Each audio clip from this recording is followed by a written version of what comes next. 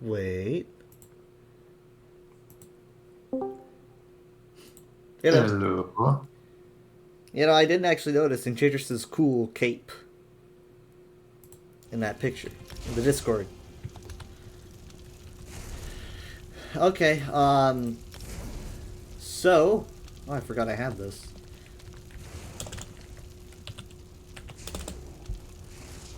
I totally forgot I had that. Alright, so...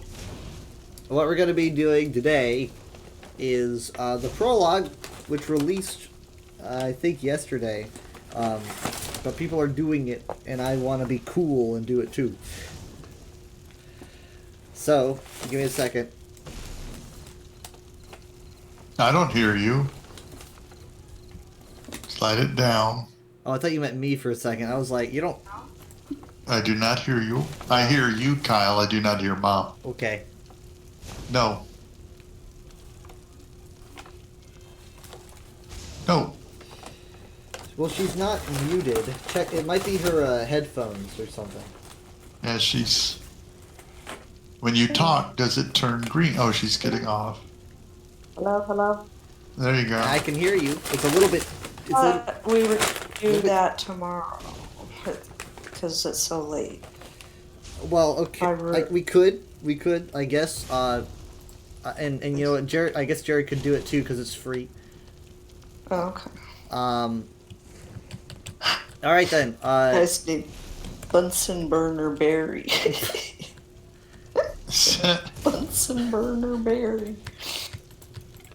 Oh, I gotta take a screenshot. Gotta scroll. I'm gonna swap to my Necromancer because we're probably just gonna be doing leveling and stuff. Then just give me a second. Hi, Otmir Dreadlington. How are you doing? Dreadlington. Okay, I said that right. So, yeah, I've been watching. I watched honestly a good portion of the stream because honestly it was early, but it wasn't like the worst thing ever.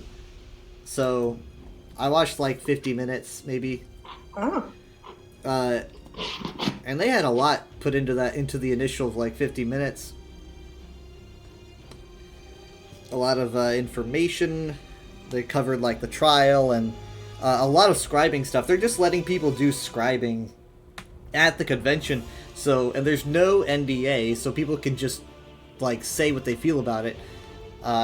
And I heard of a skill that someone on Twitter told me about that I'd really it's definitely out there, but it's a type of customization that you can apply called trample, I think. And what it does is that you send your mount forward into the enemy. You like I don't know, you like point forward and your mount shows up and just charges the enemy or something, and you can like choose what mount to use. It definitely sounds out there. I'm doing good. It's Friday. I just got home. I got my McDonald's. I got my foods. Work is over. Well, if you're gonna do that, I think you want to ride a mammoth. Yeah. Well, there's no mammoth mount, is there? I don't think there is. No. I said initially. I said like it would be hilarious to do like one of the stick mounts, and then the person I was talking to said that they asked. The devs actually said that is their favorite mount to use just because it looks so ridiculous, but anyway, I couldn't tell you everything about scribing because it's so complicated. I won't, until I have my hands on it, I won't be able to describe it well enough. Give me a second. I'm gonna choose where we go. Let's go. Let's do Western Skyrim. Dad, could you go to Solitude in Western Skyrim? Maybe invite me to the group. Thank you. But yeah, so the scribing is essentially the ability to make a custom skill. And so you can add different... Where did you want me to go? Western Skyrim. I wasn't paying attention. Solitude? Solitude. I'm going. So, like, there might be an option to make a knockback ability that, like, does poison damage or something, maybe.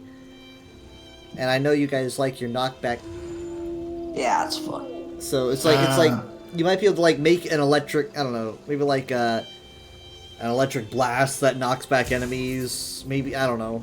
There's a lot of customizations. They said there's 4,000 different customizations that you can do, so that's going to definitely be interesting. Work was as merciful as it could have been. Well, it wasn't as merciful as it could have been. It was actually a little bit more busy of a Friday than usual, but there. it wasn't unbearable in any way. For some reason, I'm not. It says you're Damn, there. that took a long time. Yeah. I left after her and got here before her. So what are we doing?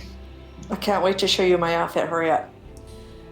Wow, okay. We're going to be doing leveling.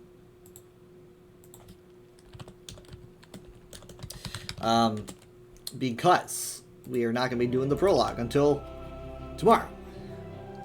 Right. But the prologue, I guess come to think of it, it could probably be kind of lengthy. It'll probably be a whole session. But people said that they do a lot more with it than they usually do with prologues, and I know that there's some books in there that I've been itching to get to since like February. So, okay, I want to see what dailies you get. I still have 10 Allmaker crates. I have not opened.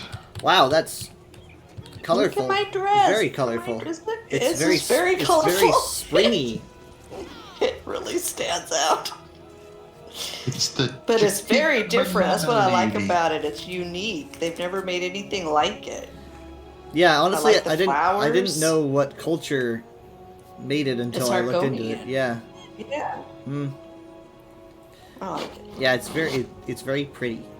I've changed the colors on other ones, but I think I'm going to keep it on this one. This is the original colors. Yeah. Yeah. Anyway. It seems to be pretty popular, but I haven't actually seen it very much, like when I'm walking Yeah, around. I haven't. I haven't either. All right. You know what else is unique? A chicken sandwich without any chicken? Oh God! So what's on it? Just the bun? For crying out loud! Why do you say that like it's my fault? I felt bad. It's literally Oh, a for salad Jeez, between this buns. is the second time. It's a salad Shut up. between buns with Oh, No mayonnaise. chicken patty. There's nothing in here. I can't even We had to believe what put I'm it looking together at. in 15 seconds or we would have gotten penalized. How do you so do that? Well, was it a busy How day? does someone do that? Was it busy? Not particularly. There's a No, few but of cars course ahead of us. every time we go through it's like This new is like people. the second time they've goofed your order up. Yeah, Plus, they had us pull forward. they For had some you pull reason. It's forward, like- and they Yes. they still did this. Yeah. I think they did that last week too. I pulled up to the window. It's I mean, like, they why had don't you the. have it ready? I tell them, your order number. They go like, okay, yep, got it. Pull up. So they give us the receipt. Pull up to the next window. Lady hands us the drink. Closes the window. Another lady opens the window and says, "Can you pull up in parking spot 1, please?" Pulled up there and sat and waited a while. And then they brought out the rest of the bag. That they usually do that when they're like, "Oh, we can't give you your proper order without you having to wait a little bit longer." And I don't know. So what I'm doing is I'm filling it with fries. Kyle, would you like to go down Oh, no, and that's- get one of our We have spicy spicy. chicken We have patties? spicy Go chicken ahead and just patties go I- ahead in the and get one. freezer. I will if the other sandwich has the same issue. How do you? Surely they can do it twice, right? Like surely you can't. Surely you can't. I don't know. Maybe the same guy made them, and it's like slap, slap, slap, slap, and That makes no sense. then someone walks up and says, "Here's the chicken patties for your sandwiches," and they go, Oh, no. Ah, Enjoy your McNothing, sir.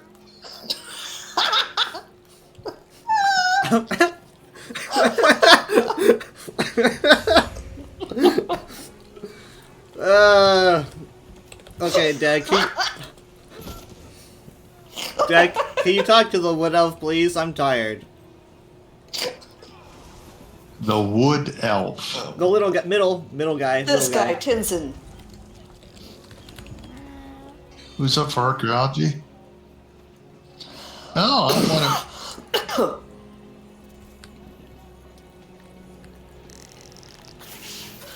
Wow, this lady's colorful. The one behind you. She's got Yeah, the I know. little Yeah, ballot. it's very spacey. they want me to find evidence of a previously undiscovered tribe I think that's chill living wind within depth. chill wind depths. Yeah. Yep. Mom, what do you get?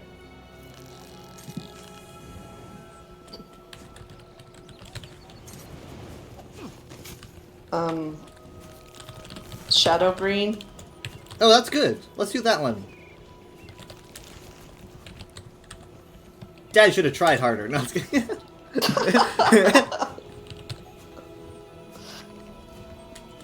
You know how hard it is to make a chicken sandwich without chicken?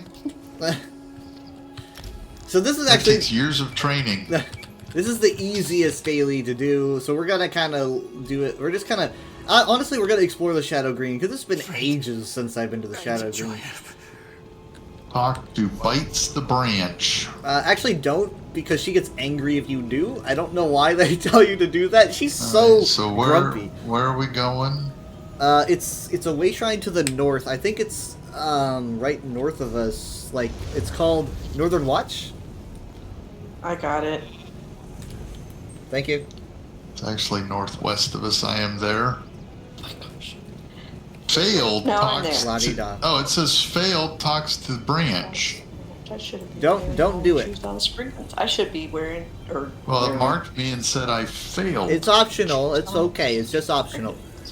It's so funny that you would point that out with her because she's the only NPC that I can think of that when you talk to her, she's like, "What are you doing here? I want my branches."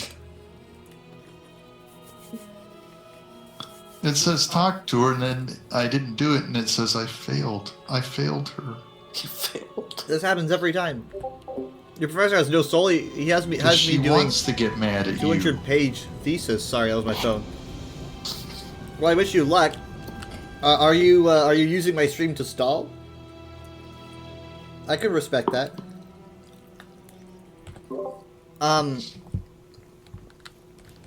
But yeah, I'm pretty sure she has like an addiction. It's just like an addiction she has. I mean, her name is Bites the Branch, right? And we have to get Sprigganbark. I think she just likes to chew on them. I mean, I don't think it's harmful. but it, That's my name. A bark chewer. right, choose on Spriggans, that's right. Huh. Spriggans. Uh-huh. Maybe you're related. I'm gonna She's just bites the branch, but I'm gonna pick this quest up really quick. The Reachmen are trying to like set off the Shadow Green, like its volcanic capabilities. So I'm gonna pick that up because I'm trying to get as much EXP as I possibly can. Because the event's going. I think they forgot my straw too. no. Oh, no, it's in the bag. Not the Oh. not the little bag, the big bag. Well, I Did you leave it must have downstairs? missed it, but I've got spares. I don't have a spare chicken patty though. Not on me. Again, we've got one. I know, but I'm halfway through my fry sandwich. I think I have something here. I think I've invented something. This is gonna be like one of Oh, you those. put fries on it. Yeah, it's just stuffed with fries. So it's like a Fries and potato. lettuce. It's like a potato Potato mayonnaise, lettuce. Yeah. Hooray! Well, Veggie make sure they know that I mean, like, but I'm gonna go there again, like on Sunday. I'm gonna be like, hey, guess what? Again, you know. Like, yeah, they're gonna. you- be you- suspicious. you I tried got to- a you chicken tried to- sandwich with no chicken. Yeah, I mean, like last Tell time. them I got a McNothing. I They're gonna. Yeah. I- That's gonna seem well, I- suspicious. I guess if I go there a second time and say that they got my order wrong, I'm just like, guys, I don't know how else to say it other than you're just getting my order wrong. I wouldn't say that. Like That's I rude. order every week, twice a week, and you screw up every week, twice a week. I wouldn't be so rude, but I would be factual. I mean, they didn't mess it up for him Sunday when he did his order Sunday. Not that I remember, no. But I was there. I was there staring them in the eye. I mean, I always feel like, wow, this is so efficient because we pull right up, we say the name, we say the number. It's very efficient. Yep, we got it. Pull up to the first window. Pull up first window. Give us a receipt. Go to the next one. Oh wait, do you want chicken with that? It's all very efficient. I mean, like these days, your order. as someone that has worked in fast food in the modern day, it's way more efficient these days. Specifically with things like I'm just completely forgetting the term. What is it? The things inside that you can order on. Kiosk. Kiosk. That's the word. Yeah, I mean, the kiosks started to become a thing around the beginning of the decade. Like, everyone was using them. Taco Bell started using them, and they started telling us to try to get every customer to use the kiosks because they were the way of the future. And I was like, that's a good idea because the kiosks are actually a really good invention. You know, it's aside from some issues they needed to work out, it was very detailed. People got to order without having to talk to anyone, and it cut your line significantly. The issue was that all the old people did not want to use a kiosk. So, I mean, you can imagine it like it was out of a cartoon. The old people like, I don't want no newfangled, and then all the youngins come in on their skateboards, and they're like, dude, they got a kiosk, and they're just like, and they're all ordering it because it's like a giant smartphone to them. And the old people just don't want it at all. But it's just it's so streamlined these days. It's honestly perfected. The customer is kind of the problem sometimes, but they don't want you to talk about that. I forget what next new thing Taco Bell wants to do, and I think it's remove people altogether. I heard about that like Remove the customer? No, remove the customer. No. Get rid of the customer. We'll just make food, throw it away. I heard about their like, oh, we're gonna be totally automated. Well, it was more like they were gonna automate the delivery. Something like that. Like, you can't have robots make the food. That doesn't happen. No. So the people make the food, but like you don't need to talk to anyone or anything. You plug it in, and then a conveyor belt drops it off for you. It's honestly just kind of not necessary, to be honest. I think it's all gimmicky, and I don't think it'll last. It's not worth the machine upkeep, I bet. But people say it's the whole AI thing. It's going to take the fast food workers' jobs. Well, AI would be you walk in and it says, "Oh, I know what you want." Yeah. There you go. I didn't order this. I just knew what you wanted. By the way, I took the money out of your bank account because I know that too. I know your bank account And how's your number. wife and kids? How do you know?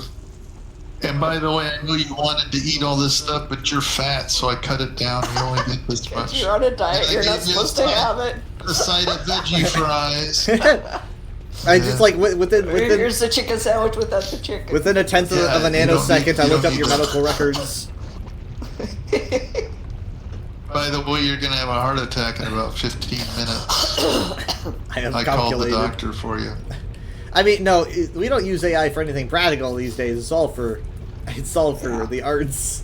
We're all replacing the artists. That's just way easier, apparently. It's like, why don't we have it so that, we could make our day-to-day lives easier? No, let's make it steal people's, art instead. Okay, let's get off the soapbox. Are we Jared's not waiting here. for a boss or something? Yeah, those were the boss spawns.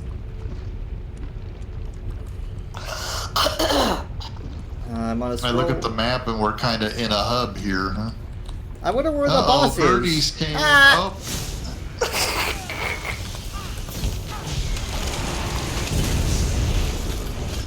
Oh, A well, boss. now what? I don't know what to do now. Let's go this way.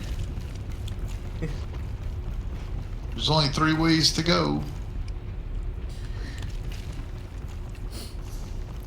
I want to make sure that, I get my quest done.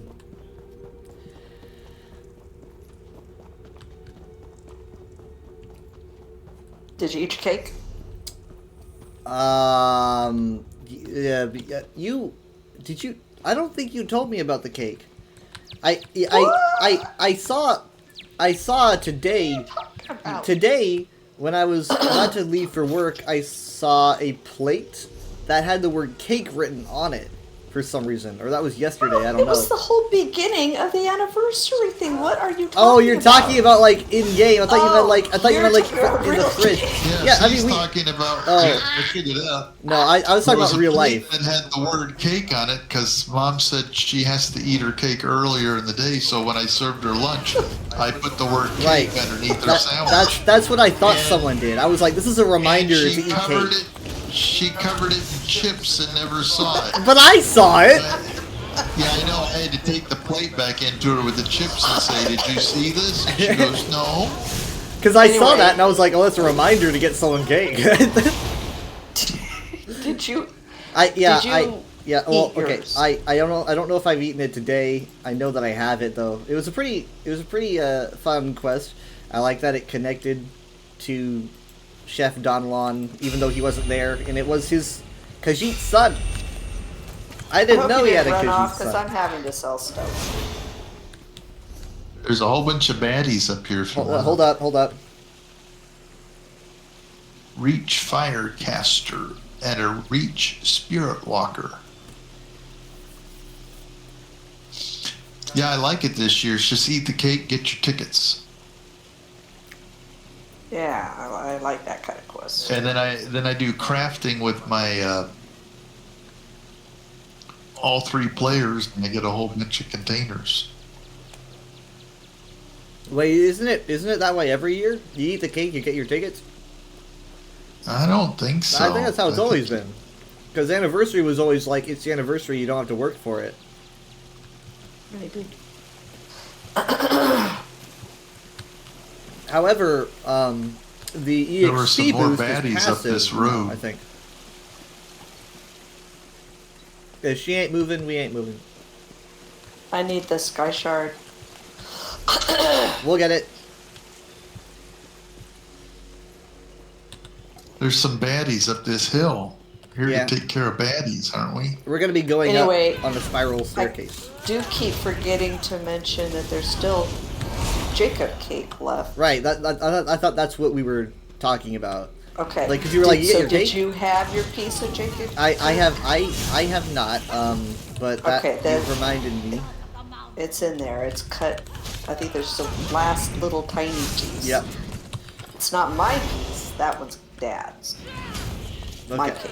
So the one with there's the a- one with the dollop on it, right? Is that it? It's smaller. Smaller. Maybe I'll try to put it. Here's a page, Unnamed Mining Journal, page 37. Unnamed mining journal. Yeah.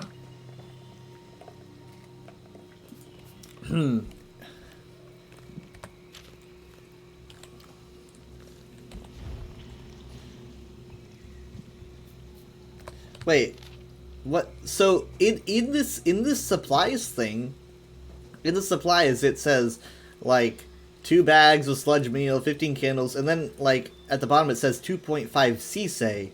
I don't know what CSA is, but it sounded familiar. It might be 25, just a fan. It's a 2. It's just 25. 25. I think it's CSA. 2.5. Well, look at the 2 above where it says 2 pots of grease or sorry, 2 hold bags on. of sludge. uh, They're shaped the same. yeah, I guess so. Jared's messaging me. Hold on. I'm getting blips. Sisei is the name of my dress. Right, that's what I was gonna bring up. I don't. Is that? Is it like a? I actually don't know what it is. Is it like? It's not a real It's material, called is it? Sisei flowering dress. Okay, so maybe it's like a type of flower. Let me look it up. Oh. Um, I I don't know, Oh. but it's definitely an Argonian. Spell it. It's an Argonian Is term. it S-I? Sisei. It sounds very Argonian because like there's even an Argonian who's named Zal Sisei. So maybe whatever it is like a material that has an Argonian name, like in gel. But I can't find the term anywhere else. I mean, like not even on the UESP where you think this page would be. You think this page would be there, right? So it's like, why isn't it coming up with this page? I can't seem to find it. Wait, no, hold on. Here it is. It is listed here. Something that on the UESP says that, what is it, Zal Sisei or Tai Can, as she was originally named, as one of the surviving Argonians. Oh, maybe Being it's named after a Nakal's person experiments or a on bright throat character. eggs. I Maybe think it's a character. I think that the character has. I think the character's name is the Argonian word. I think that. Oh, Wait, hold on. Here's another. Oh, here's another mining journal in the UESP. It's number 42. Which one's this? 27. 30. Okay, so this one's 37. 42. It's definitely This is 37. it's definitely written by an Argonian because this writing uses the term Kaok, which is an Argonian expletive. It begins with saying 28 Sisei Kaok. So is Sisei an Argonian month? Maybe I'm just not Oh, familiar with an maybe. Argonian month. Let me try the calendar. They have a very long. Yes, Sisei is an Argonian month. Let me see which one it is. it's probably like spring or April or Yeah, May. yeah. I mean, That's so my this is all guess. starting to make sense. That's why your dress is named after it, after the month Yeah. of whatever Yeah. the heck it is. So let me see. The Zinche Konu.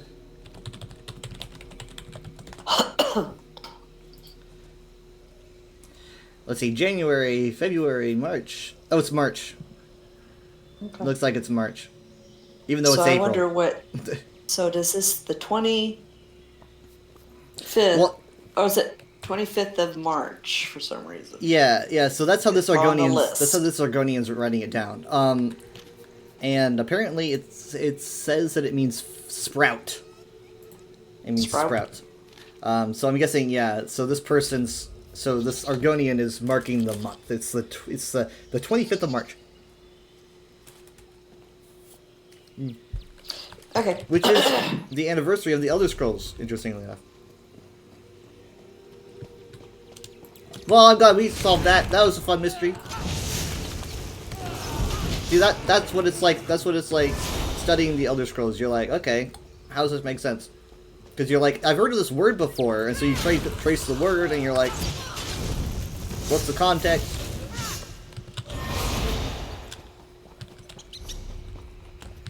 We're gonna make a very sharp left here, so.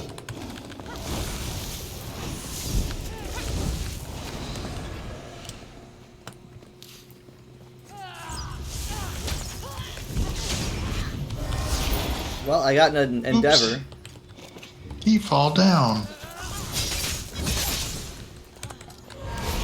I haven't been in here in forever.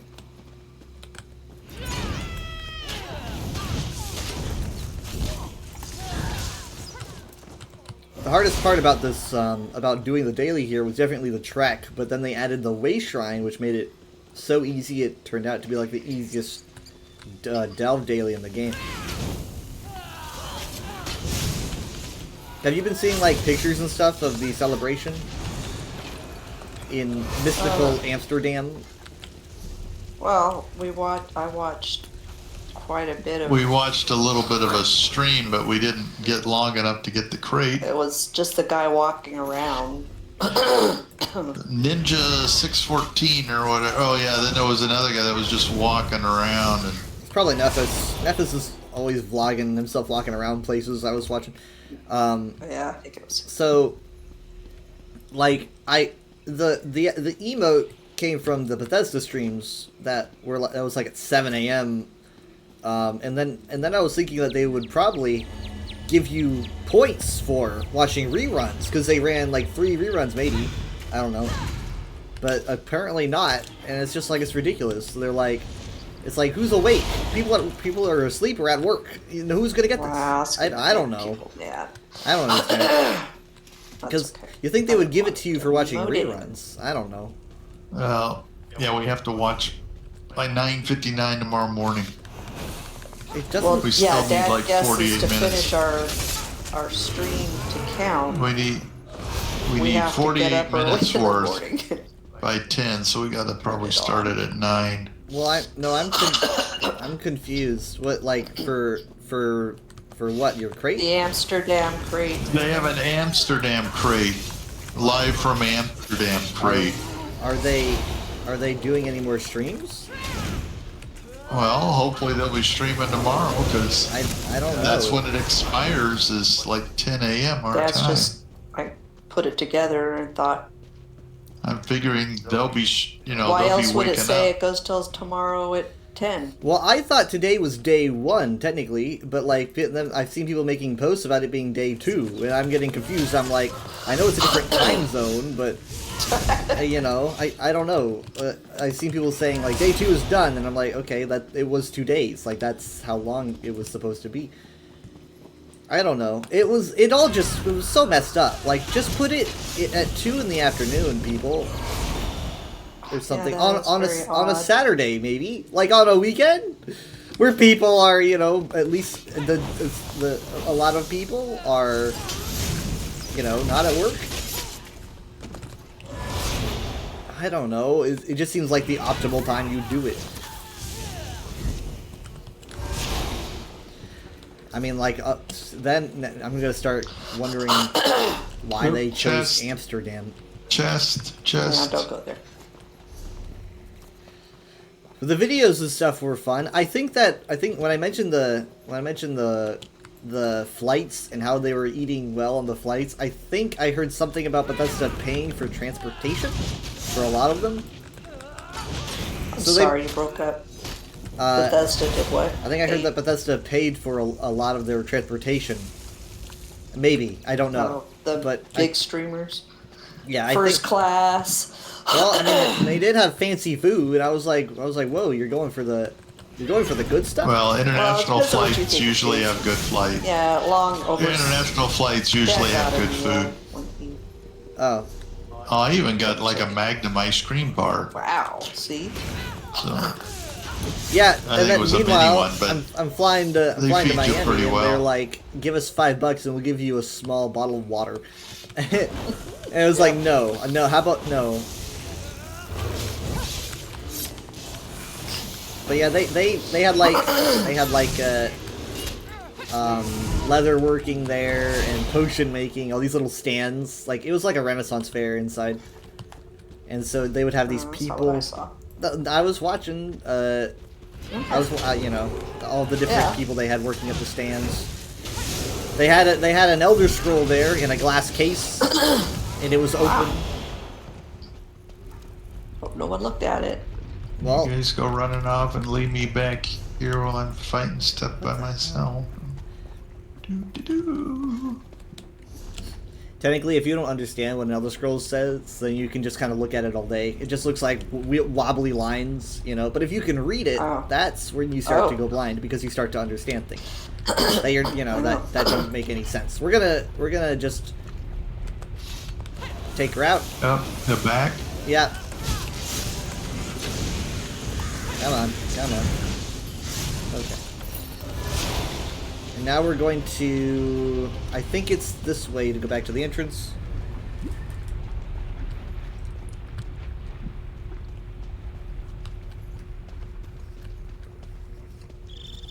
They had some good cosplay. They had that guy bring his like foam work Dwemer stuff that looked like it was all made of metal.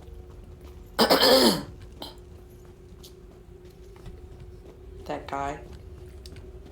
Is that what is that his claim to fame? Because he made a pretty cool piece of. He makes a lot of props, a lot of Elder Scrolls props, armors. I mean, he's made a whole dwarven sphere, you know? Oh, okay. They gave him a nice place to set up. I forget his name. It's Geo something.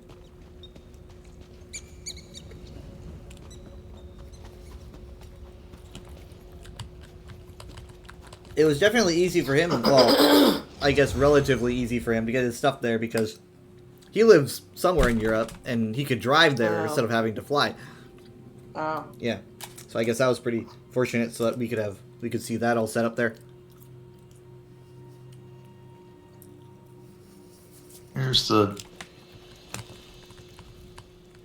Deep Delves Wit and Wisdom. Leveled up. Yep. 48. Wow. You're ahead of me already. Yep.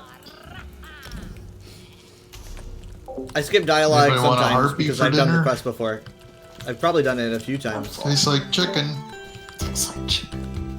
Thank you so much, Oatmeal Dredlington, for the follow. It's appreciated. I gotta pick him up. Don't want to let him go There you to go. waste.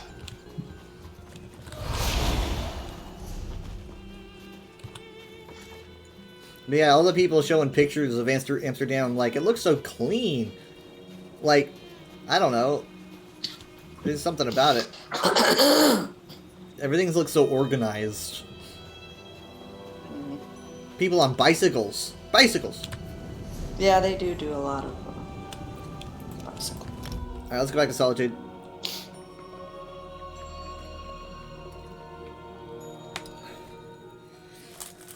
Let's see what else. And there. The ambiance was pretty cool. They've got a bar. Yeah, I think there was quite a bit of barring. It was a tavern, you know? It was a big tavern layout. That was okay. fun, yeah. I guess I didn't see all of that. They're like a chandelier that had like a cool effect that made it look like actual flames on it. Goodness. Oh, I'm so close. They had a calligraphy section where they would teach you how to write in Daedric script. Wow. Yeah, a lot of people probably learned how to read Daedric script. That'll be fun. Alright, let's see. Ooh, I got a decent amount from that.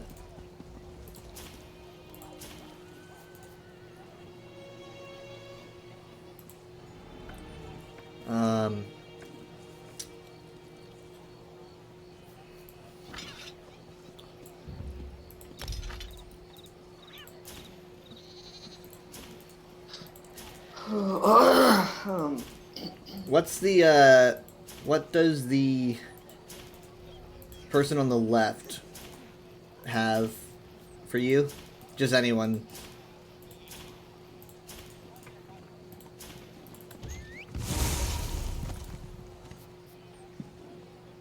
A Goatherd's been complaining about wolves. Coterie of organized scholars. Kill werewolves. Shade Mother. Was. I think that we should do. I think Shade Mother's probably the better choice. Werewolves gets kind of overwhelming. That's 2 for 2. I'm also just gonna pick this up and then really quickly run through. Okay, there we go. Okay, Shade Mother. That'll be. I don't have a way shrine, but that'll be somewhere to the south. Like here, I think. No, I don't have that. Wait, I'm looking to find out. Oh, that's a boss right there. Yeah, that's a boss. No, that's a boss. There's no way shrine. Well, I mean, like Like, near there. what do you think is closest to that? Is what I'm. My goodness, there's 19 ways right Morthal. There's Southern Watch. I think Morthal's. Don't you think Morthal? Because I don't Where's- see any. Where's Northall? Morthal. To the. Oh yeah, north- Morthall. Yeah, that's closer. That's where I'm going. I think that's the one that I always Morthal. find myself going to. All right.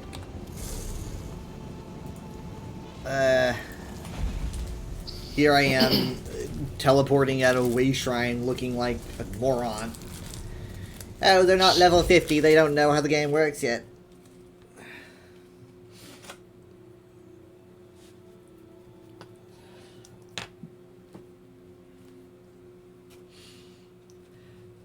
But yeah, they also had the trial too at the convention, so people could do the trial. So there's a bunch of people who just know a bunch of stuff. And I guess there's not an NDA, so they can talk about it as much as they want.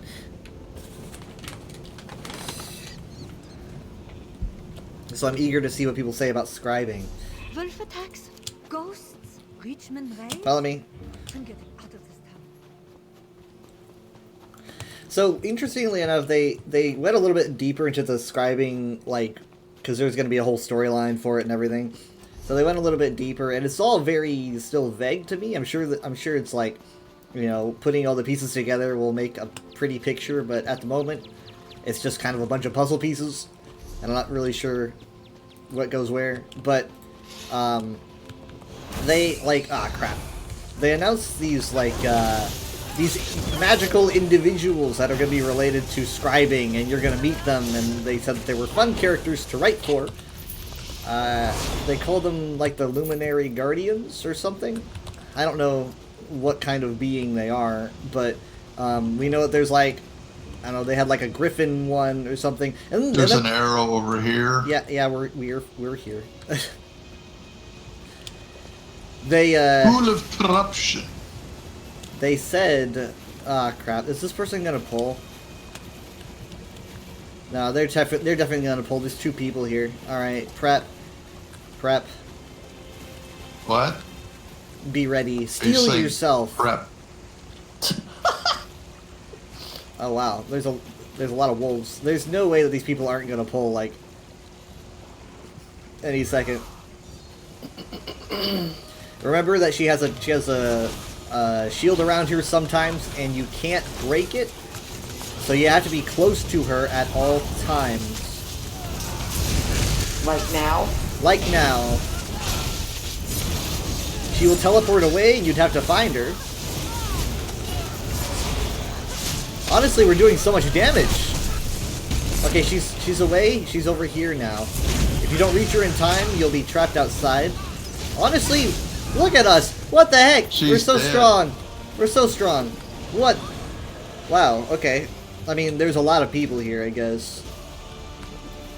Wow. Okay, goodness gracious. Yeah, I looked at the health bar and it was like, this isn't gonna take long. I expected to struggle. So they did mention, interestingly enough, they said they kind of wanted this to be a surprise, but it's out now, because they kept saying, we're terrible at keeping surprises. I'm surprised they kept Athelia a secret. No, I'm just kidding. But they mentioned that, like, one of the, I think there's like 4 luminaries or something. One of the luminaries, they said, is a dragon. Which made me, like, I'm like, is it a dragon, or is it just, like, this weird spirit thing that's looking like a dragon? I don't know. But then they called the dragon She, which is not a thing in the Elder Scrolls. Dragons are always, you know, are always he and him. And the only time that a dragon in the Elder Scrolls is called She is in an incredibly unconfirmed instance of female dragons, and I've been saying that I want them to be confirmed by ESO, and I was just waiting for it to happen. Ooh. And I don't know It if has happened. I don't know if it's happened or if it's just something, you know. I don't know if this luminary is like a being that can just choose to look like a dragon or what. We're not hanging around here for her to come back, we're not. are we? Let's go. I don't. So basically, it's like I don't know if these beings just, oh yeah, I look like a griffin because they're cool, or if it's actually canonizing the female dragons, which would be a huge deal, like a big deal. They did say they wanted to keep it a secret, and so people are on the fence now. I brought it up on Twitter, and now people are kind of going back and forth about whether or not, like, what is this? What are we seeing here?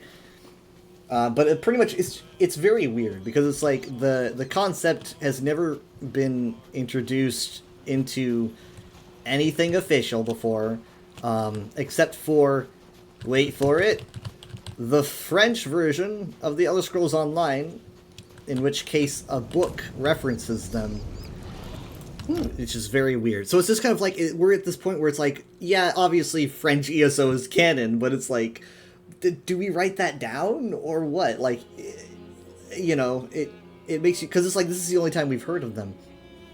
It's very messy. So I'm pretty much of the mind that the French ESO didn't really make them canon. It was more just like the French translators were trying to come up with an accurate translation, and they couldn't really think of anything, and they just kind of went to female dragons. It's kind of, translating things can be messy. It's a very hard, because you can't always work in the same contexts and stuff. So I believe that it might have been a bit of a mistake on their side. So I don't really teach it as official lore until it like enters the game in full, right? And then once it does, then I can teach it. But at the moment, it's like I don't teach anybody about it. I'll tell them about it and say it's not confirmed, but I can't teach it, or I'm a heretic. So because essentially the French book is an alphabetical bestiary, right? It's like A for anteater, B for bee, and stuff like that. And it works for us in English. But what happens when J for jackal doesn't work in French, right? So the French translators were like, well, what do we do? And what they did was they're like, we have to find something Elder Scrollsy that starts with J, and so they reached into unofficial lore and found Jill's female dragons. And they were like, we're going to use this. And it's like, okay, but did you get, like, permission? Or was this just you... Was this just you needing an Elder Scrolls creature in French that began with J because you just needed something to put there? And it's just kind of... It always felt a little bit like a blurred line to me. But now, like, if that's an actual thing that they just, like, confirmed, I don't even know, man. But that's... Like, is he cutting out for you? Yeah, you're kind of cutting out. It's just every now and then you cut out. Yeah, Discord dropped off a couple times. Discord doesn't like me. Oh hey, Yeah. it's a ghosty crab. Okay, we can start now. Don't make us do a hero storm, please. No. Well, you know what? I didn't think of that. No. No one's really doing them. I don't think. Well, I don't know. There, interestingly enough, there are special drops that are happening right now that you guys might not even really know about. So I'm just gonna tell you that there are special styles that are dropping if you fish. If you fish and you get the True Flame sword style motif, that's a big deal. That's only happening right now. Any particular place to fish? I think it's just anywhere. Some people said that they fished for like 4 minutes and got it, but then some people are just trying for 8 hours, you know? So, I tried for 4 minutes. I got frustrated. I tried everything. I played the Andy Griffith theme and it didn't work. So then I moved on to trying to get a style page from Vardenfell World Bosses, because that's a thing. You can get 2 styles from doing World Bosses in Vardenfell, and it's really not a big deal. You could just kind of maybe find a World Boss that people are standing at and just kind of do it on repeat. I've been doing that to try to get the staff style. And then there's Geysers and Somerset also have a staff dropping style. Oh wait, hold on. This one has chicken. What? His other sandwich has a chicken Oh. patty in it. I didn't know we got 2 chickens now. Is that your cheeseburger? I don't get. Well, that's for Jacob. The cheeseburger had chicken in it. The cheeseburger was for Jacob. Are there 2 patties on it? That would be hilarious. But no. I was kind of thinking it would be kind of funny if the other one didn't have a patty. It would be funny in a sad way. Rather tragic. Mm-hmm.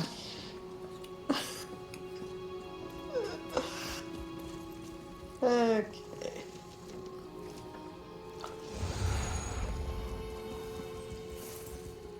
Alright, well, on that note, I guess that's it. Oh, you left already? I did. All right, so next, we are going to be doing the prologue. I guess Jerry can join if he wants. It's kind of built so that even people who haven't done Necrom can do it, because it will be continuing the story from Necrom.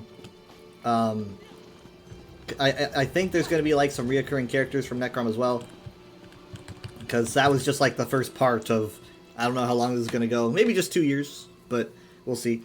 So yeah, we're going to do that, and then it's, I don't know, whatever, on Sunday. But yeah, just remember, fishing, you might just want to fish, and maybe find somewhere isolated to fish. It's not nothing. Is that like any time during this event? Yeah, and this event is like That's what? a nice relaxing thing to over do. 2 weeks or something. Yeah, we'll just fish. I fish every. Just remember that it is bound. If you get it, you can't sell it, you can't gift it. That is yours. So, yeah. I don't do that anyway. I wasn't gonna do that anyway. I wasn't gonna give it to anybody. But yeah, I mean, like, I really want that staff style that drops in Vardenfell. It's the Suna Ra staff style, and it's a staff that was important in the main story for Vardenfell, and that was my first zone, and so it's kind of like an important relic to me, and to have it like as an actual staff, it's pretty sweet. So is it just staffs that they're dropping? Well, the fishing Staff one, style. the fishing one, I think it is a one-handed sword motif. It's called True Flame.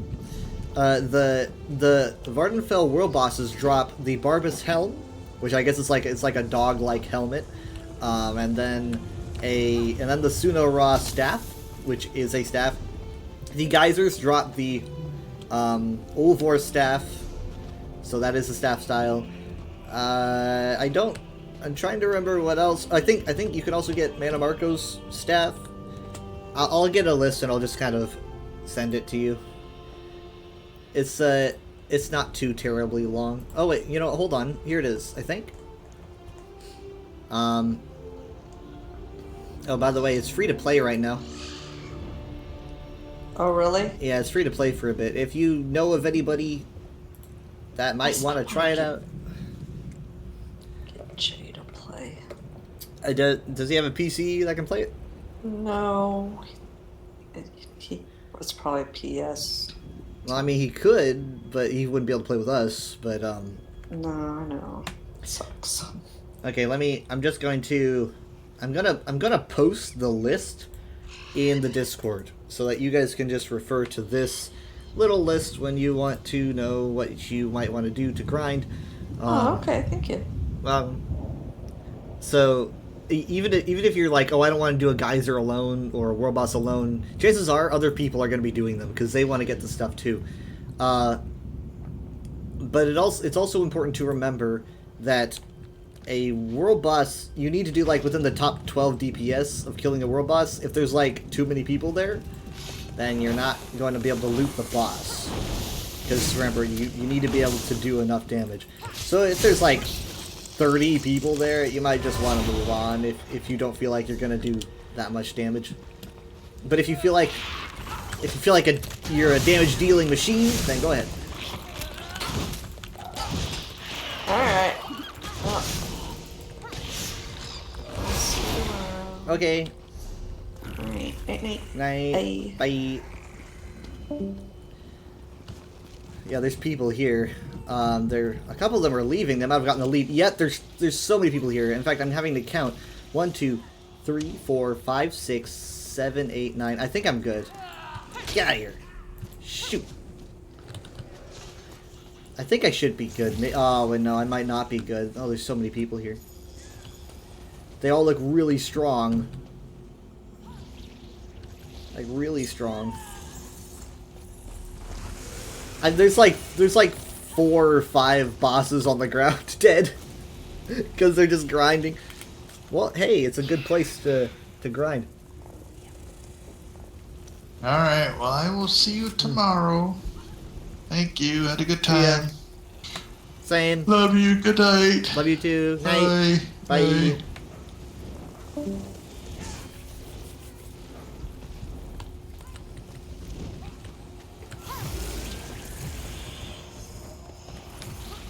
Well.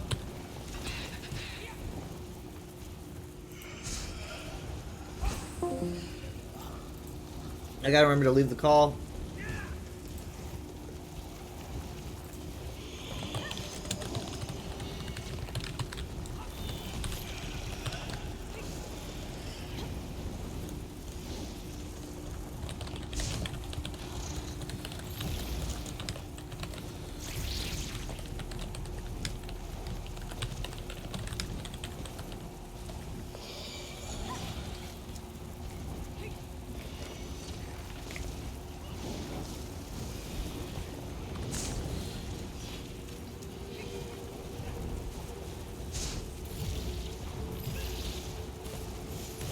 Is that Zillik? I think that's Zillik over there. I think that's him.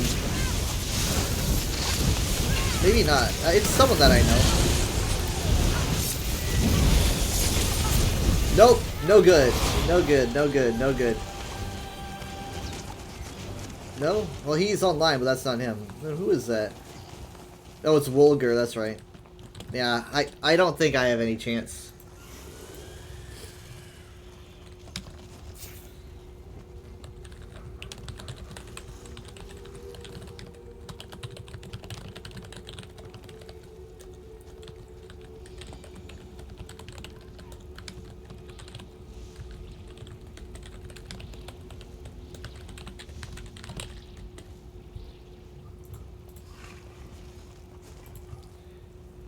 I'm gonna try again. I'm gonna give it another go. But it's like, you know, I don't have a lot of faith. I'm doing literally what I was like, oh, you guys shouldn't do this. It's a waste of time if there's too many people there.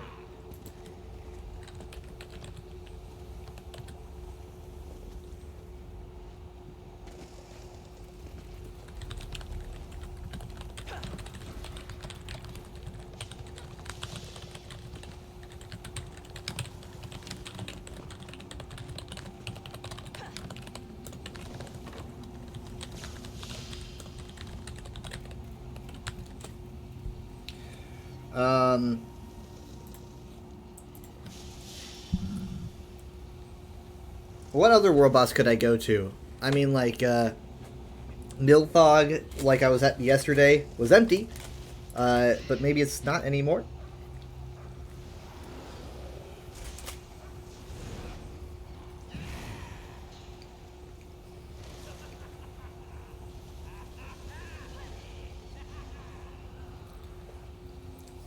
Bridge Sleepers. You can tell them from a mile away.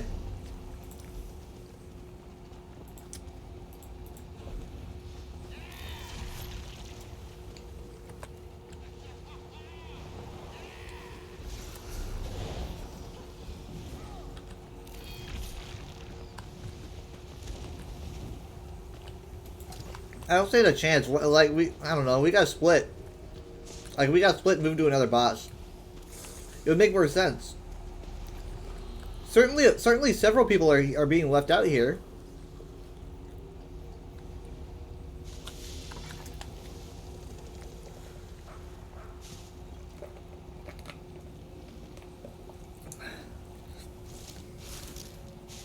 Let's do a head count. 1, 2, 3. What comes after 3?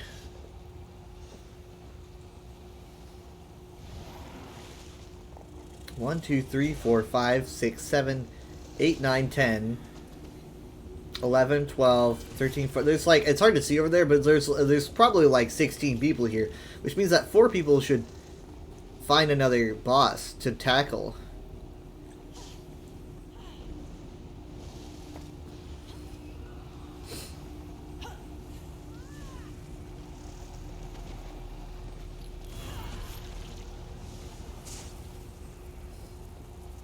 I wonder how much EXP I'm even getting.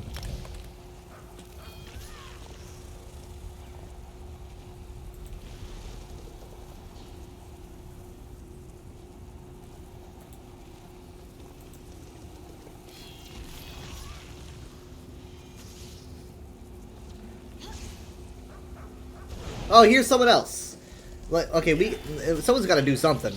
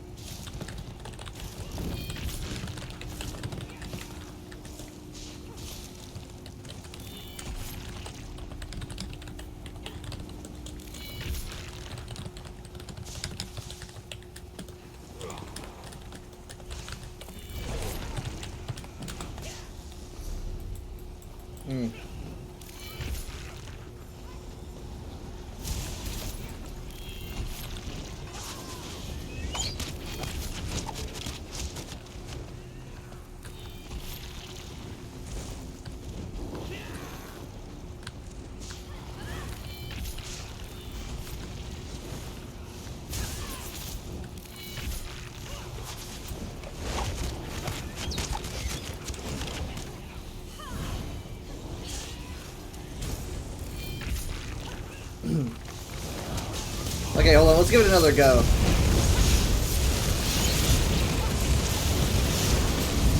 Nope, okay.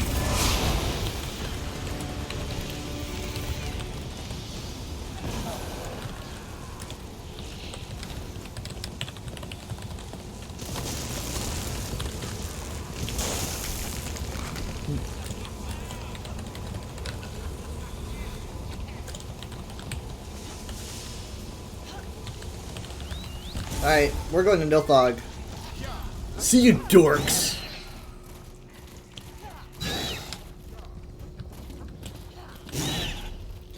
Oh my god, okay, you know what, yeah, let's just... God. I gotta go to Satanin and then go way up north. I mean, it's just... Nilthog just makes the most sense, you know, it's so no-nonsense. It's just straightforward. You could kill Nilthog in a second if you were powerful enough.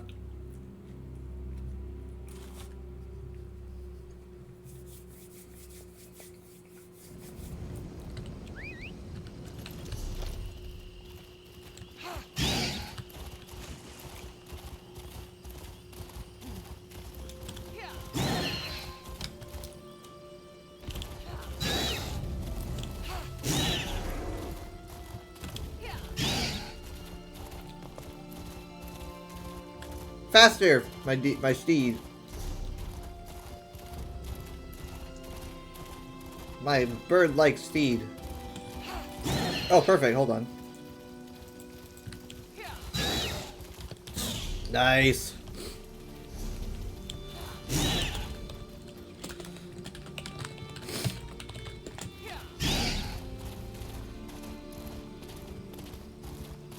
Hey, I'm getting close to Valmora. I can tell.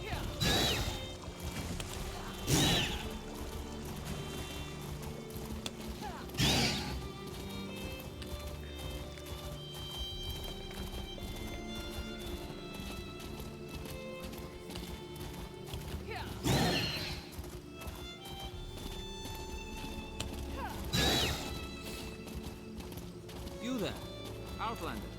I have a proposition for you. A whole new way shrine.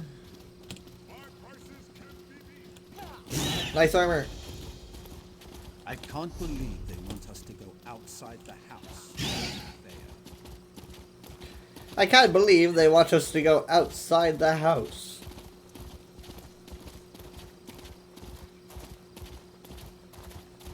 Touch grass.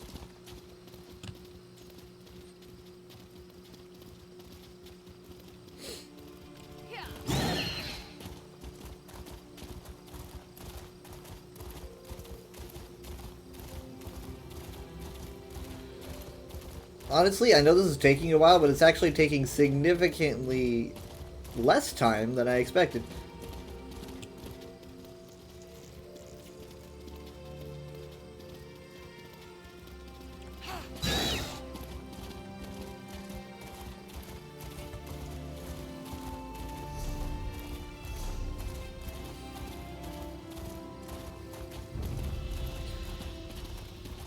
Nil thug, nil thug, nil thug. Wait, we're almost there. Nil thug, nil thug. Wait, how many people are here?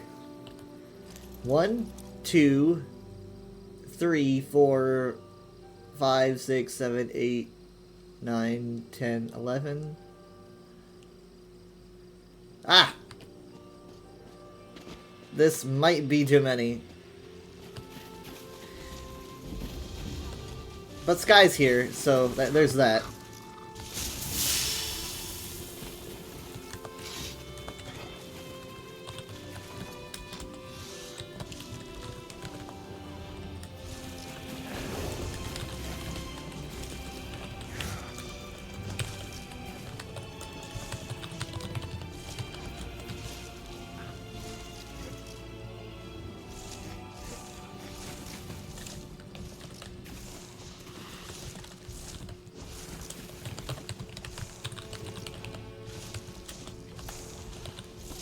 My god, so many dead Nilthogs.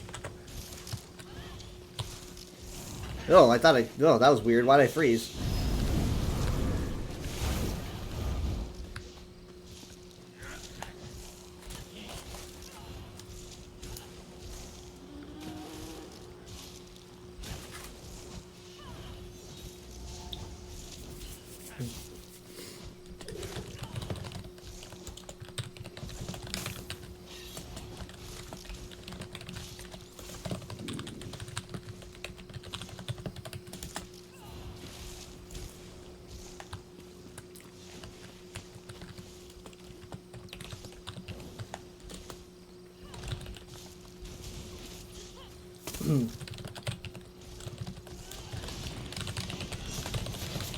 Oh my god.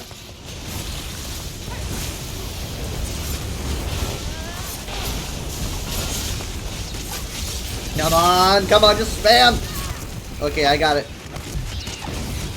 Okay, I at least could loot there.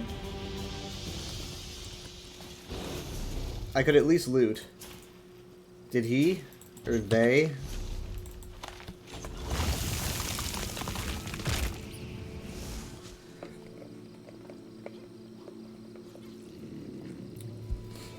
Oh yeah, I need to get that. Oh man, I need to get that.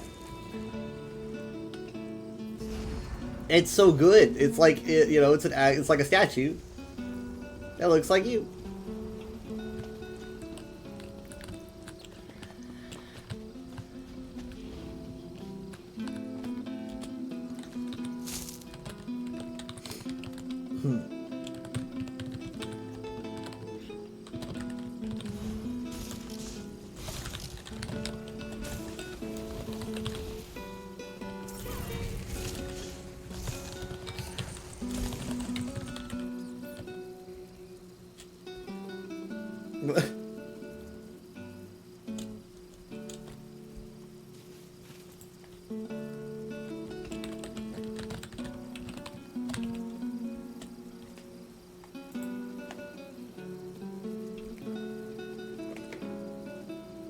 The person says 10-hour farm, no staff.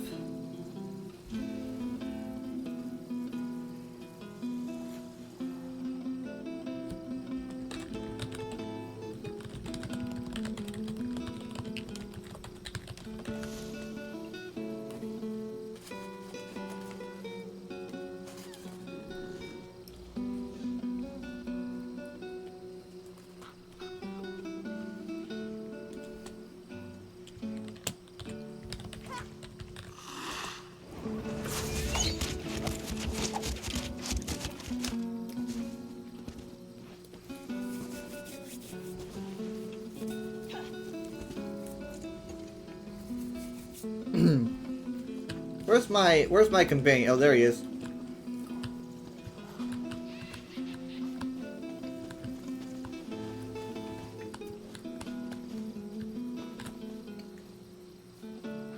Does having a companion count? Does that count towards the damage that you do?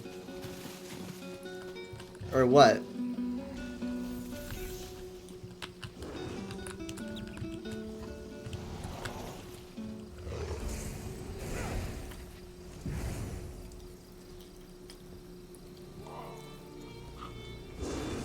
What a look.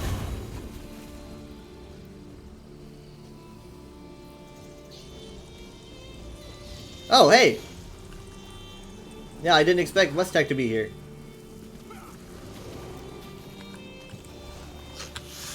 We're just like 3 hot Khajiit women.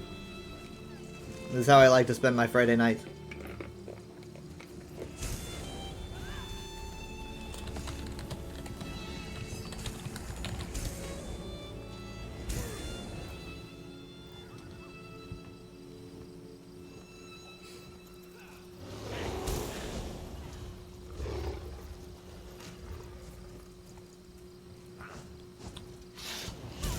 I need to prepare. This spawn's gonna happen at any second now.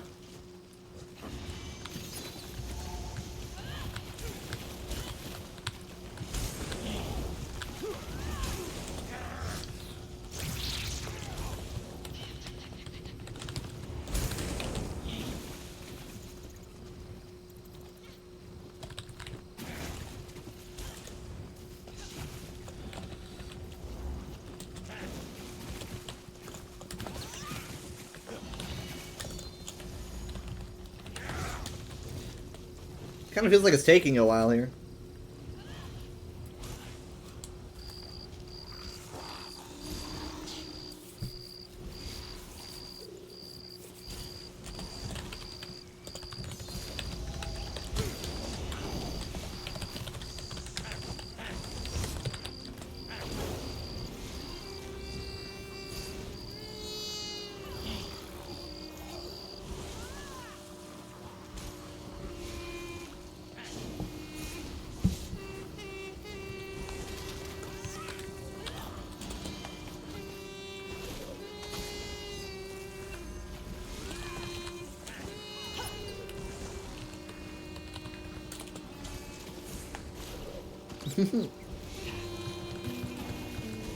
I totally forgot I had that.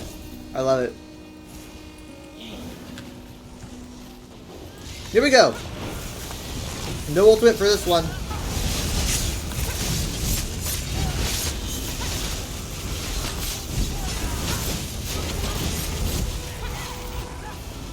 Uh-oh.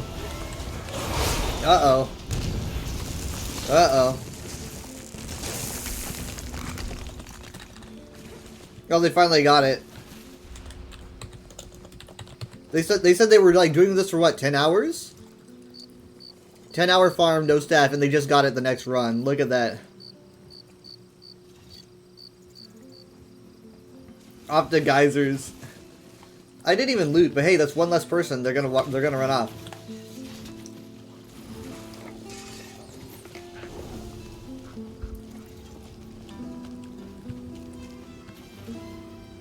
You know what this is reminding me of? Oh, God, this is reminding me of, the Night Hollow days. Did anyone here remember when Night Hollow released? Like, in, it was like spring of 21? And, like, everyone was outside, everyone was, like, waiting at Hero Storms for, like, 10 hours. Just grinding for every Night Hollow piece.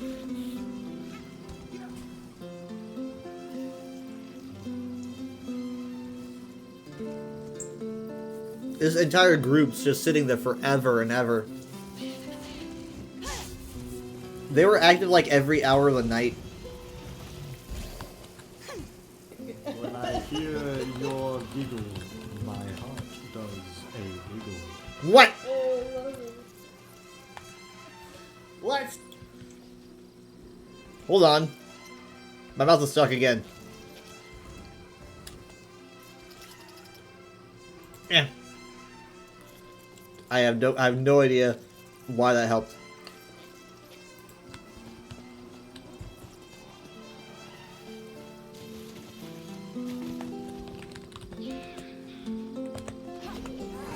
Sky, you can't see my hat. You cannot see me wear the hat. I've told you this. You want me to put it? You want me to put it on anyway?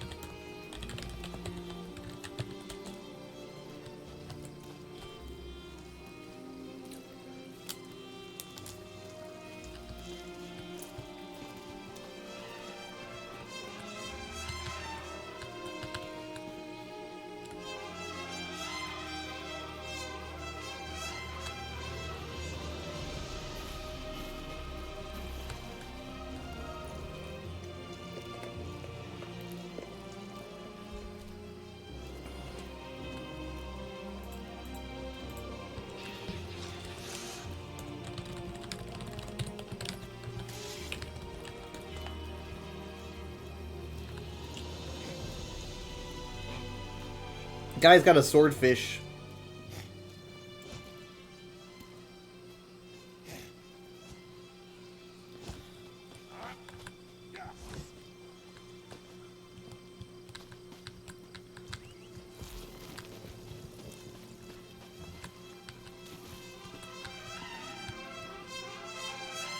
Oh hey! It's Cutenessness, I had no idea.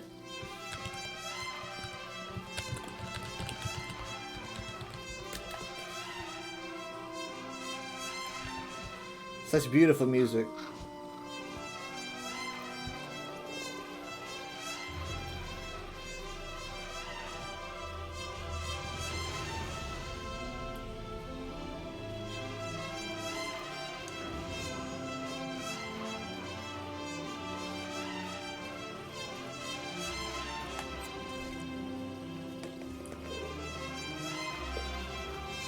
Wait, isn't that the default look of the dress? Isn't that the default colors? Oh wait, no, hold on. Not, yours is Sylvia's. West Tech is different colors. I like this. I like these, yeah. It goes well.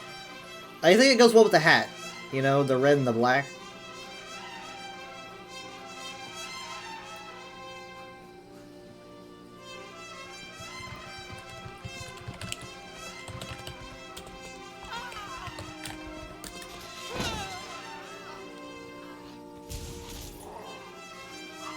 It was too much for me. Oh my god.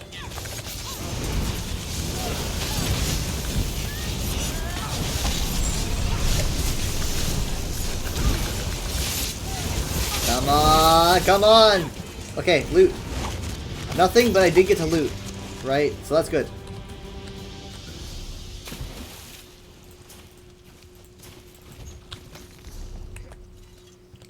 Please don't start again. She's gonna start again. No, we're good. I like the butterfly in her hair.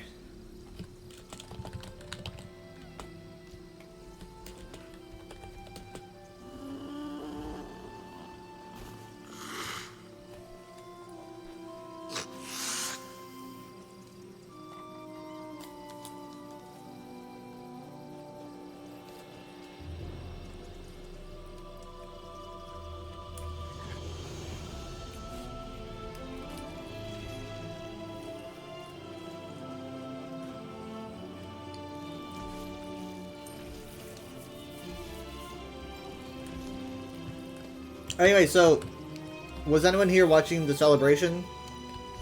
Or has at least watched anything to do with the celebration?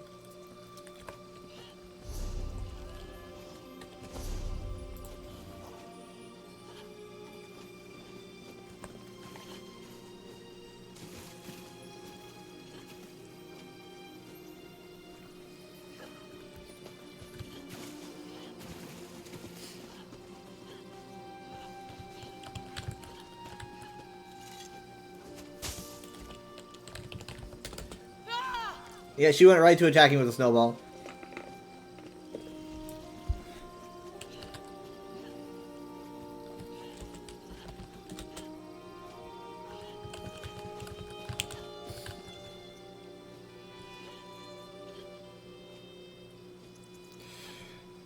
That person over there just keeps swinging. They're like, I'm gonna get that first hit.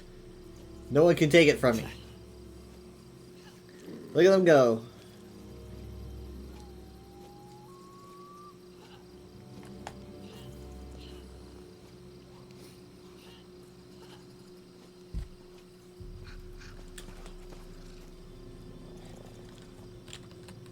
I don't have the snowball thing, do I?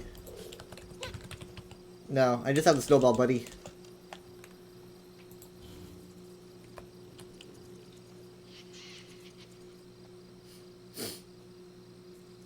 I wouldn't mind hitting people with snowballs.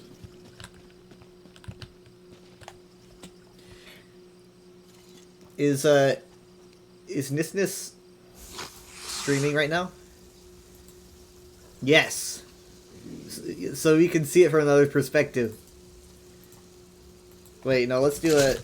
Ow. Shout out. Cute. Nis. There we go. She's, yeah, she's just waiting here. You can see a different perspective of the same stuff.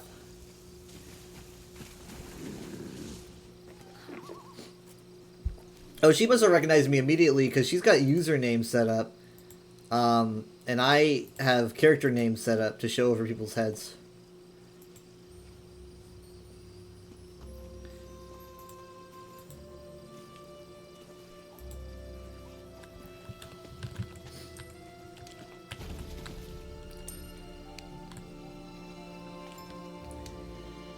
You know, this was my first zone, as I often say that, but like, just hearing the music reminds me of when I began. And it was such a different experience, right? Like, I knew so little. I remember thinking, like, it just feels like it just felt like a whole other game. Because I was so lost and unfamiliar with everything.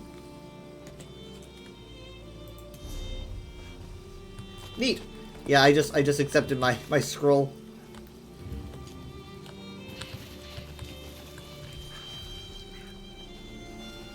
I like to think that Ember wears this as like a neon orange shirt.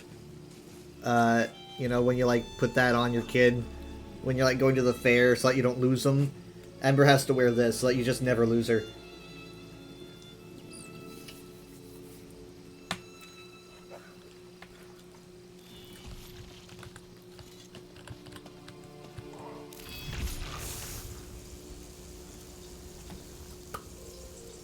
Alright, head count. 1, 2, 3, 4, 5, 6, 7, 8, 9, 10. Honestly, I think... Oh, wait, no, hold on. 11. I think everyone here should be able to get loot. If we don't get any more. These people have been here for 10 hours. 10 hours! Even on my weekend, I don't play 10 hours.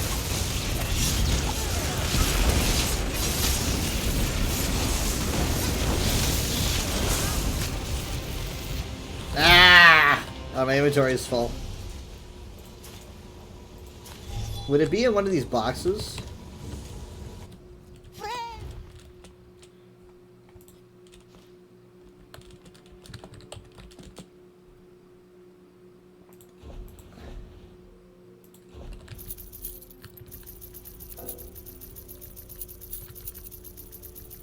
Honestly, maybe I should like be using some of this as new loot to wear.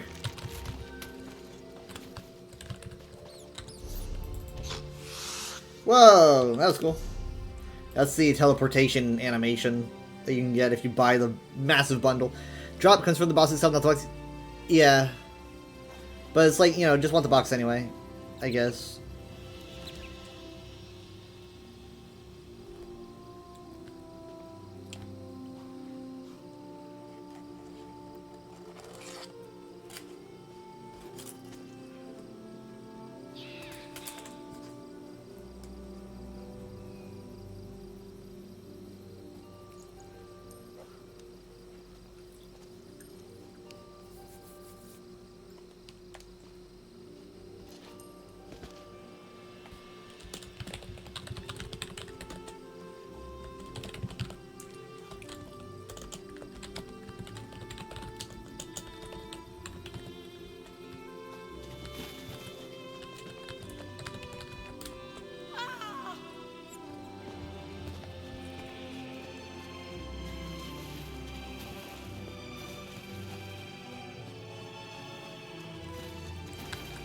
These look delicious. I've been here too long.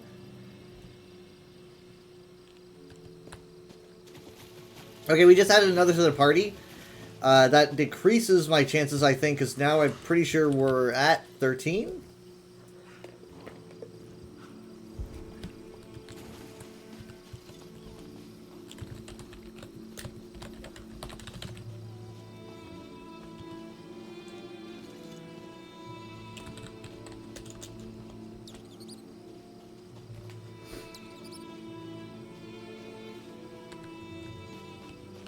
Do I have a USB tabard?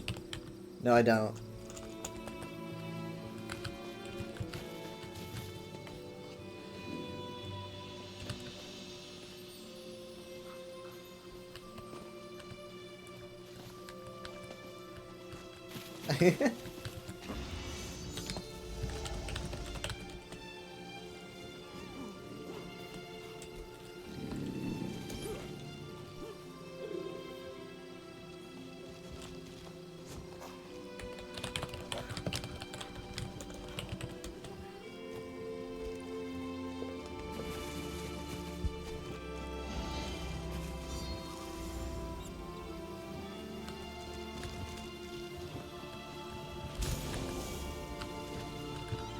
What kind of effect are we getting here?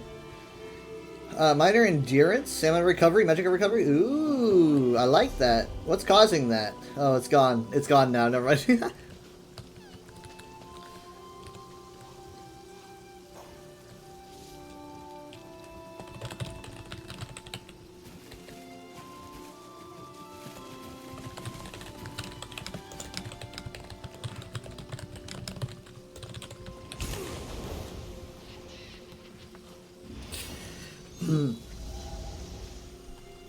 She's like, the hell is an Argonian?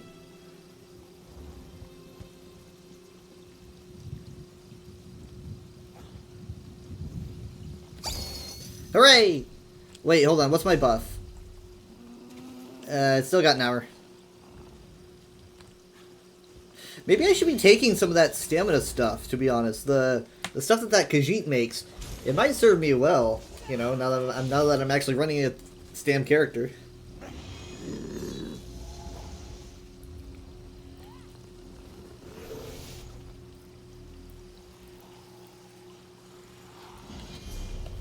This has been pretty good for my my leveling though.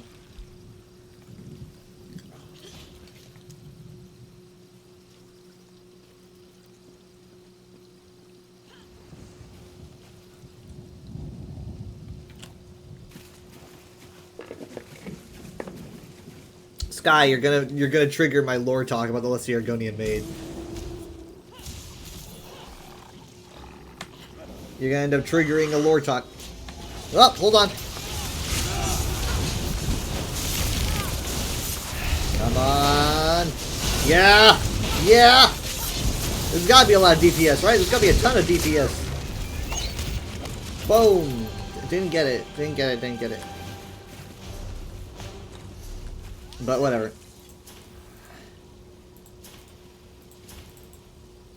That was weird. Silicon Ring Shields, I probably already have it.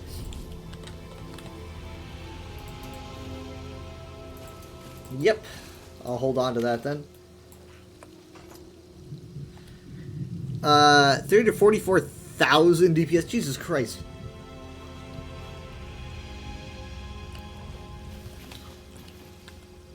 I probably do 2, you know. 2 DPS and call it a day.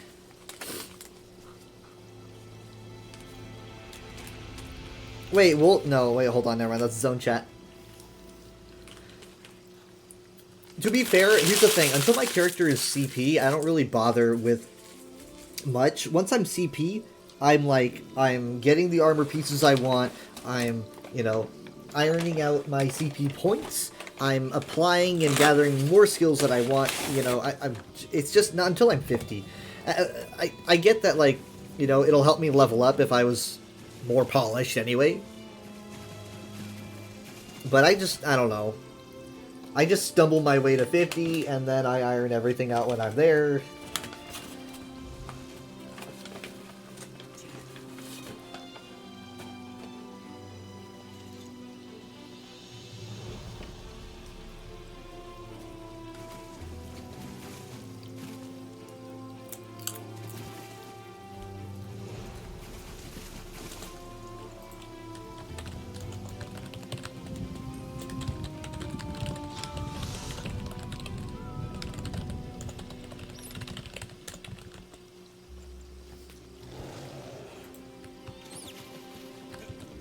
Wow.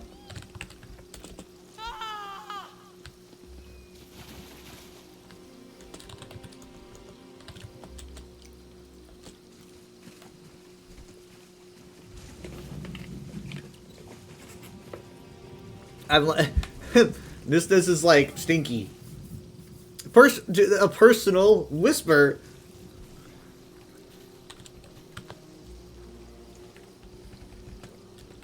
I was like, I shouted you out.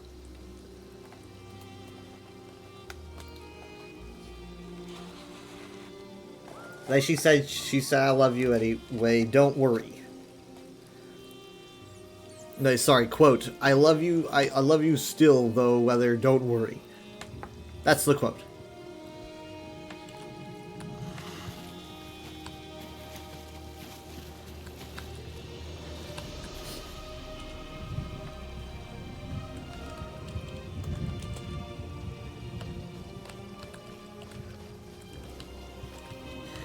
I get the idea of playing Tales of Tribute while we wait. I understand that. It's like, oh, you know, it's a good time saver or a good time passer, but it's like, you don't want to be...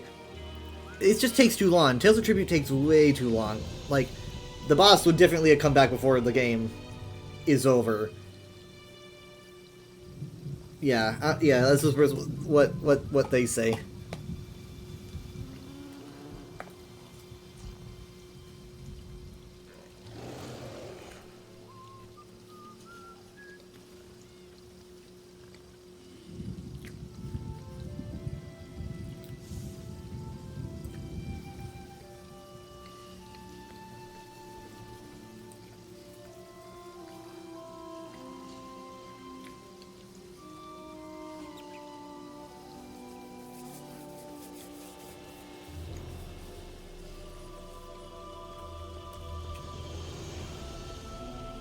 I just realized their name is Tranquil Liza.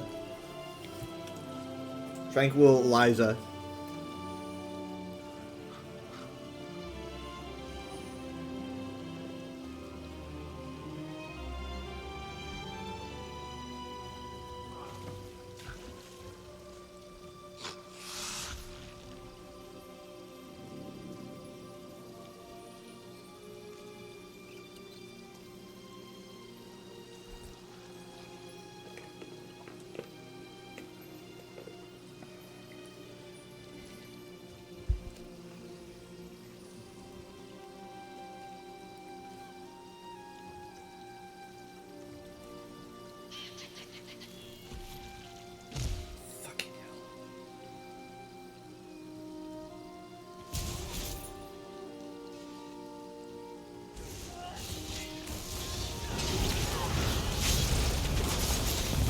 I'm too late, I'm too late, I'm too late, I'm too late, I'm too late, I'm too late. I'm sorry, I was answering a text. No! No! Ah, fuck. No. Ugh.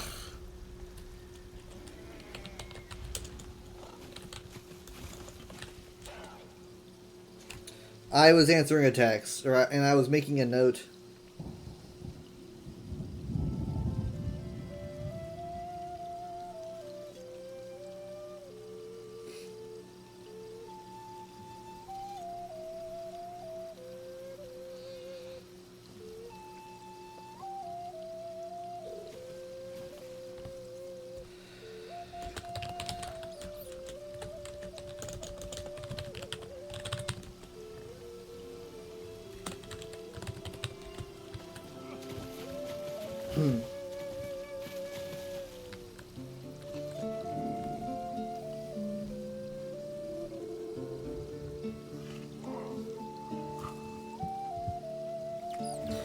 I gotta pay more attention.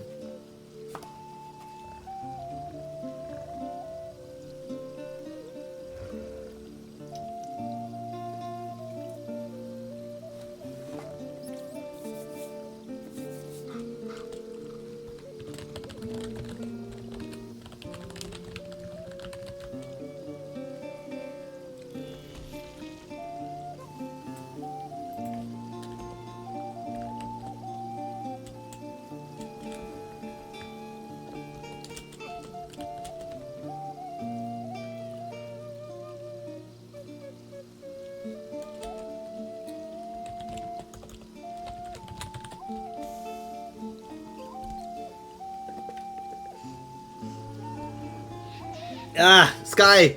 they're taking up a chance.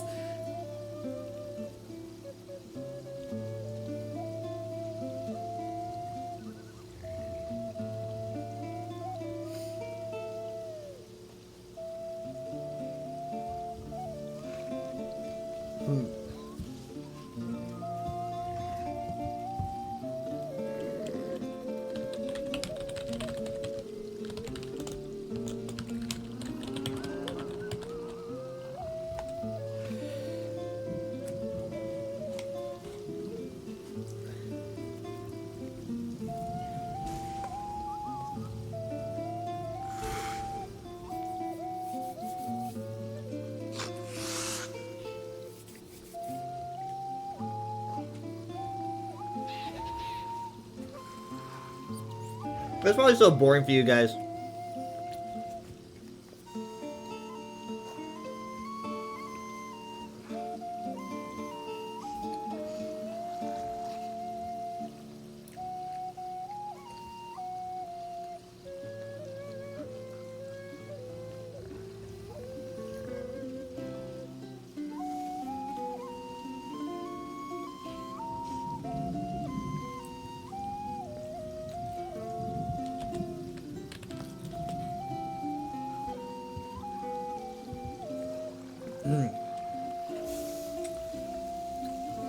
Can I do the? Can I do the 3 paragraphs of unhinged Argonian lore rambling in voice, or?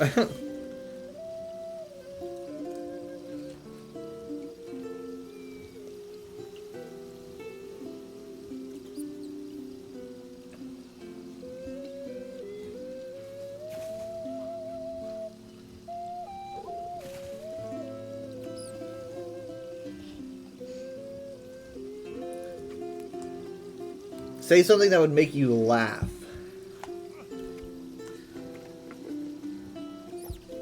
Yeah. I'm not funny to you. The things that I say aren't funny to you. It's the things that happen to me that are funny to you. Though, to be honest, that might have made you laugh.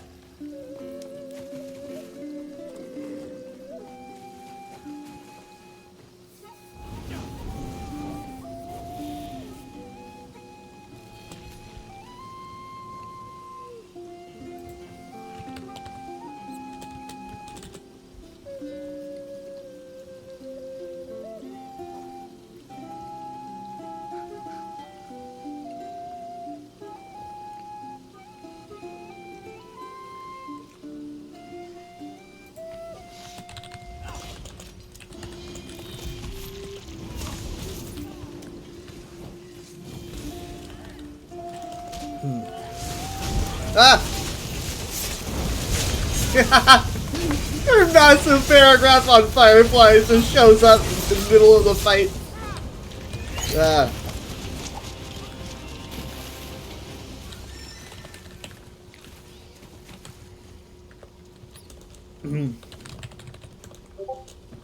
Hold on.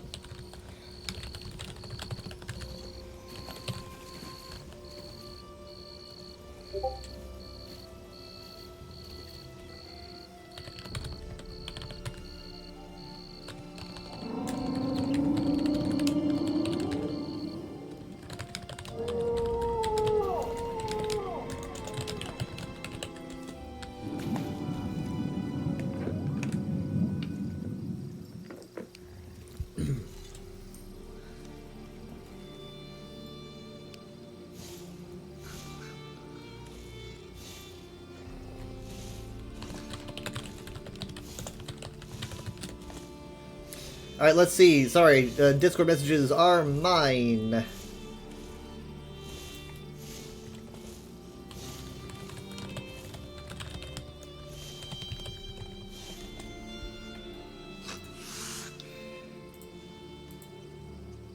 Oh, yeah, those are some pretty die.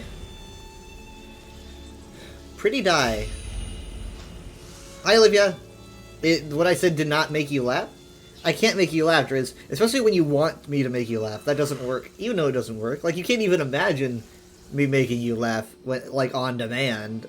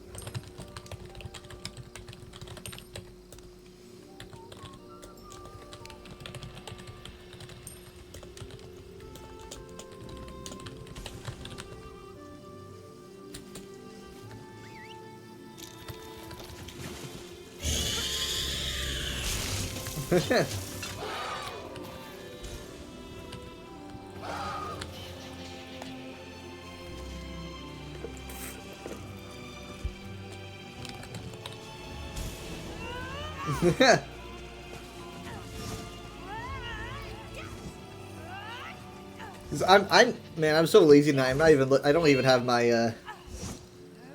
Why am I being attacked? Who is this? Who is this?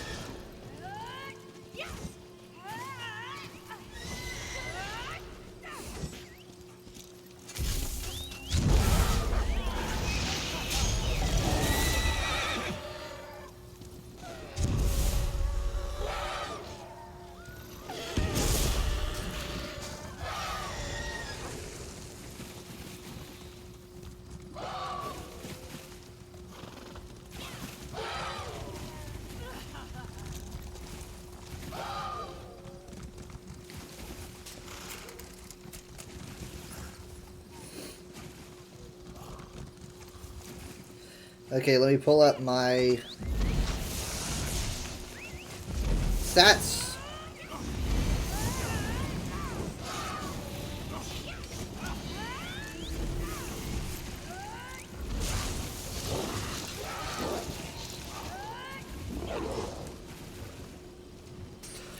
Oh wow, there's 4 people here. What? I just pulled it up. This would go way better, like, if I was... Wait, hold on. Could you have one moved from that other bug boss to this one? My bad.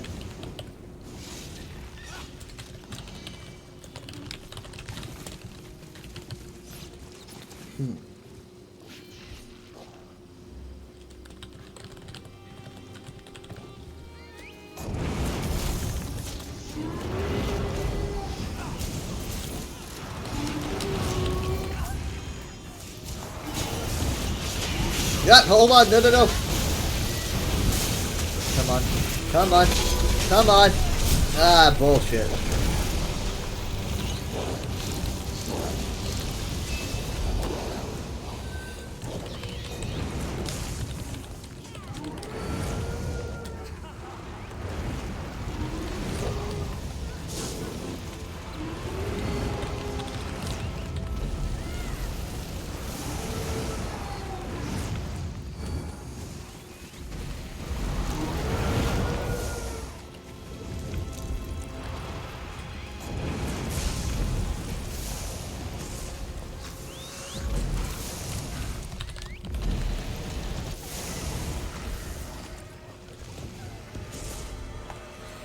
Anyway, how was everyone's day?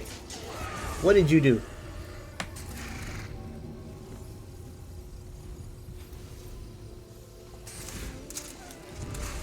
And why did you do it?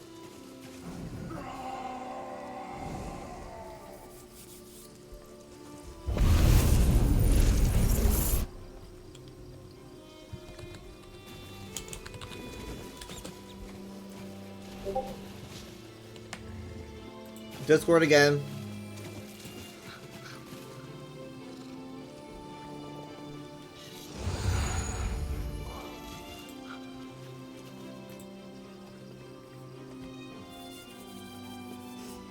My god. What? My god, you're so tall. What the hell?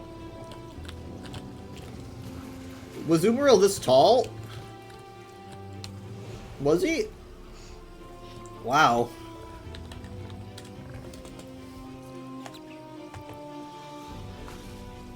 If I speak, You ate a cupcake because you want a snack. Now you contemplate either getting on Splatoon or ESO.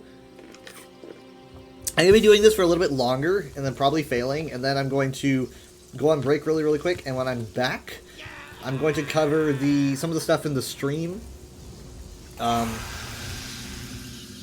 I don't know, some people might have missed.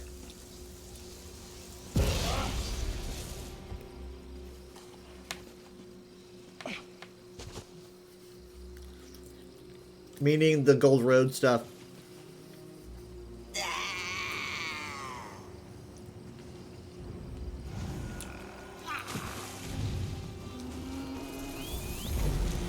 I was watching it from the beginning, but I had to stop after like the first main segment, which was like about an hour or so in.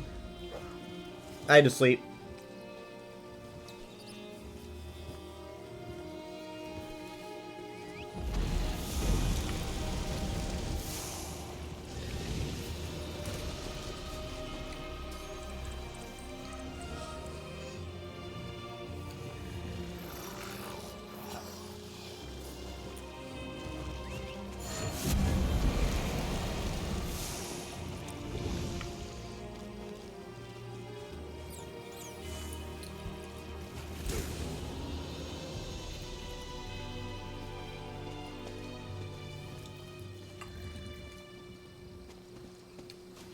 This has the zoomies. Jester Daedra, did you mean Shangorath?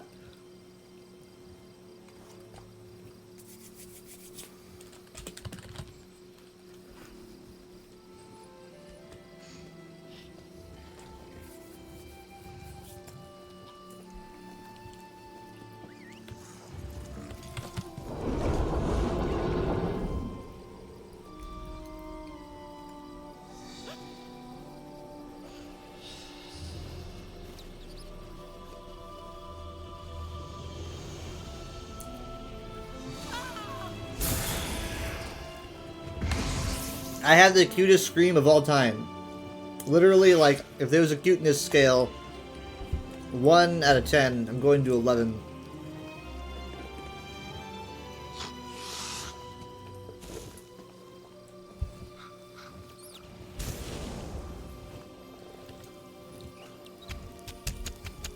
Where'd that mushroom come from? There was a mushroom there.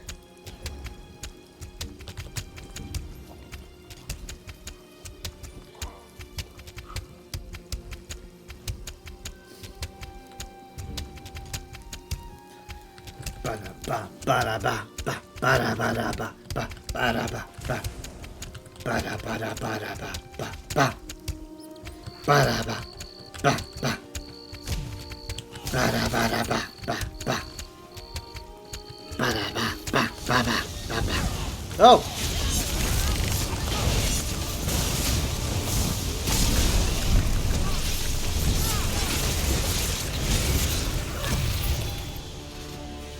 Crap. Yeah, well, it was a good try. It was a good try.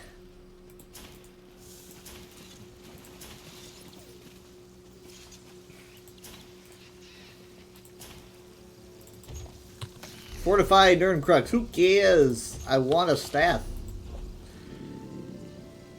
How do you say that? Qualua Lacure?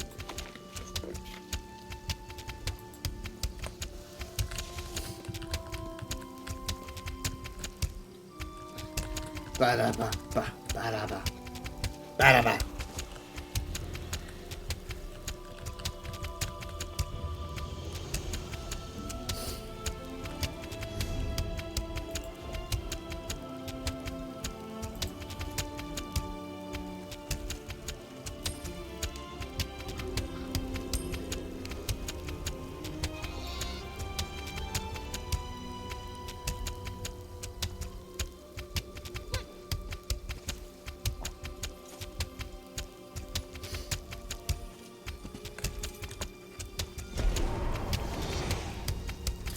No, wait, hold on. That's not. Where's the? Oh, is this what I wanted? This is what I wanted, right? Bam!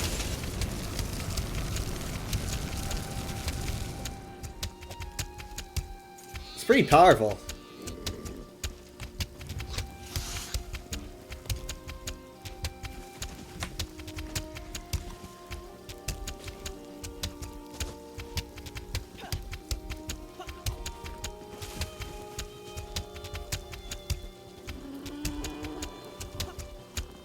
You want a sweet roll?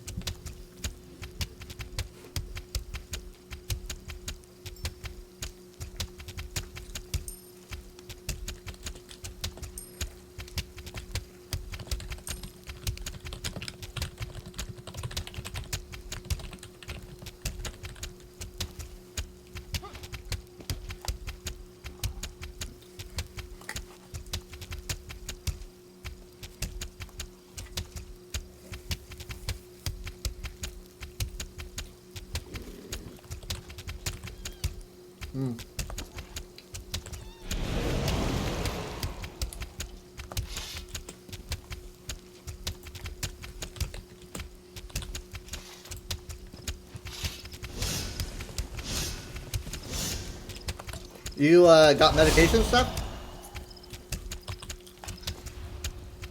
Well, that's good.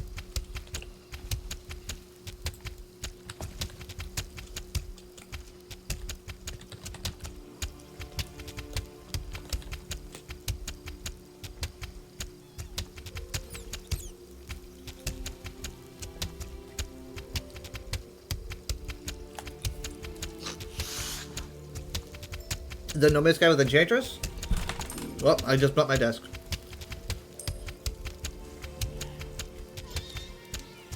We'll see if we can do that again on Sunday. I didn't expect Dad to join last time, but he did, you know, and I was like, oh god, what are we gonna do now? Because our group was too big. But now that, like, honestly, we could make like 2 groups and still be okay. So like he could join in, Jared could join. I might see if I can get Minty to join. Maybe? Because we could have like 2 groups. If things work out that way.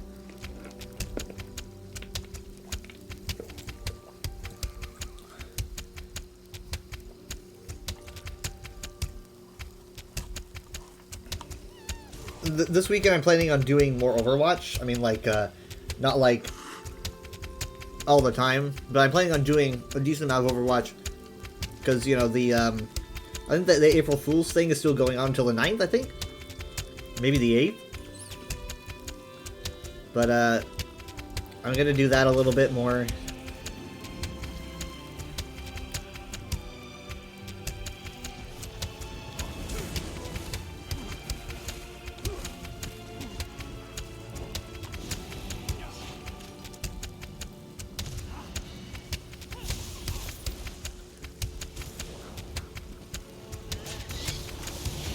Maybe some Halo Infinite too. Oh god. Come on. No, I got a late start. I got a late start. Come on. No. Come on. Help. Help. Yes. Yes.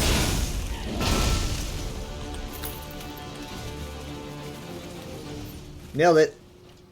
But I didn't get it. But you know, I'm just as long as I can get enough DPS to get some loot, I know that that it was at least a valid try. Oh, Wayward Guardian Axes! Wait, hold on.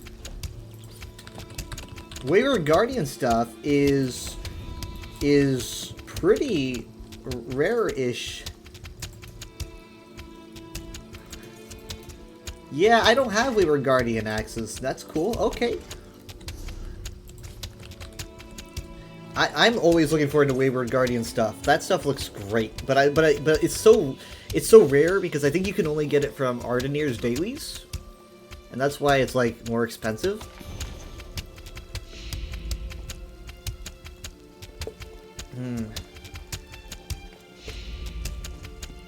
You will spend many days honing the sturdy metal to an edge.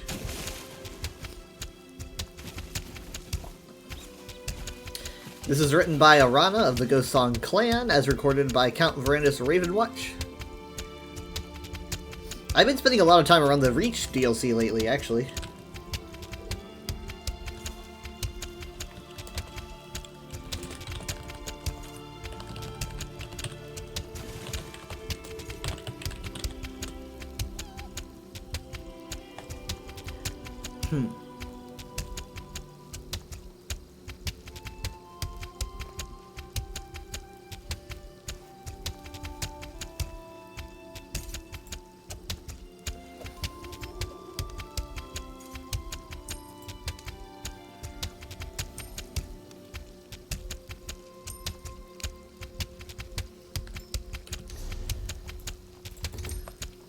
The drumming isn't really matching the music in the background, but you know, it's fine. This one, I'm not complaining.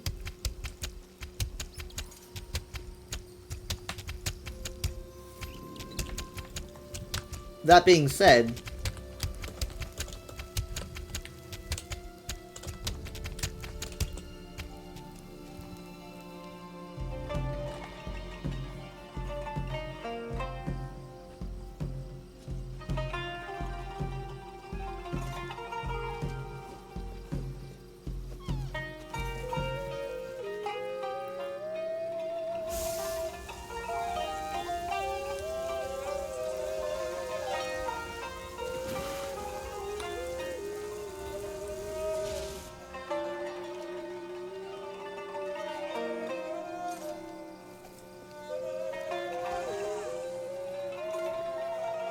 beautiful music.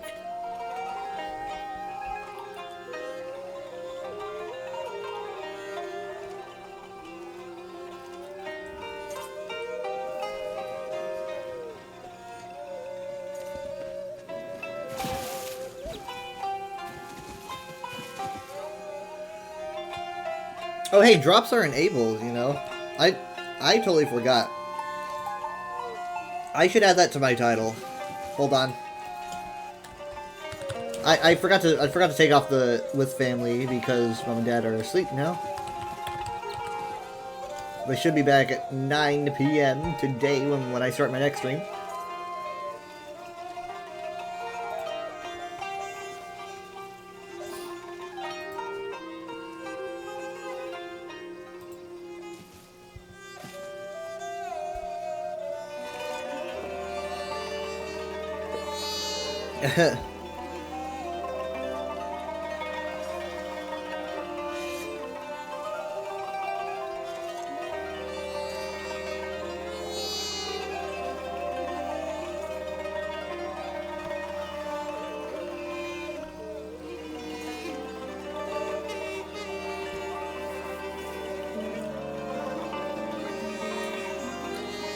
So I should bring Cadwell out to do the backup vocals.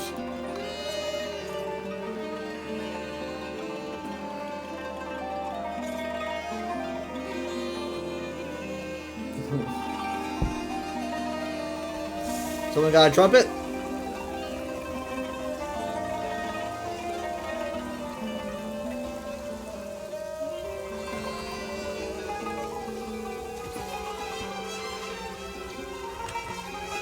You just had to say trumpet.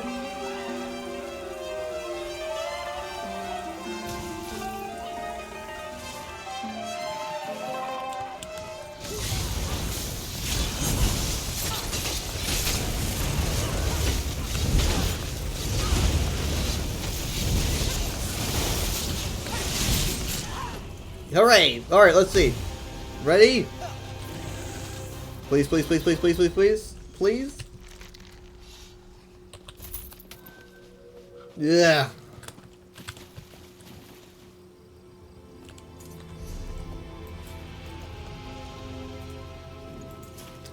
You, Ice Staff.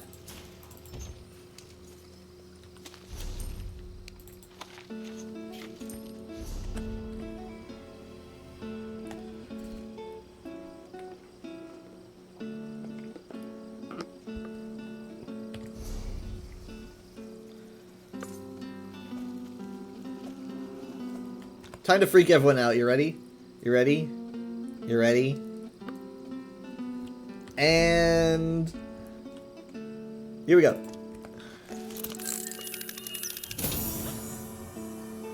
One fine day in the middle of the night, two dead kings got up to fight. Back to back they faced each other, drew their bows, and stabbed themselves. And let's see if everyone just accepts that. Nope.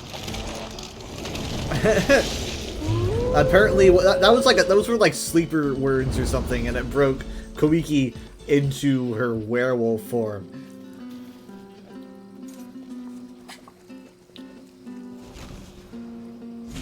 I think it's been a while since someone's used Dragon Jam.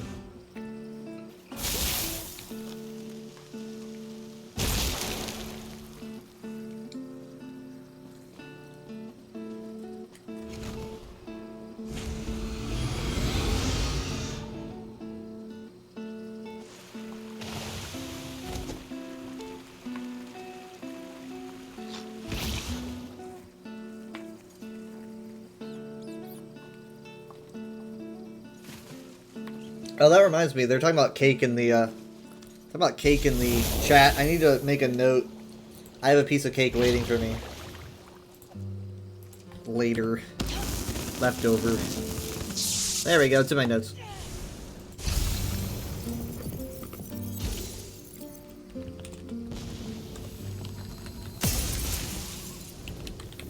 Because I'm a potato.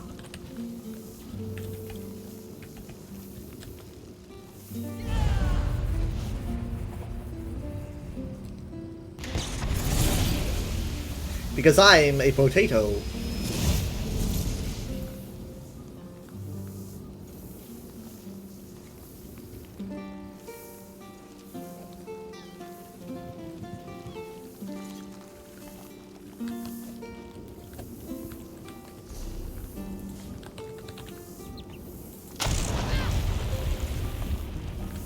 Trust in me, white brother.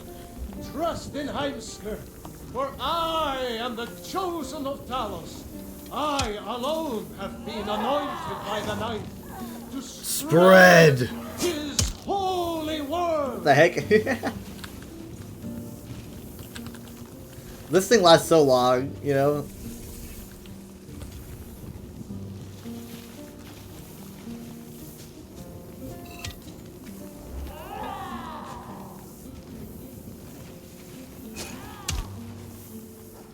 Okay, I'm gonna give it a couple more goes. A couple more tries. And then I'm gonna go on break. Really quick. Wait, is that the... Oh, that's something new, isn't it? That's like a new memento, isn't it? That's probably for... You probably get that for doing the prologue. I don't recognize it. But I haven't done the prologue yet. That'll be tomorrow. It was gonna be tonight, but Mom was tired, so we're gonna be doing it... Well... It's gonna be tonight now, it's Saturday, but we're gonna be doing it next stream. Which, you know, I don't entirely, you know, I think that's probably a better idea, because, you know, Fridays I'm tired from work and I want to reset my brain. So it'll be the next stream. I had an interesting day today. So like usually my days go by very uneventful. My work is very quiet and, you know, I wouldn't say boring. I'd say, like, you know, for a lot of people it's boring as hell, but not for me. And so it's pretty much just kind of like I go in, I do my job, and I leave. Today, though, was a little bit different, and I knew that because I was given a warning. But they needed to train someone, and I was asked to train the new person. Hold on.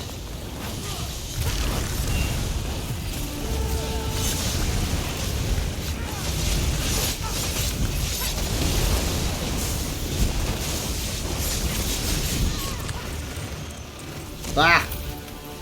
I was asked to train the new person, and so we had like a scheduled time, and that stuff. And I don't, you know, usually I work alone. Like, I don't say things for like 7 hours. I start work, and then I'm by myself, and then I go home. So I mean that might be part of why I'm so chatty on stream. It's because I've got like a I just don't talk much. But you know, he did show up and we trained, and honestly, he understood it perfectly, and he really caught on. So that's good. It was just weird because I've never, I've been there for about a year now, and I've never trained anybody. I've never been in a situation like that. So that was eventful. It was just for a couple hours, you know.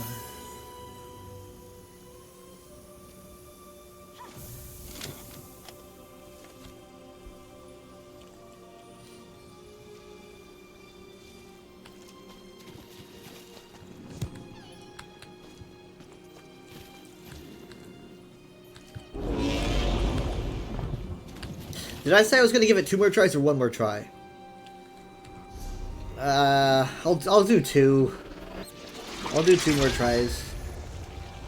You know, it's like that meme of Steve in Minecraft. You know, he's digging. It's like you don't want to turn around because you might get diamonds. It's that vibe, you know.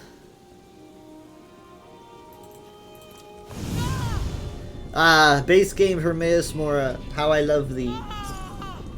One day you'll train someone who intimidates me.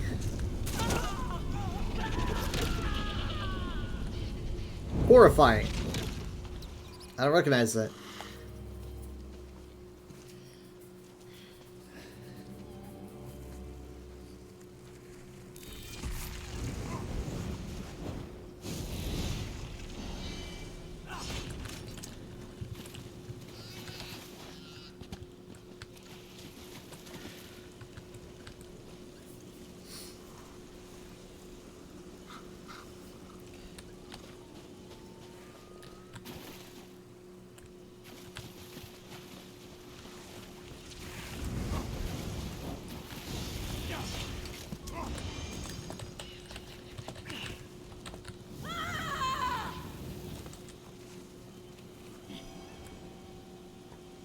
Wait. Oh, that's someone using the Nernroot. That's she's using the Nernroot one. I was like, who used Nernroot? Someone in my chat used the Nernroot thing. I probably shouldn't have brought that up.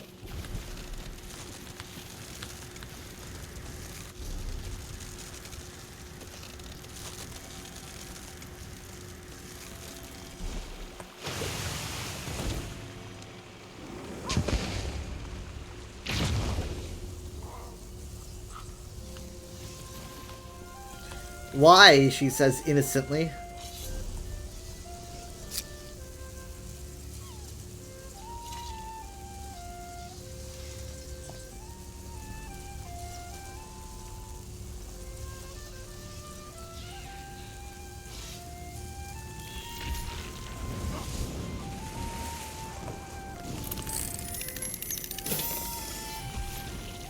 I need to put stuff on my memento wheel.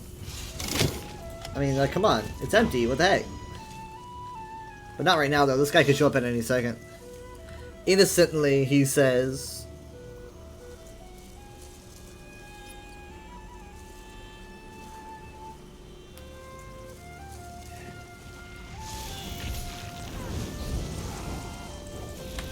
Do you guys have faith in me that I can get this in the next 2 bosses?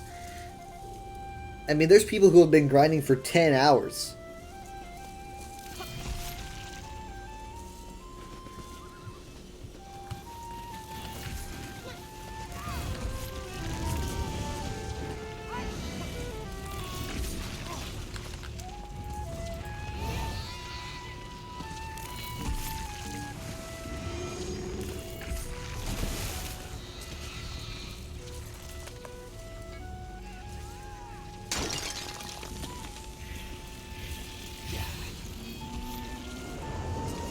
So many Arcanists.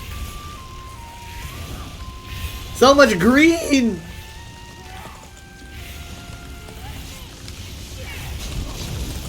Ah, no, no, no, no, no, no, no.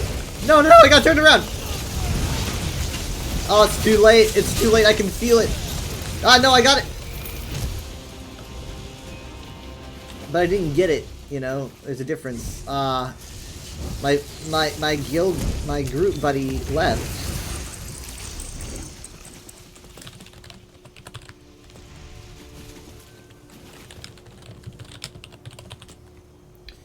Yeah, they said too late for this man, bad luck, no fun.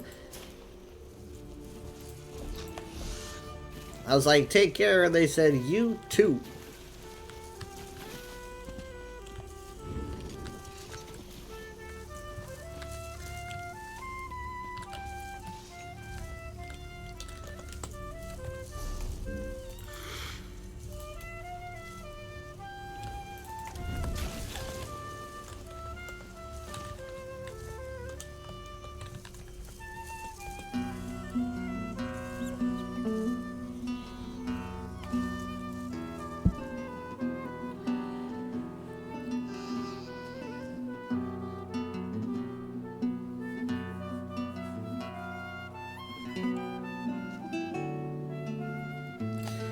My song is considerably more beautiful.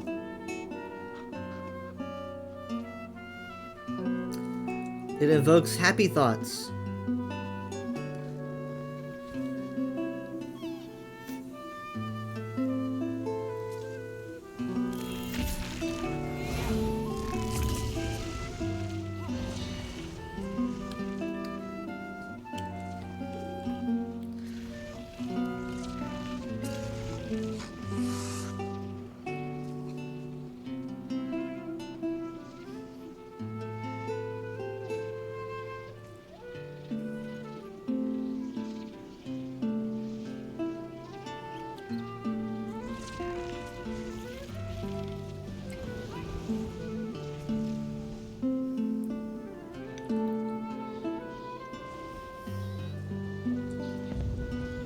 I love it when you just hear the meteor in the distance. You just hear like, boom! Like, it's like this low rumble.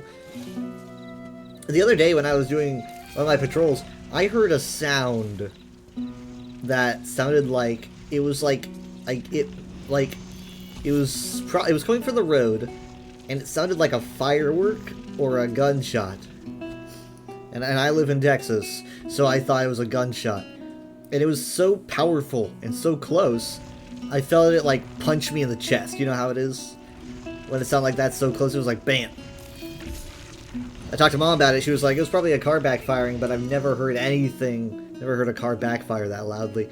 It was like, I stood still for a second, like dead still, and I was thinking like, have I been shot? And I just don't know it yet. Like, it's like, I don't, like, should I look at myself? Do I want to look at myself? That's what it was like. Anyway, that's what it's like being American.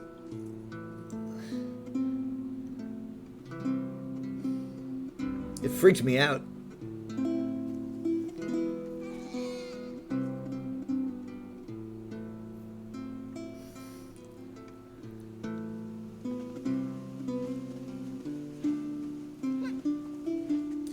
I'm not scared of loud noises. You talking to someone that loves thunder and lightning? I don't care about bright flashes. I don't care about loud noises. It's the potential, you know, outcome of what's connected to the loud noise.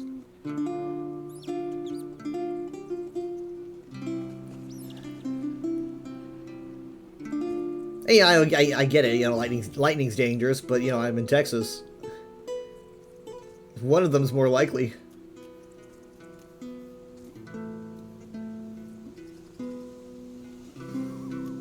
Everyone stopped just so I could play my lovely song.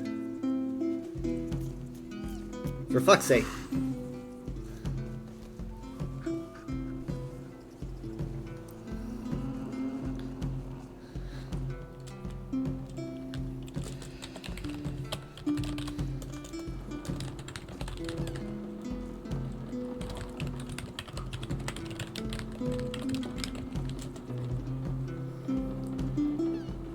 Thank you for the rain screen.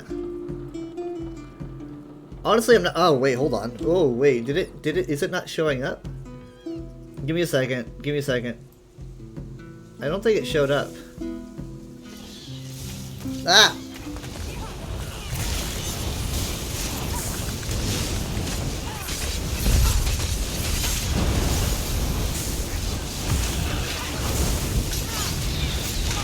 I've still got this. Blah.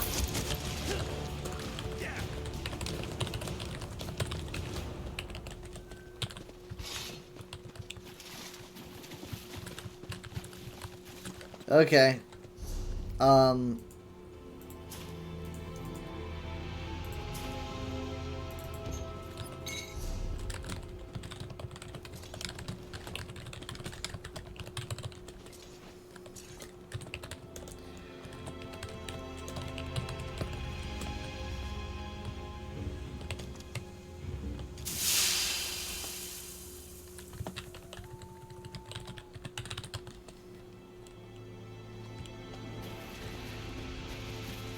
Bye. Wait, I'm saying like bye like they can hear me. Okay. So actually, I'm going to go back to the house, because when I'm back, we're going to be going over the stream stuff. So basically, I'm going to be covering stuff that'll be coming to ESO in less than a couple months now for PC. Also, I'm going to see what was up with that rain screen. I don't know if I deactivated the... Oh wait, hold on. Can I have my event list back? I can. Good. All right. Event list is back, guys. After a couple weeks, it's back. I bet you're wondering. You're like, Weather, why did it go away? Well, I have my reasons. All right. No, it seems to work. I guess I must have looked at it when it wore off, or something. The sound is way longer than the actual animation, and I need to fix that. I need to cut it a bit. Okay.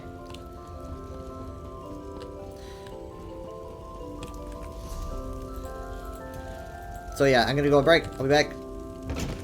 And when I'm back, I'm gonna be an advertisement. I'm not getting paid by Zots. I just want to show everyone what's gonna be coming next. Let me prep everything. Also, I mean, like, I'm gonna be AFK, but you're still gonna be getting charged for your drops. So don't worry about that. Because I think those are still active. I think I heard that they deactivate at 10. Maybe those were different drops.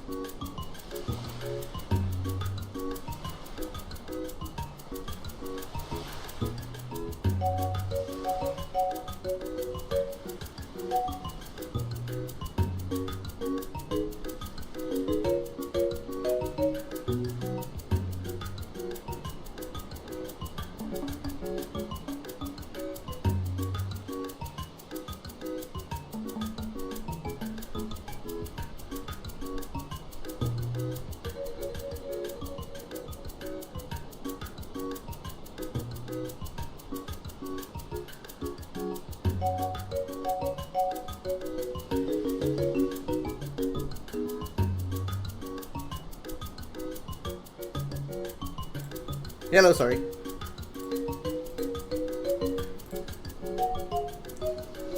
Trying to find the tab.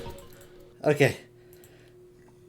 I need to get water, because that was not, I mean, like, that's not all I was doing. Water is just important. I need to, let's see, I'm going to close this.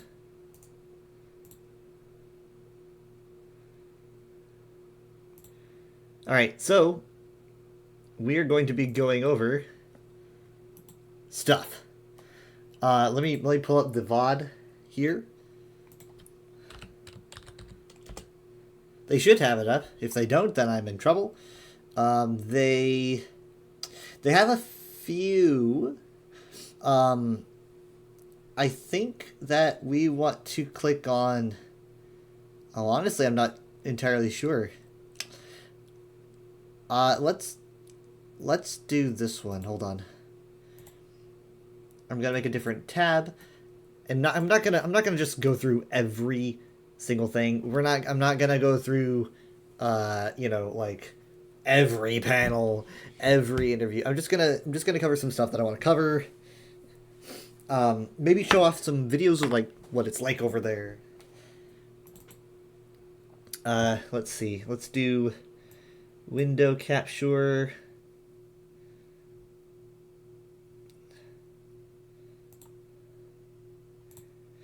Alright, so, yeah, this is the celebration.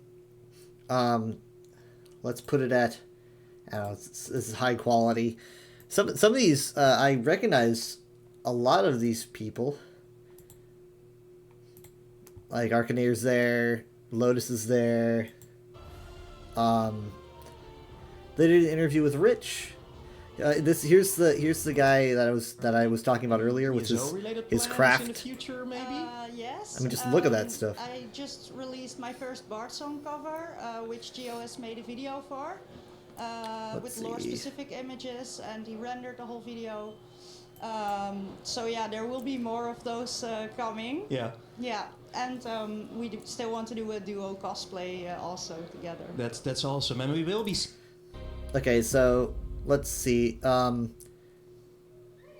we're not gonna do the whole thing, but let me know if you guys are getting bored. Welcome to our first panel, Traveling Down the Gold Road.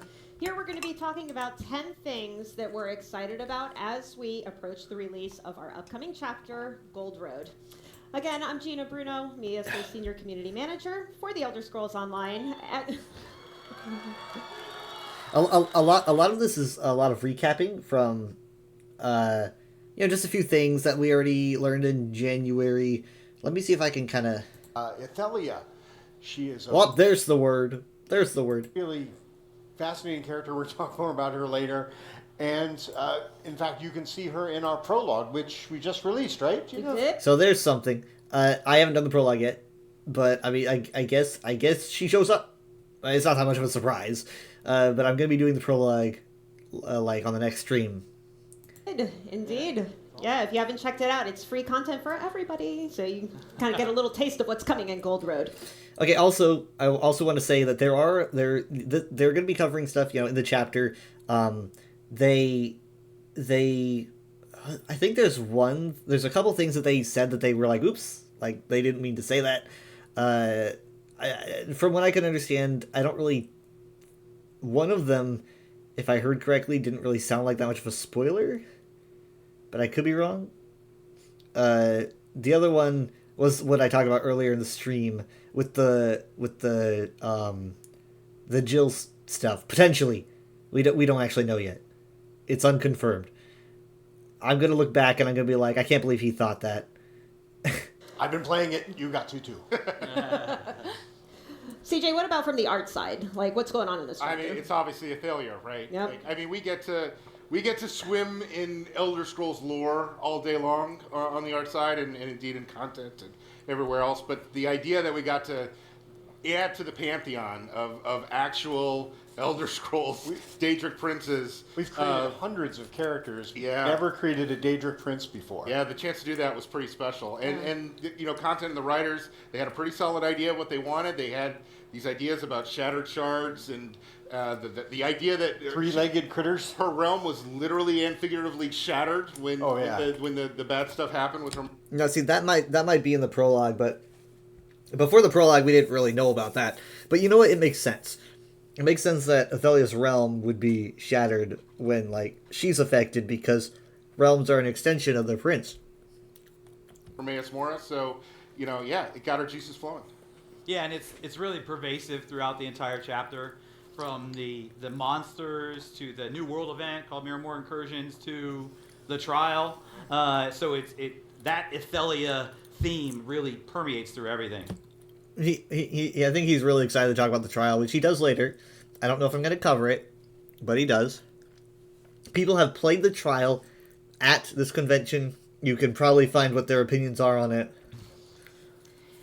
And for something a little bit different, the giant system that we've been working on is scribing. You can do scribing throughout the chapter. It has this wonderful, rich storyline, and I'm just so excited to see the players get their hands on it. Yeah, we know a lot of folks probably in the audience and then, of course, watching online are really excited to hear more about scribing. So let's actually start the list there and move right into the scribing system. Kira, what's one of your favorites? So I really love Soulburst. That's... Okay, you guys are getting tired of me stopping it. but just for one thing, if anyone has any questions or anything, feel free to speak up. Because, you know, I mean, like, I'm not just doing a recorded video or anything that's just going over this. I mean, this is a stream. So if anyone has any questions, I'm not just recording this for, like, future purposes. Because I do know some stuff. If you want to know anything instantly, I'll let you know if I know. For reference, as an example, they're covering scribing here, but some people might not know what that is. So every year ESO has like a new thing for their chapter, be it a class like the Warden or a system like scrying. We're getting scribing, which is different. Essentially, just the scribing effect is you can make custom abilities. I don't know all the details, but effectively you can make abilities and change them up using different, like, layered attributes. So it's like, oh, I want maybe a knockback poison ability or something like that. Essentially, this is going to completely change the game. There's just so much that you can do with scribing. So if you hear someone talk about that, they're going to talk about, like, custom abilities. And they're also, I think they also have some footage as well. It's a new grimoire in the Soul Magic skill line, so anyone can use it no matter what weapon they use, and you can get it for free just by completing the scribing questline. Before you get too deep into Soulburst, why don't we give everybody just a quick refresher on what scribing is and what they can expect with it in the chapter? Yeah, that'd be awesome. So with scribing, you get access to 11 new customizable skills that you can really figure out how you want to make your own, whether it's filling gaps in your build. We wanted to give the players more control over their characters, their skills, and how they role play. She explained it way better. I didn't remember that she did that. Now, I know that's like a super high level overview, but the good news is we're going to be showing a Scribing 101 video after this. Yeah, in that video, Kira, it's not, you know, my dog just somehow shows up everywhere I am, even when I'm out of the country. So yeah, in the video that Kira mentioned, she'll be showing the system in action. You can see a little bit of the UI, how to scribe a new skill, and it'll be right after this panel, so you definitely want to stick around. CJ wants to make sure everybody knows how beautiful it looks. It does look pretty good. It does. Really good. The art director likes the art. I'm glad to hear it. Good. Great news, great The news. first step, actually, to being a good art director is knowing when the art's good. Like it. We just point at stuff. And say, yeah, that's good. That's Looks good. good. Get rid of That looks good. Get rid of that, yeah. Oh, no, Gina's dog was over here, Oh, too. no. So, he's everywhere, I know. So going back to Soulburst, Kira, what exactly makes this so cool? Why is it your favorite? Okay, well, I really love it because it's this AoE ability where you pull power from the very core of your being and blast it out all around you. It's such a flexible and cool skill that you can really make it your own with whatever scripts you choose. You know what, Gina, I'm so sorry. I think I need to change my answer. When I start thinking about scripts, No backseat. no, I'm going rogue. I'm going rogue. Allow it. Yeah. We'll allow this one change. Okay, thank you. Go Thank ahead. you. So with scribing, we've talked a little bit about scripts before, and there are signature scripts which allow you to apply unique effects to grimoires. But I'm so excited to reveal today that we are going to be releasing a very special kind of signature script, the Class Mastery script. Yeah, come on. I love I that don't know you're what this excited. means. I'm excited. So, the Class Mastery scripts allows you to access passives and mechanics from your class on these new grimoires. So, I main an Arcanist, so one of my favorites is the Arcanist Class Mastery script, where by putting it on the Soul Burst ability that we talk about, I can now create Crux through a non-Arcanist class skill. Yes, So we have a couple others, and I'll talk about them in a second. But let's come back to Soul Burst for a second. So my favorite is the Focus script, which is a pull. So I AoE pull all my enemies to me, and then I create my Crux, and then I have a little minor breach as my affix, and I use this as my Face Carver setup ability. Face Carver. You call it Face Carver? I mean, it is what it is. That's her softball nickname, by the way. Yeah, Face Carver. Jeez. Oh my God! Just like yank but everyone's these teeth. class mastery scripts are so cool. There are so many cool things that you can do with them. You can apply them to every single one of the 11 new grimoires. And there are 2 more that I'd like to tease today. The first one is the Necromancer class script. Now, if there are no corpses nearby, then it creates a corpse, but if you have created a heap of dead bodies around you, then you get a bigger buff based on the more corpses there are around. That's good. That's yeah. good to have. Yeah. Now, see, what I like about this is that, like, when I run Necromancer, and there's no corpse around, I can already generate one, Blast Bones or a totem or something like that. But this was like an instant drop, and sometimes every second matters. So, like, an instant drop, I kind of like that. And Where'd the corpse come from, theme, though? Like, you can see how we're really leaning into the class identity for these. For Dragon Knight, this one gives you a buff based on how many enemies you're fighting. So the more enemies you're fighting, the stronger you get. Cool. Finn, what about you? Like, you've been playtesting a lot of this content for a while. Like, do you have any favorite skills? So I mainly play a tank. So I have to go with Shield Throw as my favorite. It really... Oh, yeah. That's right. Doink. Feeds that kind of, like, Captain America fantasy where you can kind of, like, throw your shield and then get it back. And there's actually a way that you can make it, like, doink off a bunch of different enemies and then come back to you. So Doink off? Doink. Yeah, is that the technical term? That is the technical term. Okay. You doink it. Yeah. So, whenever you guys are using this ability, you have to use that terminology. It is official. I did the audio for it. Too. Oh, yeah, I'm sure that you did. Pretty sure it was replaced, but I say it every time I use it. I say doink. Yeah. So, out of curiosity, how do these scribe skills affect group content, like dungeons or trial runs? So the goal, and from the start, was we didn't want to add vertical power to the game. So we didn't want everybody to have, you have to have all scribed abilities on your hotbar in order to be the most effective. So see, this is what I was worried about. When they announced scribing, I'm thinking like, it just sounds like it'll be all meta. I mean, maybe it'll be maybe like having one on your bar is going to be parts of the meta, but like you think it would take control of everything. So I was worried about that verticalness instead of a horizontalness, I guess. But they're aware of that, right? Which is great. So the idea behind it was to add horizontal and utility to your class. So maybe you have an ability that does something and you wished it also added this other element. That's where scribing comes in, to add those kind of utility effects for you, but not add and vanity stuff. I really like the way it makes my stuff look. Yeah.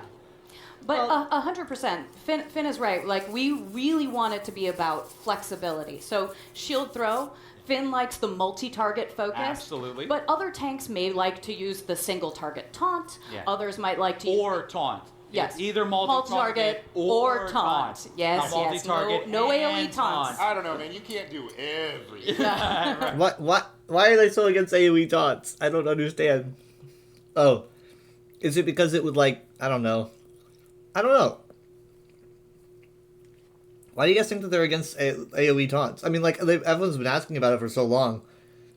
Is it like because I don't know? It would invalidate the need for an op tank because you can just taunt like ads and the boss at the same time? I wouldn't think so. That's not usually why you need an op tank. It's because, you know, it's a whole other target. You don't want to have to deal with two at once. I don't really know, but I'm stupid. I'm dumb. So I'm curious about what other people might think. Right. But you could also do pull or immobilize or any number of the focus scripts and then combine them with the signatures and affixes you want for the flexibility you're looking for. Yeah, and again, if you want to learn a little bit more about scribing, we have that Scribing 101 video that we're going to be showing right after this panel, so you can see it in real time, see how the UI works and everything. It'll be good, and it's featuring Kira. We're going to have hands on. I don't know if they show that on the stream, or if that was alone, like, off-stream. But again, I did fall asleep. Not because I was bored, but because I had to sleep for work. You'll be tired of my face by the end. And we do have hands-on for those of you who are here in Amsterdam, so you want to make sure and sign up for that. All right, let's move on to our second item. Ed, as the zone lead for Gold Road, you've had the privilege of bringing all of this together. So what would you say you are most excited about? There's so many things, but I really got to come back to Athelia. I mean, again, getting to create a Daedric prince, and particularly this prince. We really looked around, particularly our fiction team. Looked around. Oh, that's cool. Oh. Managed to create a portfolio for her. I mean, this is I think this is the same pose as the figure, right? I'm guessing this is in the prologue. I haven't done the prologue, but like, it looks way better here. You know, just personally, I think it looks. I mean, there's a like a reverence here. You know, it definitely looks religious. I don't know, the figure didn't look as serious, but it still looks good. I just like statues like this. I guess maybe it's like the lack of pupils and the single texture, single color. It just adds like an ancientness to it. That was you. Ooh! Oh wow! Okay, yeah. See, I did watch the stream. I was very tired, and also I did have to window out at points because I was doing stuff. I haven't seen this. Like this is clearly Aelid, right? That's Athelia. I'm guessing she's always wearing a hood. Beware hooded Daedric princes. And this is all new Aelid architecture. This big glass thing I've never seen it before. Look at all these like overlaying circles. It's an interesting vibe. You can also see what looks like the same circle aesthetic in these like torch sconces or whatever that are on either side of it. They also seem to be those are definitely like also circular glasses, like magnifying glasses, or lenses rather, because you can see light kind of going through them. So that's interesting. Unique, but also nicely in. Yeah, I guess the lights probably come from below. Conflict with the other princes and everything, because there's a whole story there. Also, she's a main character in the Zone story. So wow, I mean, just like so. Yeah, so I mean, she's just like, you know, boots on the ground, or rather, I guess, lack thereof, and interacting with the character just straight out the get-go. I mean, look at this. Huh. So we had to make sure that she had a character arc. She evolves throughout the story based on your actions, based on what she does, and that's something that's very unusual for a Daedric prince to have any sort of, you know, change in them. Which I always found ironic. Also, how do you have a forgotten prince? You know, why does nobody know about them? And now suddenly, she's got followers. She's got scions. Now I remember this. I remember this portion.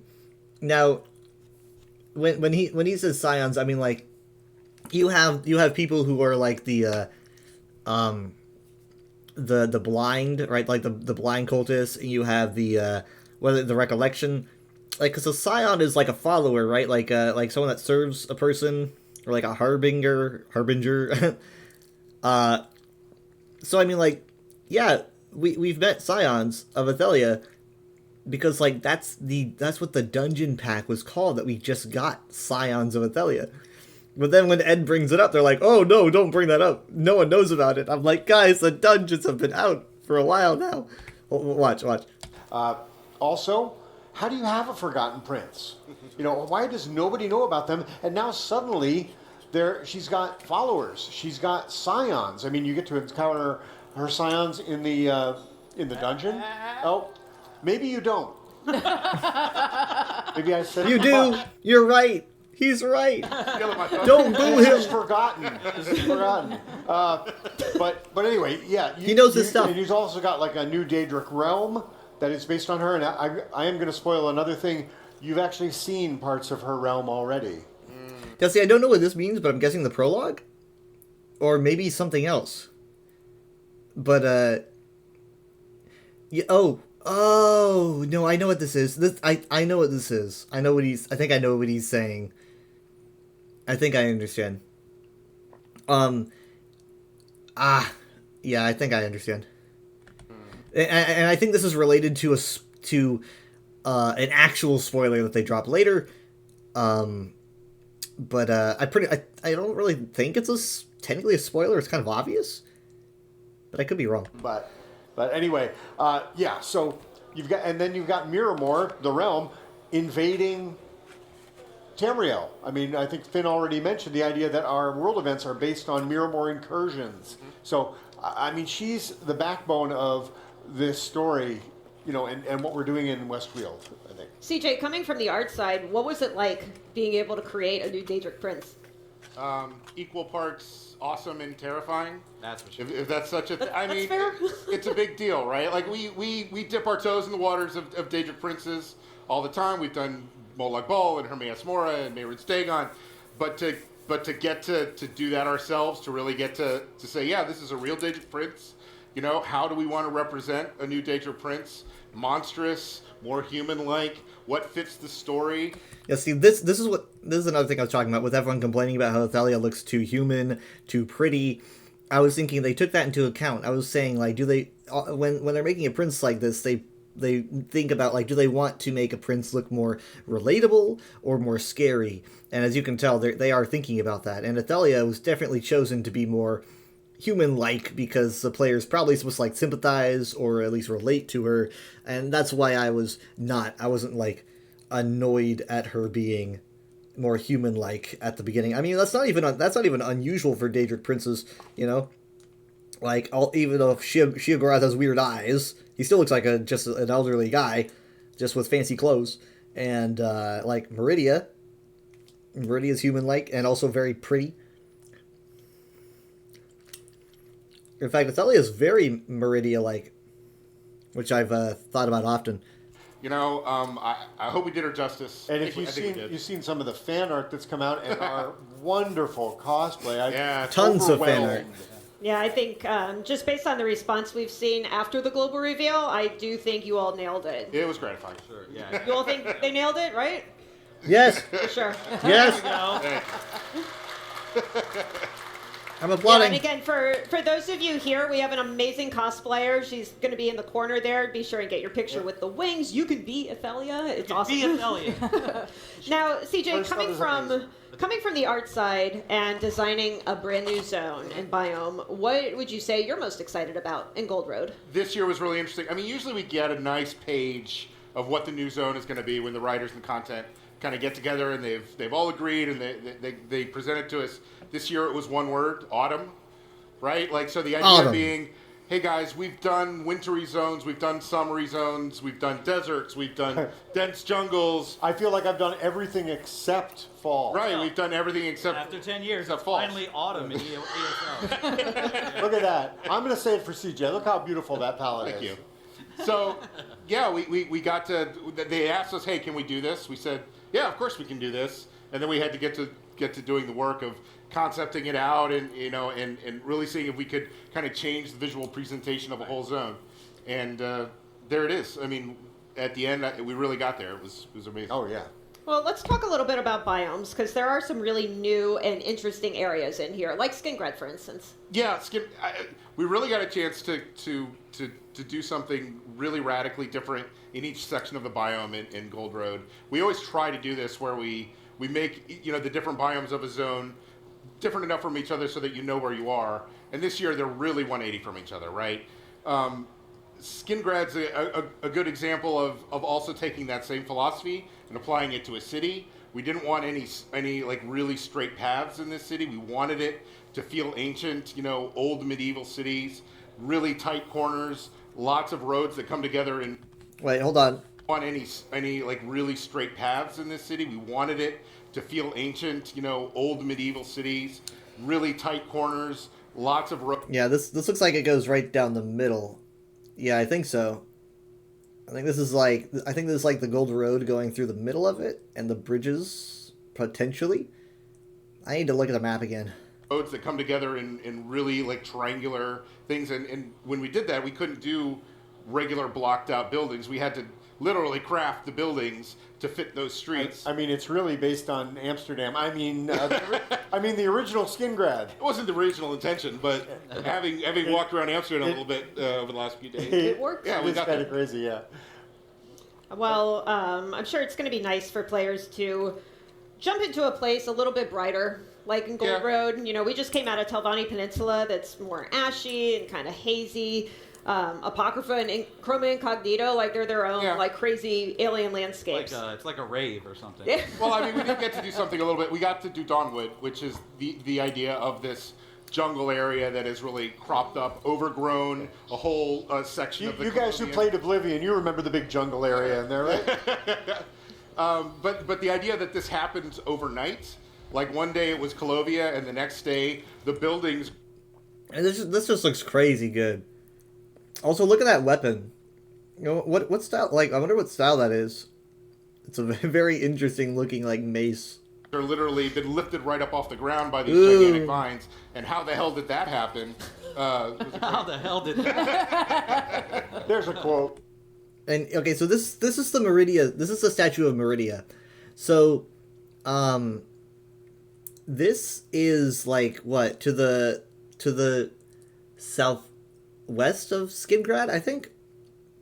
I was thinking they got to include the shrine to Meridia, and I'm kind of wondering, like, I just really wonder if she's gonna play a part or if it's just kind of gonna be here. Also, I don't remember if the shrine to Meridia in the West Weald is Aelid in Oblivion, but here it clearly looks Aelid. I mean, like, look at that architecture. It's got to be, right? So that's interesting to point out, I guess. What am I eating? It's been a while since we started hearing this. Some fries. Some fries and ketchup. Dignified cuisine. You just summed up part of game development. Amazingly enough, there's a quest about that. That is a large part of game design. How the hell did that happen? Well, you're going to be able to see a lot more of Gold Road and its environments and biomes in a brand new gameplay trailer. Gameplay trailer. Game prayers. That's also it's a good thing I don't have to talk for a living. We're going to be premiering it right after this panel. So one thing that you all touched on a little bit earlier was Miramore Incursions. These are new world events that are coming in Gold Road, and we've had different world events over the years that started with Dark Anchors 10 years ago. Yeah, and really what we try to do with world events, and what the most successful world events that we do are ones that encourage that organic grouping. So you have dark anchors, you have harrow storms, you have abyssal geysers. These are all the world. Yeah, pretty much just not Bastionimic and not the Oblivion portals, So I mean, I like this. I like it when they kind of go back. I like it when they go back to this forum. It's very simple, but I think that you can still apply mechanics to it, but the organic grouping is very important, I think. I'm not saying I hate geysers, I'm not saying I hate mimics or oblivion portals, but the organic grouping is important, I think. So world events that bring people together. A big thing happens in the world, and you're like, oh, I want to go there and I want to tackle it. So for this, these world events, the Miramore Incursions are kind of like a grand elevation of what those were. So they're going to look a little bit familiar. They're going to draw people in. Goodness gracious! But then as you approach, I don't think I was watching this part in full screen HD, because look at this. So this is something that you can easily see from the distance, which is good. That's great. And you notice how these are a bit spread out. They're a little bit different. And you have to do a little bit more work to get to the kind of the meat of the world events. Really one of our only chances to bring Athalia imagery into Overland. Right. Because so much of it, we do get to see some of her realm, her. And that really goes back to the story being that these are Athalia's forces. Hold on. Because so much of it, we do get to see some of her realm, her. And that really goes back to the story being that. Oh, you can see cracks in reality. You see that, or something in the top, left. These are. You see that, in the air. It looks like the screen is cracked. I don't know. You can also see it a little bit in the middle right. What the heck? Oh, hold on. It looks like it moves with the player. So is that an effect that you get, a cracked screen? I don't know. Maybe I'm seeing it wrong? Because it's gone now. Breaking into Tamriel and trying to find the lost prince. And that's the overall story behind these Miramore. I don't know what that was. Yeah. But, by the way, if you didn't know, that there's a circular disc underneath every one of the... Okay, I am digging this. There's now. I know this looks like Daedric script I could read, but it is not. The only thing close to being able to read a Daedric letter here is that O-ish symbol that she has on her, which isn't really an O. It's more it looks like an O, but with a glimmer in the middle. But look at these gates. I mean, wow, they're so different. I just wonder, where do these assets come in? Where does this... So these are Miramore fixtures, which is, her realm. So is this just, what her gates look like? These are her Oblivion portals. And where do these mirrors come into play, I wonder? The Miramore Incursions. Mm-hmm. We actually used that disc because it turned out so cool. The bases. Okay, so... Yeah, oh, wait. Look, you see that? You see that in the center? On the right side? That's the Fargrave logo. That's the Fargrave logo. And we did see the logo on the puzzle, the thing that people are collecting. Obviously, this looks very similar to it. It has a very similar format. It's a little different, obviously. It's missing the icons and stuff, but it definitely has that same aesthetic. But why is the Fargrave logo there? What's so important about it? Does it just imply portal or something? I have a lot of questions about that. To be the basis for the physical item. Oh, the little physical thing. We mailed it out to some of our players. Yeah. Yeah, there was somebody around here that had their piece that we were signing and stuff. I saw that. Yeah. Signed your Miramore Incursion. I'll tell you, I really love. Yeah, it's just wild to see a giant logo for Fargrave. Maybe. No, I don't know. A lot of questions. I like how each incursion also sort of tells its own little mini story and really fits into the quest. I mean, I remember working on Greymore, and I thought Harrowstorm's really tied in. This is really linked closely. Yeah. Yeah.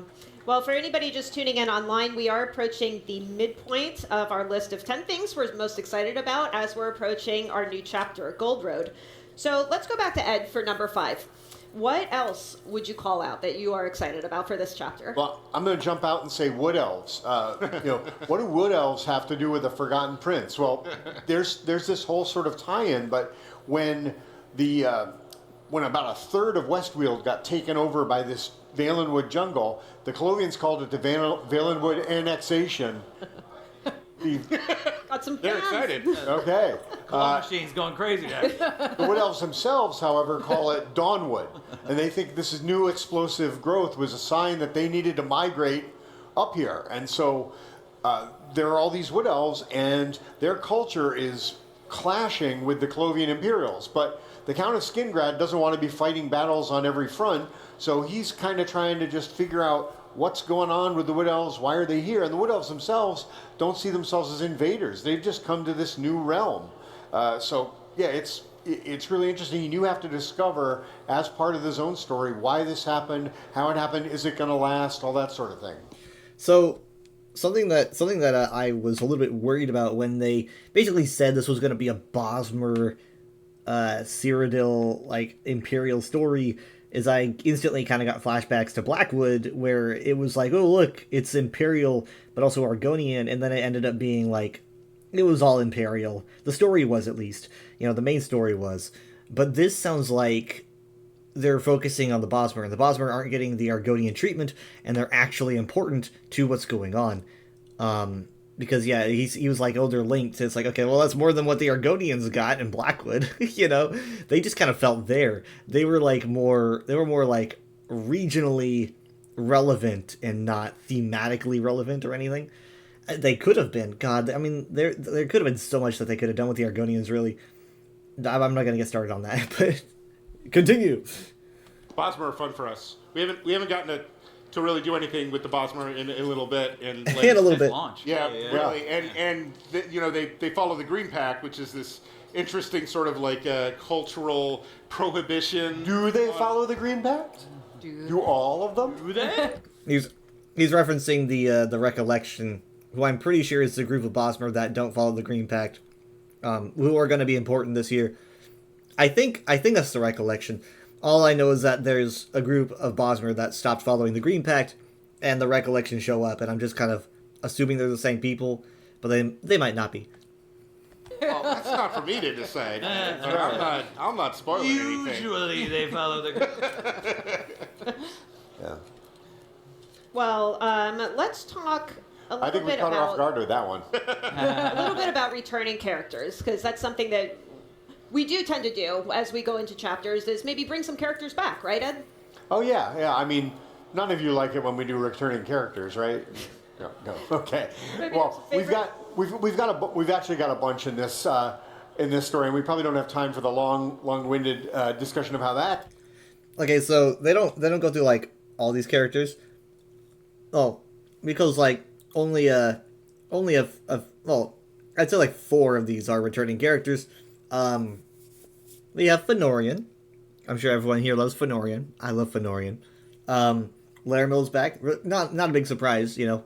It makes sense for her to be back. Baragon is back. Baragon's not really remembered by many, but, you know, when I heard that he was involved, because he's the one that sent out the letter in January, I was like, okay, he makes a lot of sense. I think that Baragon's, like, the character to bring in for a DLC like this. He just makes sense on so many fronts. And obviously we got Torvasard, who's here. I mean, you can't really have this without Torvasard. And then we got these other characters. We've got some kind of Ethelia-based Daedra in the top middle. And then we have, fascinatingly, some kind of Bosmer, maybe king or leader, who seems to have the Staff of Many Paths, I think it's called. But it looks very silvery for some reason. I don't know why. But I don't know why he has it. It's very confusing. But, yeah. So that's a new character. From what I can understand, I don't think he's a returning character, but that happened. But honestly, we always pay attention to what the community is saying, what characters they want to see, what themes they want to explore. One of our most important returning characters is Baragon. He is the brother of Evely Sharparrow, who's a very popular fan favorite, and he only has a very small part in an earlier chapter, but he actually becomes a major resource for you in this adventure.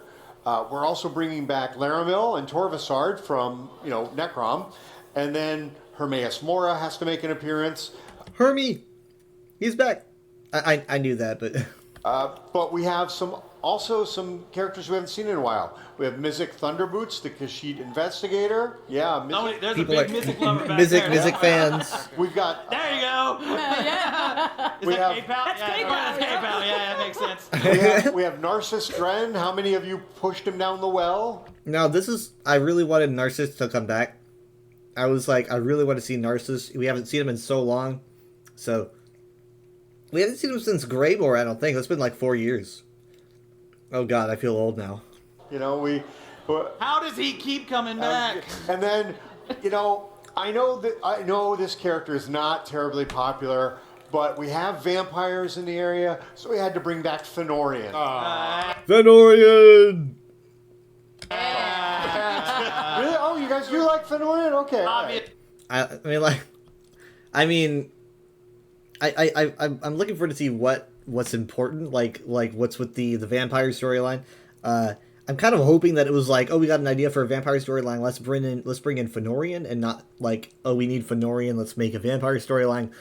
But I'm happy to see Fen. You know, everyone loves Fen. Who doesn't love Fen? Yes, Mizik. You had to drop Fen into there. Yes, I did. He was one of my favorites from Greymore, which I got to work on. So, yeah. Well, if we're talking about... Ooh. Sorry, go ahead. No, Yeah, go ahead. by all means. Well, if we are talking about awesome characters and wood elves, the scribing questline actually has a really fantastic wood elf named Nalia. She is a votary knight of... Okay, this is where, like, I'm probably going to be pausing a lot. We're kind of getting close to when they mention... I think they mentioned a spoiler. They mentioned a couple spoilers, but I don't think they're, like, massive. Otherwise, they would have reacted better, or they would have reacted stronger. But this is like the Order of the Lamp, I think, like, scribing stuff, right? So Order of the Lamp and scribing seems, like, linked, which makes a lot of sense. And I need to see, like, this environment. I'm so confused about what is going on here, right? wood elves.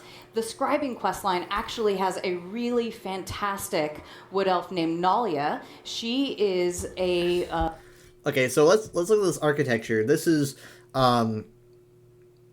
it looks very Somerset-y, doesn't it? I mean, this is look at the floor and everything. This is like High Elven. I'm so confused about where this is. Where do you guys think it is? Because, like, you know, we're in the West Weald. I don't really think any aliens adopted this architecture. There's like a portal there. Maybe you go through the portal to be here. I'm unsure. There's books strewn everywhere, and there's Mages Guild logos on the walls. For those that don't know, the Order of the Lamp is like a military sect of the Mages Guild, right? They're like the Guardians and stuff like that. I think they were like conceived back in like 1996, and then they had like, I think, like one reference in The Elder Scrolls 4, I think in a book, and that was like it for the Order of the Lamp. I don't think they've gotten much. So ESO is going, you know what? We spent too long not covering the Order of the Lamp. We're gonna be doing that stuff. So you might have seen the Order of the Lamp crates that are now active, and like the armor, like what she's wearing, is Order of the Lamp. So votary knight of the Order of the Lamp. And so it's really cool to here's that portal-y thing. It looks dark. get to go on these adventures with her, find out more about the Order of the Lamp and how they interact with the Mages Guild. Okay, yeah, here's another here's that altered Mages Guild logo with the wings and the feathers. And she's super smart and charming and a little impulsive, which is always fun in an adventuring companion. Okay, God, I mean, just like, look at this place. Like, where is this? What, you know, it's so strange to see. It looks like something that you would encounter in Somerset. The only thing I can think of is like maybe the first Aelids or something, or the Aelids decided to start making stuff in High Elven architecture. I don't know. It could be that this place was established by a High Elf themselves, I want to say a Dureni, maybe, but I don't know. But look at these huge statues, right? They go into these later. I tell you, I love her. In part because I didn't have to work on her. I mean, when they do all the extra stuff like scribing or necromancy or whatever, the zone lead actually doesn't have to get involved in that because I'm doing all the other stuff. So I have not played this 16 different times. I can't wait to play it again. That scribing quest is pretty cool. love it. Yeah. I love it. Really awesome. Yeah. But Nalia's not the only one that you're going to meet, right? There's other ones? No, so you're going on this giant adventure. You're trying to find out about this mysterious new art called scribing and the mage who was behind it all. And there are these beings of ancient magic who end up being your guides along this journey. Big characters. Yes, they are. Quite literally very big characters. characters. So we got to show off the first one, which was the Indrik at the global reveal. They really do. They actually go kind of deep into this. I don't know if anyone's worried about spoilers or anything. I usually am, but I mean, like, come on. If it's officially referenced, I gotta know about it because that's part of my job. But my favorite of the Luminary Guardians is... Okay, so there's the name, Luminary Guardians. So these things seem to be connected to scribing, connected to this mage they talk about, who's like was potentially behind all this, who I believe is Shalador's wife, judging by a couple of hints we've gotten. Doesn't explain the architecture though. Is the Griffin. The Griffin has this fantastic personality. He's basically like Magic Batman? Right, yeah, something like that. Yeah. Magic Batman. Okay, so in the I think a lot of these things might just be like they're getting magic-y, and so they can just do whatever they want. Like, because it's like, they can just pick out an architecture or a form because of magic. Because I mean, like, behind there's like vampire. It's a vampire structure. The eyes glowing is definitely not a normal griffin. This thing's a luminary guardian. Whatever the heck that is. I don't know. And he also has a manic, adorable best friend, the fox. He's got a robin. He's got a robin. Okay, so what happens next here is what threw me for a loop. Like, I staggered. I was standing up at the time, and I was like, I staggered because I was like, I'm sorry, what? But I think it's coming up here. But there's also a dragon. I was planning for that to be a surprise. Surprise! Okay, so dragon, right? Already a big deal. A dragon. But it's not much of a surprise because you could see a dragon statue even if he didn't say anything. It's kind of obvious that there's a dragon. That's a luminary guardian. Again, I want to restate that the guardians could just be taking forms of creatures and not actually being the creatures because it's like, oh, I want to look like a griffin. That's what I am. But if that's not the case, what they say here is insane. And I'm and here we go. Watch. There's a dragon. Well, since Finn has ruined it, would you guys also like to see the dragon? Yeah. Okay. All right, let's cue it up. There is a dragon. There is a dragon. There he is. Yeah. In all of its dragony glory. Oh, yes. So cool. Oh, we get to talk to a dragon again. That worked out so well the last time. And she loves riddles. Okay. All right. So she just said she. And I mean, like, people who watch this channel probably know why I would freak out about this. We're just gonna... It's very possible that the Luminary Guardians are just taking on forms of creatures, but if they're actually these creatures that are just, like, I don't know, elevated to sage status, like, I don't know, Legend of Zelda or something, I don't know, then this is insane. In all of its dragon... Because I mean, if you've played Elder Scrolls, you're like, what? There's no female dragons. There's no she's. I mean, like, dragons themselves are like, extensions of Akatosh/Ariel, so you're not going to be getting actual sexes of genders or of dragons or anything, because they're beyond that. But that being said, dragons do, they're male presenting, they're he/hims, like all over the Elder Scrolls. There's no she dragons. You've never encountered one, except for Jills, which are female dragons that aren't really confirmed fully in anything official in the Elder Scrolls. Jills are said to be female dragons that are responsible for repairing time when it breaks, right? So think about like a dragon break, like the Warp in the West or the Middle Dawn, and it's like, okay, well, how did that end? It could be that Jills are the ones that end those breaks, and that's not really confirmed whether or not they exist. But if this is a Jill, I will lose my mind. Because I've been waiting for Jills to be, like, officially revealed. They did say they wanted this dragon to be a surprise, right?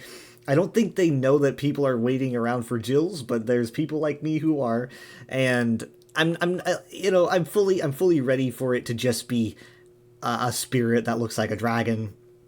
But I swear, it'd be crazy if this is our first example of meeting a Jill. It'd just be insane. It would answer some lore questions, because it would be like, oh yeah, that could explain why dragon breaks end. I could go on about it, but that's just my thoughts. Even if it is this weird ethereal being, I'm interested to learn more about what they are. I don't understand what's with the architecture here. I don't know if they're just using a model or anything, because I'm pretty sure this is the same model from Moongrave Fane. If anyone here remembers Moongrave Fane, it's the dungeon in I think Northern Elsewhere, and it's about you teaming up with some vampiric dragon guard, and you're fight a dragon, or you fight one of the dragon guards, and there's a dragon there who's wounded. This looks like the same chamber. I don't really know if this is just a placeholder or what, because this is the same model. I'm pretty sure. And there's a dragon in there, so I'm kind of confused. But I don't know. Let's cue it up.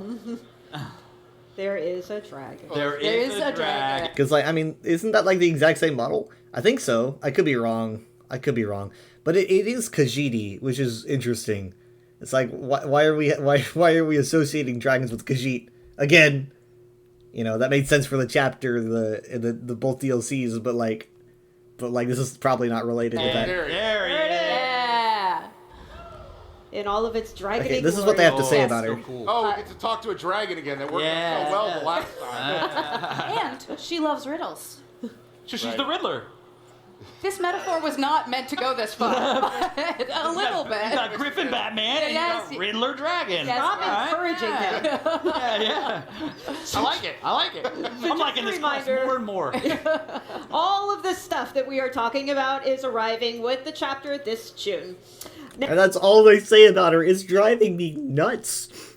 I mean, it's I'm sure they have a lot to talk about, there's a whole convention, but me personally, I'm I just need to know more about this. But I don't know.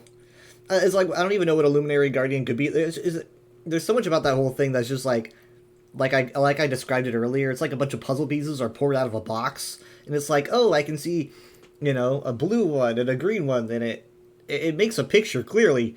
I have no idea how it goes together. Now let's continue moving our way through the list of 10 things that we are excited about in hold Gold on. Road. We're heading into number 7. Let's talk monsters. So every time we release a new zone, we always have a bunch of really cool monsters that we add to the space. Sure, and when we delved into Daedric spaces, we kind of defined new monsters that would fit in there. So if you remember the Ruinok with Mehrunes Dagon, yes, that was a mimic of Mehrunes Dagon. He had 4 arms and stuff. So developing Athelia from scratch, we were able to develop some brand new creatures that nobody's ever seen in Elder Scrolls before.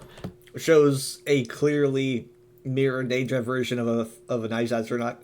So some of these are going to look familiar if you've played previous content, but we also got to do... Okay, again, I think this is where, like, the spoiler comes in. I wasn't even sure what it was, because I wasn't listening, but I recall it happening somewhere around here. I don't really know what the spoiler was, but I'm just gonna listen because, you know, it's technically officially announced, whatever the heck it is. Some new things. So one of the new ones is called the Fractured Remnant, as he appears on screen of his own... What the heck is that? Well, goodness gracious. Like I timed that perfect. Yeah. Anyway, the Fractured Remnant is this like three-legged weird amalgamation of crystal and glass and attacks from different angles. Kind of so like an really Athalia Rubik's Cube. Yeah, something like that. And so that one's really cool. And then there's some stuff that's going to look a little bit more familiar. It's called, there's a monster called a Shattered Shard, which is this giant hulking crystal creature, and it actually forms weapons out of crystals to attack you. But we didn't just focus on Athalia. We also added some new wild creatures to the realm. One of those being the Tharakar. As you can see it here, it's got some feline features up front. Then it has like a tail that's almost like scorpion-like. So he attacks you, and again, new ways with poison and stuff. Very interesting looking. It's really great to be able to bring these creatures to life and finally actually unveil them. I love it when we create creatures like these because, as you can see here, then they become mounts. I can't wait to ride around on the Theriker, to have my little Theriker pet. Maybe we'll get a Theriker plushie if we can get it through customs. And the Shattered stuff, actually. Okay, I recall the spoiler being here instead. I mean, I was listening to this earlier when I was listening to the rerun. I recall it being here. All I heard was, and then everyone said, ooh, that's a spoiler. They came on a little earlier than usual. Yeah. Because you guys, I mean, we knew Athalia was coming, and we had beginnings of her design, and then when we were starting to talk about Infinite Archive, is the first time you came to me and said, hey, we need some Athalia. We didn't ever say the Infinite Archive creatures were Athalia. Well, no, I mean, like, okay, that's it. But I mean, like, but I mean, that's obvious, though. How is this a spoiler? I mean, like, as soon as the first footage of Gold Road showed up, and you saw Thoat, it's like, oh wow, they're the same thing. It's clear that Thoat is related to Athalia, right? I mean, unless they're saying that Thoat is Athalia herself, I don't think she is. I think she's more like a Daedra from Miramor, like related to Athalia, like her Thoat, like her doing. But I mean, it's obvious. How is it? I don't know how this is a spoiler.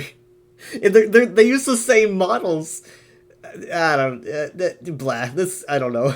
It just seems silly to me. I'll shut up now. See, I'm not the only one. Way to spoil that. I'm not the only one. Really gonna batting 1,000. That we are. We're like, Can't take you guys. Yeah, no. Anything else Give you want them to more drinks. Rich and Madon in the room, and I'm sure they're not watching. Yeah, just wait until our panel's at 6 and 7. Yeah. That makes me wonder. It makes me wonder if they're gonna like reference Thoat this year, and it's gonna be like a big reveal. But I mean, like, come on, like, I don't know. I'll shut up. Yeah, if we're still alive, then. No more secrets, right? Yeah, right. So, Finn, we have gotten all the way to number 8 on our list, and we have yet to discuss something that I suspect you would really like to talk about. A little bit. Yes. So, the new trial. Yeah, there we go. Let's just move on to number 9. So, Lucent Citadel is the new trial. Look at how good that looks. Look at how good that looks. There's actually a Fractured Remnant on the screen, too. So, Lucent Citadel is the new trial. Whoa. And what we like to do, so we've done a lot of really cool mechanics in trials over the years. If you remember, so we had the spreading poison in Sanctum Ophidia, where everybody likes to poison their friends and run around. We have the mage with the super sun, Rakat's backyard, the twins that tried to teach people how to move right and left, but they still don't know how to move right and left. It's true. I don't even know what I'm doing. I don't know what I'm doing against the twins. I'm that person in the like, Gina swear. DSRs, the bubbles that run into each other and explode. I remember our first trip into DSR, everybody was just belly bumping with the bubbles and killing each other. It was so great. Rock Grove has a whole other hard mode mechanic. So we challenge the team every time to come up with new and crazy mechanics, and this is no different. So Lucent Citadel has some stuff that we haven't done before. In particular, I think the final boss is really, really cool. There's the quotes again. If everybody's seeing that, keeps saying boss. Anyways, the only advice I would have to you guys for that one is get ready to run in that one. I will Now you run. I really like how this particular trial, I mean, all the trials always fit into the theme of the zone, but this one is really layered in there. Sure. So the story for this one is there's a power source in Lucent Citadel called the Arcane Knot. And for those of you that played Scrivener's Hall, you'll recognize the quest giver in here. It's Kashargo, who is the old leader of the Scribes of Mora. And he came in here to seek this Arcane Knot, and then he got his butt kicked at the entrance. So you go up and you see his whole expedition in tatters, and you have to go and basically accomplish the task for him. So most of the time you go to a trial, the quest is pretty simple. It says, hey, go kill the bad guy. And you're like, all right. And then you kill the bad guy and you're like, yeah, we did it. So for this one is a little bit different, where your goal is to actually get the Arcane Knot and return it. So it's a little bit different. The goal, and what that does is that allows us as encounter designers to free up and do new and cool ways to challenge you guys. Okay, so give me a second. Let's see. We're at 112, right? Again, we're not going to go through this whole thing. I know I say that every time, but it's true. I want to get to the first clip, or one of the first clips they showed. Let me see here. Lucent's always fit. In particular, every come on.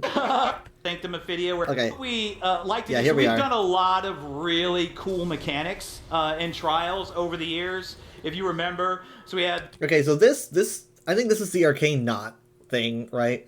So watch what's going on in this clip. The spreading poison. Maybe not this clip, but around here. Sanctum Ophidia, where everybody likes to poison their friend. Okay, here it is. It looks like someone grabs the Arcane Knot, and you need to like go back. Maybe it's like the trial is a big line or something, and you go forward, and then you need to like just go back. And maybe it's not a line, but it's like a reach the destination, grab this thing, and go back. So it looks like they move really slowly. In this case, it's a tank, probably like main tank, who knows? And you need to like protect them. Like it's like a protection mission. It's a defense mission as a trial. At least that's what this looks like. I'm guessing it's probably not a line, because it's probably more like a loop, because you need to fight enemies, right? But it's definitely like a defense mission. You get like an aura. So it's definitely different. That's what he means by like you have to grab it and return it. From what I'm gathering, people at this celebration, they've played Lucent Citadel. I saw footage of people going through it. They could definitely tell you more. I'm just working off of what I see here. Have the mage with the super sun. Okay, so let's go back to 112. The goal, and what that does is that allows us as encounter designers to free up and do new and cool ways to challenge you guys. I would love if we could show off some of the rewards Yes. we can get from the trial. Again, it's pretty cool. We love to do our rewards, so there's some really cool stuff for the hardcore players that want to accomplish everything. We have that really cool mount that's shown there. Malcolm taking a pic. What's with the eye over her head? I wonder. I do like the skin's pretty nice though. It's like the glowing threads of fate, and the mount's pretty good when you see how it's like got like floating bits into its legs. Picture of it. You can mention that's a daily thing. Yes. The actual the body markings that you get in there are again Athelia theme. Okay, so the body it's markings. almost like there's a theme throughout the entire chapter. Yeah. Almost like we planned it that way. Some really cool armor for the Lucent Guardians that are in here. So yeah, the rewards again are we go into our team and saying, hey, this is kind of what we want, and they just knock it out of the park every time. I know your team also really loves to watch Oh, yes. groups running through the trials and everything, figuring out the mechanics live on stream. Absolutely, absolutely. That's actually one of the most fun times we have when PTS and when it goes live, is to jump in and say, okay, this group's doing this trial, this group's doing this trial, and we do that. We actually make a drinking game out of it. For every wipe, we all take a drink. I'm kidding, we don't do that, and you should never do that. That would not end well if you try to do that. But as a side note, can I come join and we can see how many scribing abilities Absolutely, are in the we trial? can absolutely do that. Yes. Nice. We'll drink for every person that uses a scribing ability. We will die. Yes, that might be true. That might be But we will die. Yes, that might be true. I don't think we should be encouraging this. Gina's nervous. She's like, guys, this is all dangerous. Because there's not a bar right there. There's not a bar right there where everyone is partaking in some apple juice right now. PR's over there like, please stop. All right. So we're nearing the end of our list. We are at number 9 for those keeping track. Oh, boy. Something we mentioned back in January during the global reveal was the opportunity to change the color effects of some existing abilities. And we know that's something that the community was really excited to hear more about. Okay. So yes, they're gonna talk about the multicolored abilities. I know, like, everyone's looking forward to them. I'm really looking forward to them. But to my knowledge, because I was listening to this earlier, again, like for the second time. This is my third time listening. Like, I don't think they explain really, like, if they're only allowing like 2 different options. If it's like a morph, like, hey, you can have red, like this in red, or this regular, or if it's going to be like you get a few options and you get to pick one. I don't know. I wouldn't expect anything too like intricate. I wouldn't expect like red, orange, green, purple of one ability. I would honestly just get my hopes up for like just like an alt color. Be like, oh, you can have it in green if you want. They're going to be adding more, they said, in the future as time goes on. But, you know, I think they said they're starting with 22 colors, and they're giving it to like what I assume they're going to be giving it to like more popular abilities. But they do have some footage, so check this out. So, Kira, what's one of your favorites that has come out of skill styling? Oh, that's tough. There are so many great ones. There are 22 that are coming out in Gold Road, but I have to go with the Amethyst version of Wall of Elements. It's such a cool ability to start with, but then having that cool purple going, so with my green for the Arcanist and the purple for the Wall of Elements, it really makes me imagine that I'm Maleficent as I do my little thing. It is pretty cool. CJ, what about you as Mr. Art Director? Yeah, my choice is Meteor from the Mages Guild line. It's already a really cool effect, this big blue ball of flame that comes down and obliterates your enemy for you. But if you've ever wondered what it might look like if that were an actual meteor and it were red flame, there you go. You can now switch it up. Absolutely. Yes. Finn, I'm going to put you on the spot here. Do you have one that you have enjoyed? One of the new color effects? I mean, both Wall of Elements and Meteor were kind of my favorites. Yeah? So, yeah. Barrier's pretty sweet. Which one? Barrier? Oh, yeah, Barrier's really cool, too. Yeah. Yeah. So, we don't have... Do they mean like barrier like from the like alliance abilities? Because I use reviving barrier. I wouldn't mind checking out a new color for it, to be honest. You know, it's like one of my favorite abilities in the game. I have like buffed that thing to hell and back. Like visuals for those, but it's okay. I like doing everything in necro colors. Yeah. But but Gina, you've put us on the spot this whole panel. I want you to tell us what your favorite thing is. What you're looking forward to the most. Okay. I will wrap things up with number 10. This is going to sound a little cheesy, but I would have to say I am excited about all of you and everybody online being able to just experience the chapter, finally. Here. You know, I mean, seriously. Yeah, it's for them. I mean,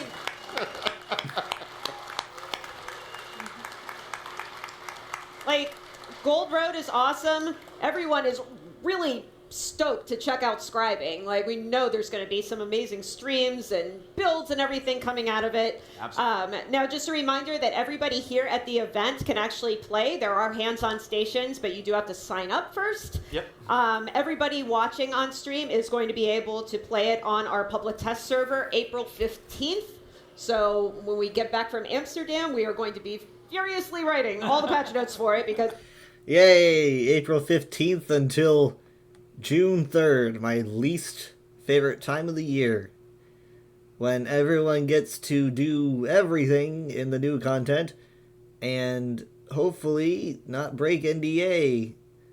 I mean, there's not even an NDA. I mean, like, technically they can say whatever they want. It's, you know, not a big fan. I kind of wish they restricted. I kind of wish they, like, vetted PTS. I know it sounds elitist. I just want them to be like, you know, you have to sign this, and and you just don't talk about it. Because, you know, the fandom did a really good job last year, though. They did a really good job. Only one person slipped up in my experience. And there was an accident. But it was a big slip up. But yeah, it's just like, just please, people, like, you know, love your fellow fans, do the content, report glitches and bugs, and please, any lore issues, but, you know, like, just keep in mind that a lot of people like me don't do the PTS, because I save it for official release, because then I can do it with my family, so I don't like the month and a half that we have to wait, but, you know, this fandom's pretty good about it. I just don't like having to wait so long while knowing that people are doing content. But most people just care about the scribing anyway. They are absolutely not finished yet. And this build, how old is this build?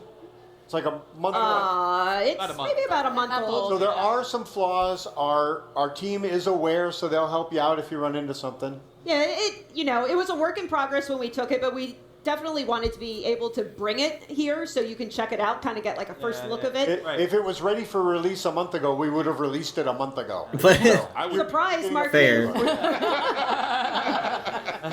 Yeah, so as Finn mentioned and talked about a little bit, you know, we love watching the streams when we hit PTS because that's really our opportunity for the whole dev team to really watch it and see people experiencing this stuff for the very first time. Oh yeah, that. When the PTS is out, I have a hard time rating because I don't rate into PTS, and I'm always looking for people like, no, they're doing PTS. I'm sorry, I'm not rating you. Because, I don't know, I try to, like, you know, so that's another thing I gotta look out for. And there's just really something special to be able to see that and witness it live. It's the beauty of the internet, right? It is. Yep. Well, it brings us together. It brings us together, and with over 4,000 unique skill combinations for scribing, we're looking forward to seeing you all use as many of them as possible. 4,000. You say that more dramatically. That's, I know. 4,000. Hey, I just like day one so I can get all you guys to help me with those world event achievements. There you go.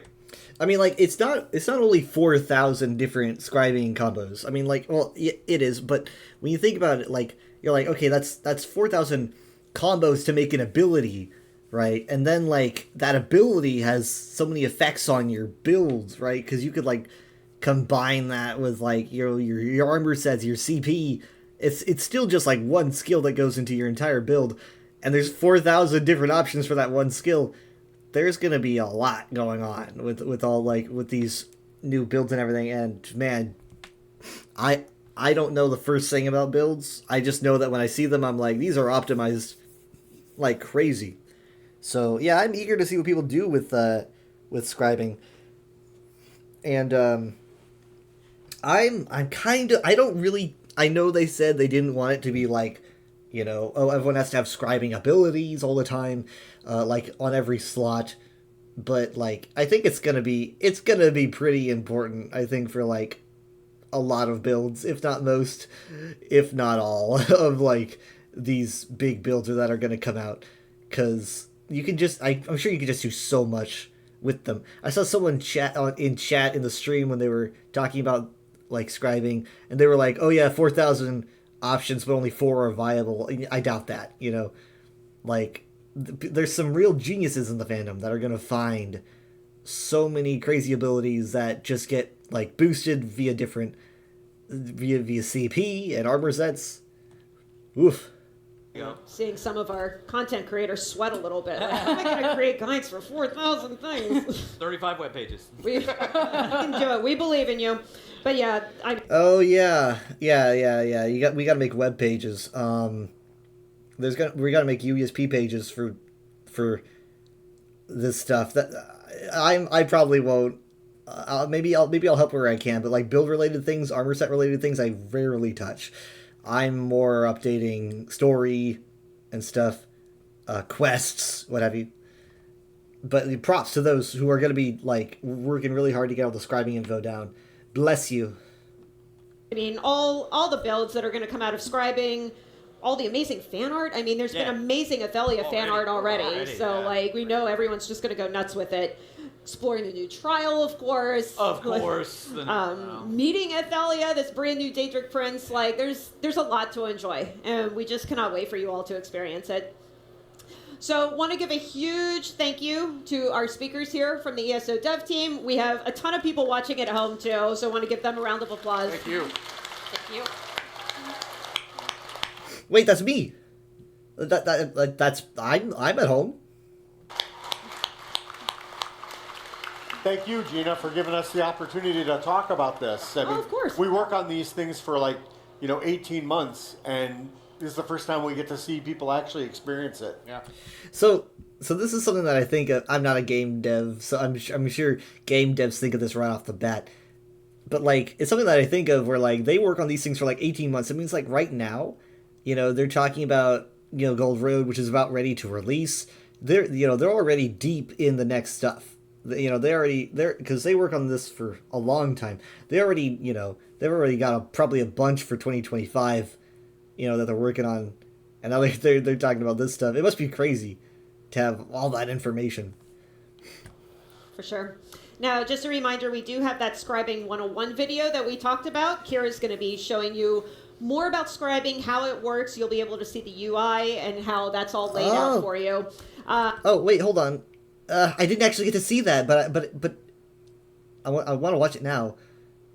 Oh god, I want to watch it now. Hold on, let me see. I didn't actually get to see that, but it is right here, and it goes on. It doesn't look too terribly long. Yeah, I'm interested. So let's check out scribing. Fair warning, I won't understand a lick of it. All right, so here we. Oh my goodness, this honestly looks like the console menu, kind of. It doesn't really look like the menu for PC. So let's keep going back a little bit. Okay.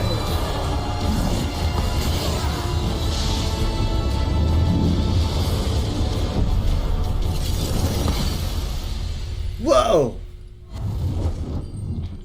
Honestly, I can't wait to jump into the prologue quest myself. That looks amazing. In addition to that, we'd also like to remind you that our free play week is happening from now until the 9th of April. So bring your friends and show them around Tamriel. There's never been a better time to dive into ESO, and to top it off, there are several sales happening up to 75% off. There's so much going on with ESO right now, and so much to look forward to. So speaking of, coming up, we'll be diving into the origins and history of ESO, so stay tuned because you will not want to miss that. But before that, we have a little something extra for you all. We know you're all excited to hear more about Gold Road and what's coming with the scribing system. So here's Kira Slit to give us a closer look on what awaits us this June.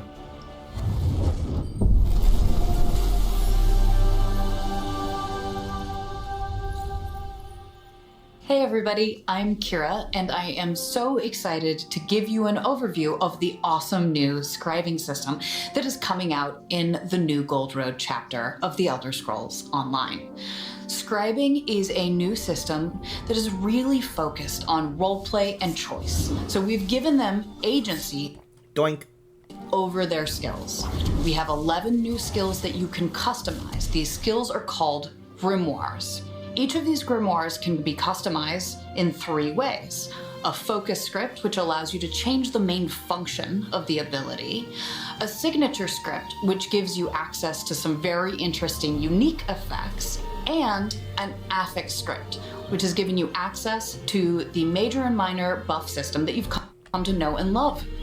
I think they used to call it a tertiary? No, wait, that's probably later. Okay, so focus, main function, signature script is unique effects. Affix is gives buff or debuff. I like the icon there at the top. But let's talk about how do you get access?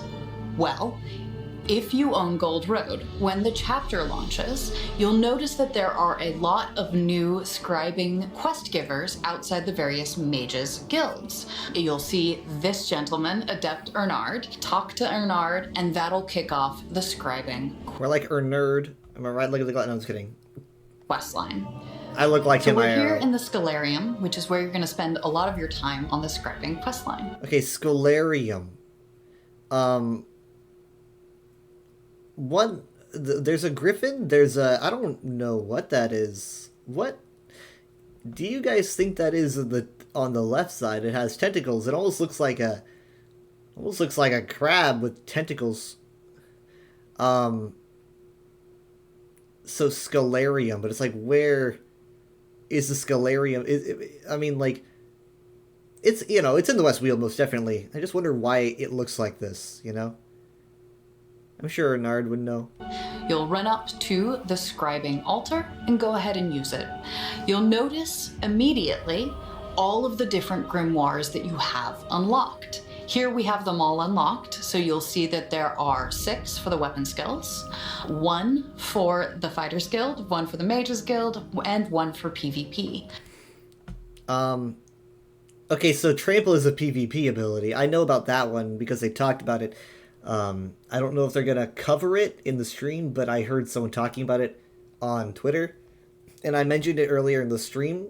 If you guys don't want spoilers for scribing, then, you know, feel free to mute me or run away. But Trample, I think you're going to be interested in, because apparently, according to, I think it was Jacobos Art, I think, on Twitter, he said that Trample is an ability where you get to, you can send your mount forward into your enemies.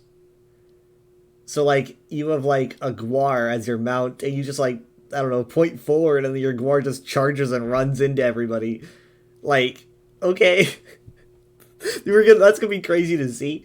Also, this name here, Ufsild's contingency. It says, imbue yourself with the magical runes of Ufsild. These runes trigger when you cast an ability with a cost, causing a burst of magic around you. So, Ufsild is the name of Shalador's wife. I don't know if it's just the same name, but I mean, like, this relation to the Mages Guild is, you know, it makes me think that she's got to be the same Ufsild. It just it'd be a big coincidence. I don't, again, no idea how she fits into it, but that should be pointed out.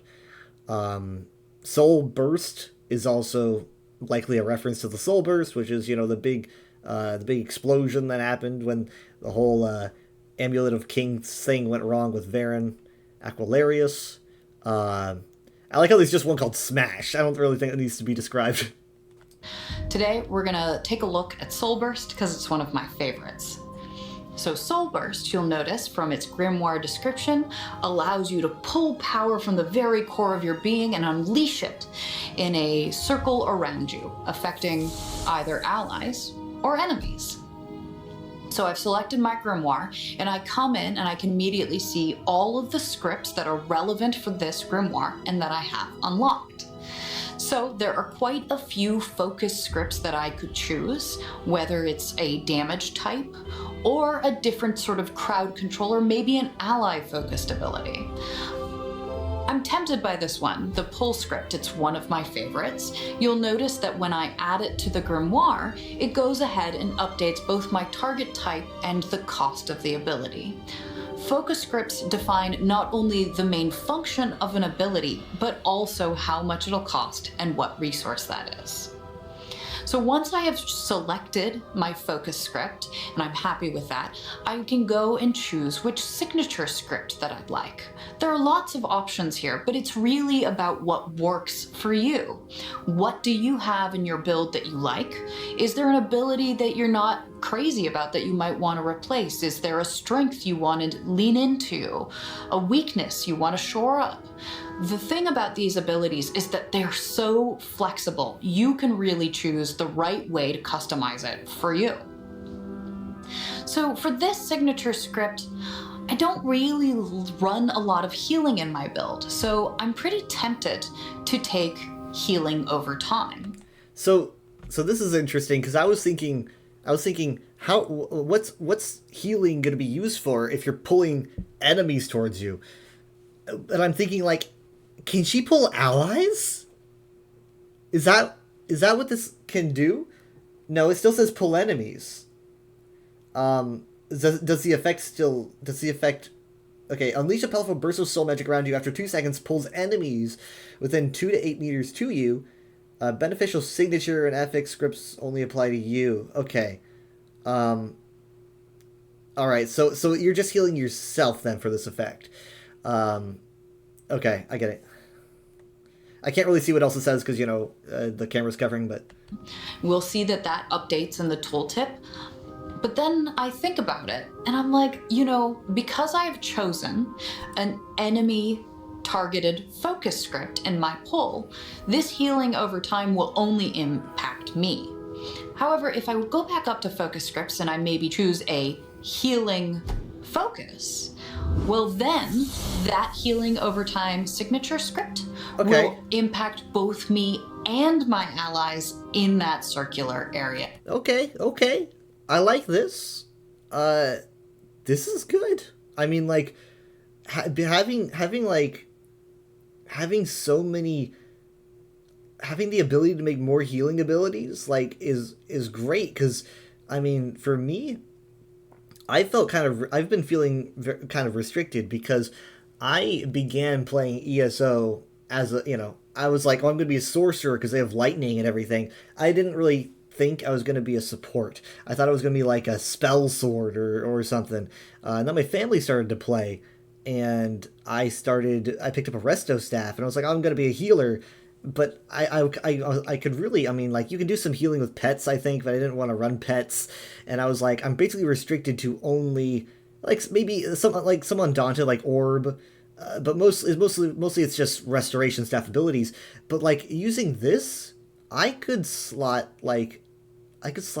so many different kinds of healing abilities that, I on any roll I could do this. And so I'm not, like, restricted to only restoration staff or the very few other abilities on other skill lines that are resto based. This gives me so much more flexibility, and I'm already thinking about, like, what am I gonna do with this? Do you get all these when you start, or do you, like, slowly earn these different scripts? I don't remember. I think collecting them could be fun, to be honest. Of effect. So there's some really interesting decisions that you can make. Do you want to have your build be a little bit more selfish? Do you want it to be more ally focused? And you can go from there. But you'll notice when I chose that healing focus, some of these signatures became unavailable. It doesn't mean that you can't still use them on this grimoire if you want. You just can't use them in conjunction with that particular focus. So we'll continue with building sort of our ally-focused ability. And I really like Expedition. Get a little bit of a bonus movement speed in there. Again, because this is an AoE, and this is ally-focused, this buff will also impact my allies who are in range. So now it's the time to make the thing.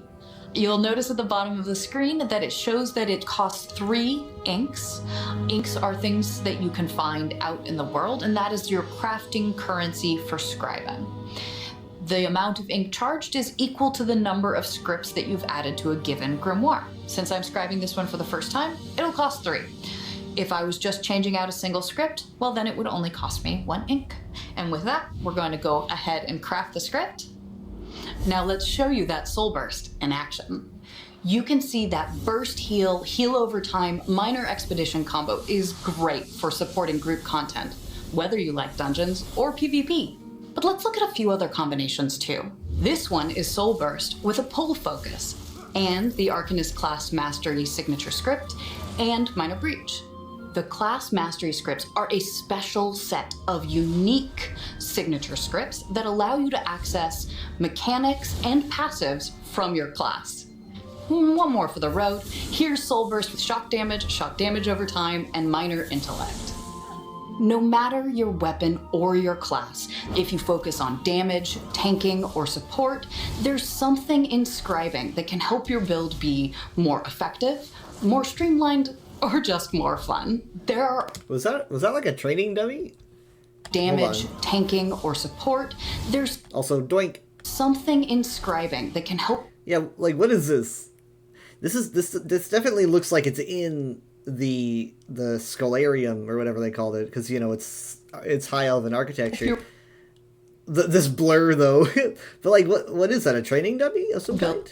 Do you get training dummies in there? I don't know. Be more effective, more streamlined, or just more fun. There are over 300 unique skill variations just for Soul Burst, and over 4,000 combinations of grimoires and scripts coming with scribing. So that's scribing. We're so excited to see what you all do with it. I can't wait to see what scripts you find out in the world, what grimoires you put them together with, and how they work into the various builds and metas that you create. Hope to see you soon on the Gold Road. This is gonna get out of control. I mean, as someone that doesn't even do builds and stuff, I never really messed with custom spells or what have you. Like, I'm even itching to mess with that, because I felt so restricted with my healing. I get some good healing abilities, and people say I have an okay output, but I'm like, I can only use Resto Staff and some other random stray abilities, but it's like, no, I'm gonna make some. I'm hoping that they're like pretty good, because like I really want honestly, like maybe I could even be less offense and more healing with more skills, because that would be nice. So yeah, I'm looking forward to that. I really like this aesthetic they got going on here. I'm guessing that's a Thelia that we see on the left shard, some Ayleid ruins. Underneath it, I'm not entirely sure what we're seeing on the bottom, kind of the bottom right-ish. I think that might be an edge of the glass thingy, maybe, or the Miramor incursions, but those are similar anyway. But yeah, I'm not going to go through everything, but I mean they do talk to some great members of the community. They later on discuss like the origins of ESO and like when they started making it, like I think like right after Oblivion, and like Todd Howard's like input at the beginning, and things like that. All very interesting. I was listening to it at work. There's some fun information there, but like because they said they started I think in 2007, and then in 2011 when Skyrim released, so much changed that they like had to update because Skyrim released and everyone was loving the UI, and I think they added like obviously Skyrim added lore, but I'm not sure what the connections between the story teams were. So a lot changed. They were like, we need to change a bunch. They changed, I think, a lot of the gameplay too because of how well received Skyrim was. So like 2007 to 2011, they had to change a bunch of stuff that they worked on during that time. And so then 2011 onward, like three years I think before release, they had to change a bunch, and they did a good job. I mean, I know it had a rough start from what I hear, but when Tamriel released and things started to improve. This ain't Texas? Like, who said it was Texas? Did I say it was Texas? I don't think I said it was Texas. Oh yeah, then they end up talking about like you know, this beginning of ESO and the map of Cyrodiil they were given. They interestingly do make a connection between the Dawnwood and the whole jungled Cyrodiil talk. They end up making a reference, like connecting the two, because they talked about jungled Cyrodiil and they were like, oh, but that's happening now. And I'm not sure if that was like a joke or if that's actually related, but I'm interested to find out. That's a whole other topic. Don't get me started on that. But yeah, this was a great look into what's coming up in a couple months now. Yeah. Okay. So, I did say I was going to move to do some Overwatch, but I am going to first, before I do that, don't run away yet. I'm gonna find someone for you guys to run away to. Before that, so let me see if I can find a good ESO streamer so that you guys can get your drops. I just pulled up my Twitch. Let's see here. I think you guys, you know what? Cutenessness. I almost clicked raid. I don't want to raid yet. I'm gonna do a shout out again to Cutenessness, who I was hanging out with her earlier. We just so happened to meet at Nilthog, and we were grinding for a long time. Go visit her. She's doing ESO. You will get your drops.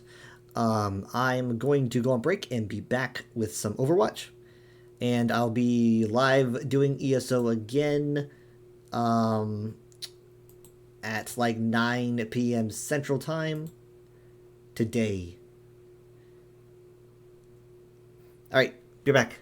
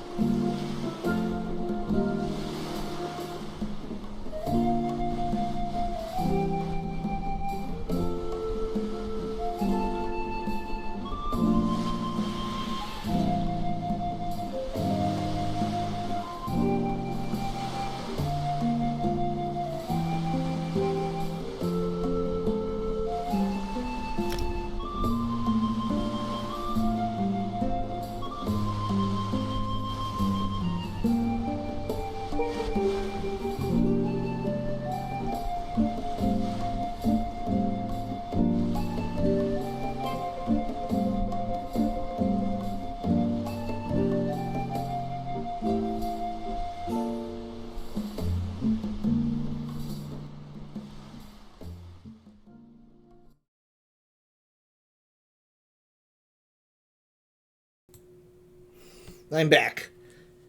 And bigger. Give it a second. Let's see, what kind of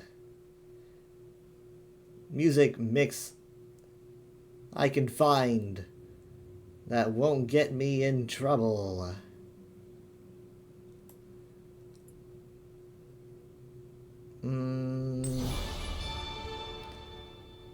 Congratulations to me.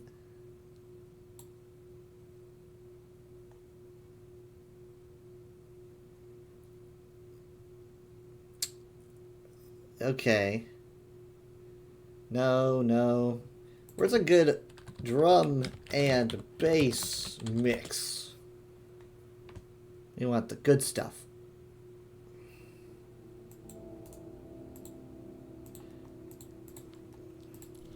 Oh wait, hold on. I want to do placeholder text. I still need some placeholder text to do. Don't have a lot of hope for the queue times, to be honest, but oh, would you look at that?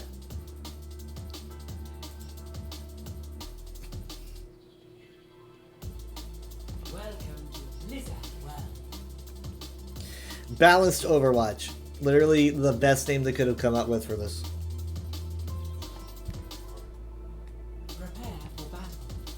Alright,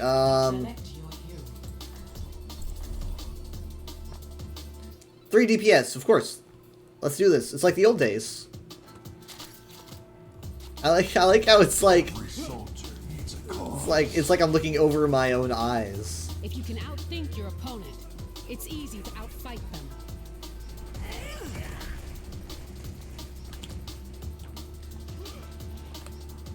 Things were a lot simpler around Robin's banks with the deadlock in. It's never boring around me. Oh yeah. After all we've seen, how could you not? I got a short memory. Except when I'm old. What? It's never boring around me. Wait, no, hold on. Do I have... Let's make it fun.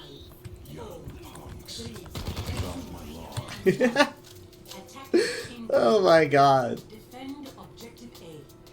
Wait, no! Back.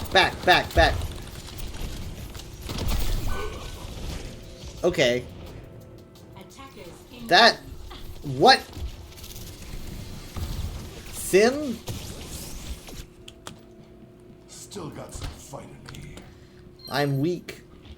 I don't know what the the symbol means. You know, the enemy symbol, that shit like this. I don't understand that, to be honest.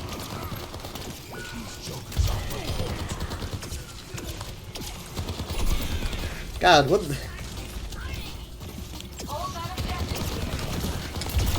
Got her!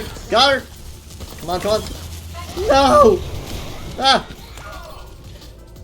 Well, oh no, he's gonna touch! Oh, that is it. Oh, I'm gonna swear. I'm just warning, you know, there's gonna be swears. I mean, not like in the second, but I'm gonna end up swearing.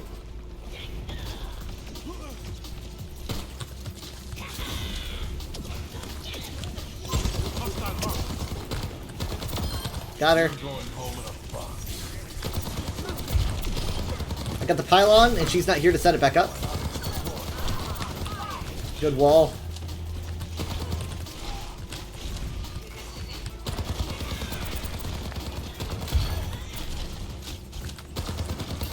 Ah. Oh my god, this little tiny Maga. I'm gonna get you.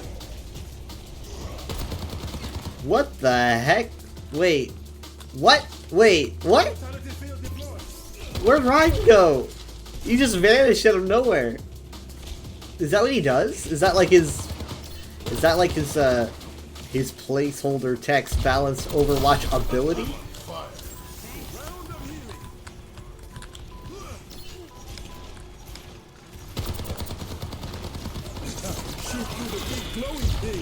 He's just like shoot through the big glowy thing. Ah! I should have known! I should have known! Go get them, Tiger. I kind of like that. Oh god. I kind of like that he says have a seat. That honestly that's not too bad. So Rein for the longest time, Rein just had he had hammer down for like whether or not he was on your team. He would say hammer down, I think, louder if he was on the enemy team, I think. And you would hear like a louder boom when he hits the ground. That's how it was for like so long. And then they changed it to, they actually gave him a line after so many years where he says for the Crusaders if he's on your team, which was a really great change. Oh god. Yeah, he just vanishes. What the heck? So honestly, if they chose have a seat, I wouldn't mind that. That's also pretty good.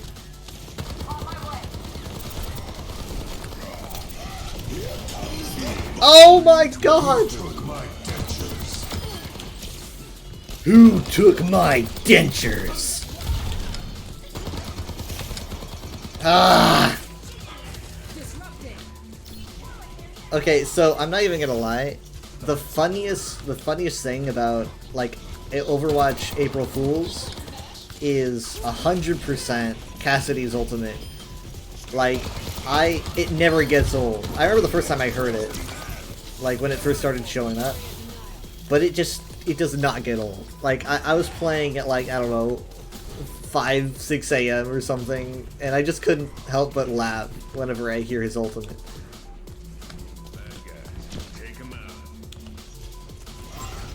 Go get them, Tiger. How does, like, what's that even like? Oh, our Rein, oh no. Why didn't he teleport? Ah!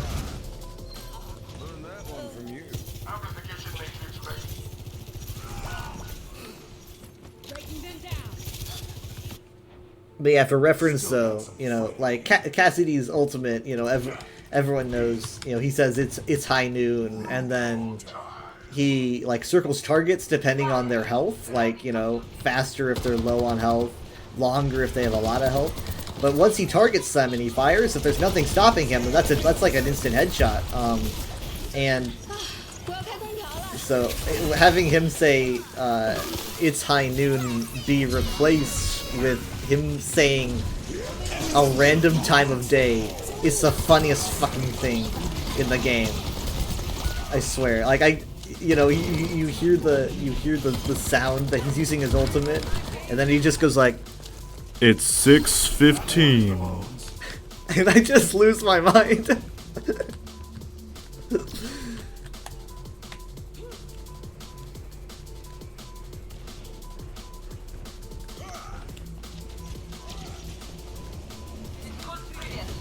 He says he doesn't, like, you know, he doesn't say what time it is depending on the time, but he just says like a random time each time. It is hilarious. Imagine like they got Matt Mercer in the voice booth to say like 13 different times of day.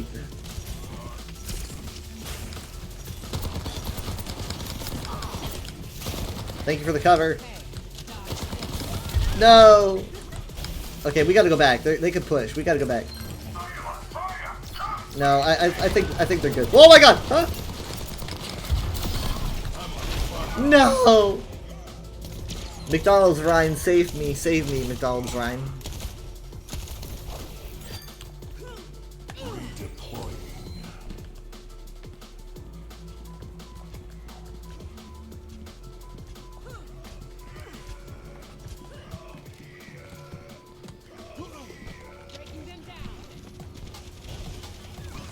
Alright, please don't come this way, don't come this way, don't come this way. Alright. Boom! Let's go! Let's go! Let's go! Oh! Did he say here comes the bonk?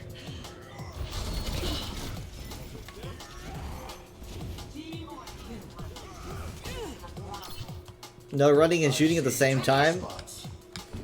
Big question marks from me. I do not know what that means. You see me?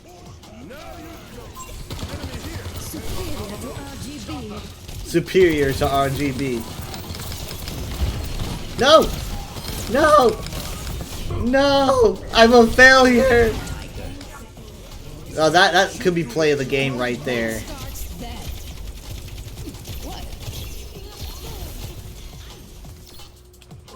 I rubbed some dirt on it. Let's go.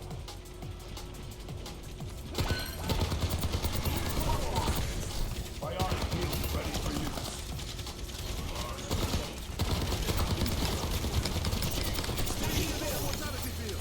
Do it? Check yourself or wreck yourself? Ah!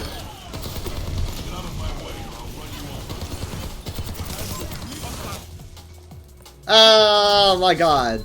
I could have sworn they were touching. I like how Sojourns is the inverse of what she always says, you know, like this ends here. Like that starts then. And she's like, what?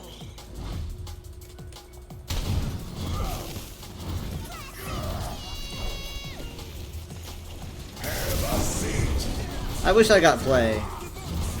But McDonald's Ryan deserves it. And then he dies.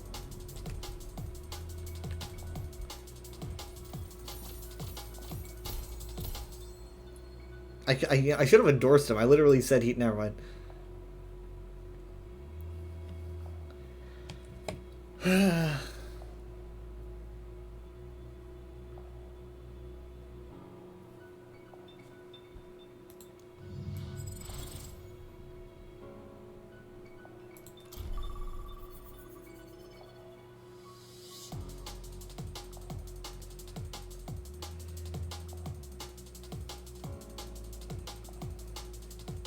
I really like D&B.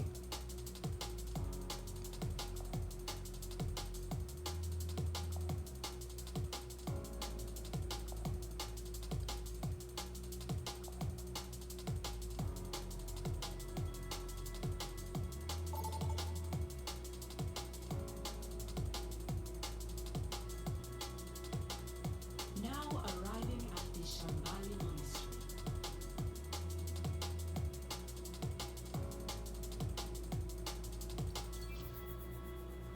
Prepare for battle. Select your hero.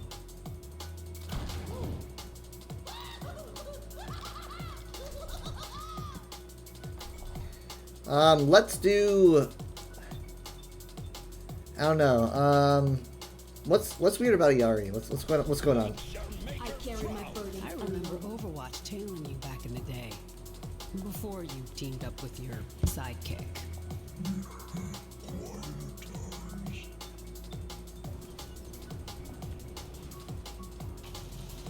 What about a turret that shoots smaller turrets?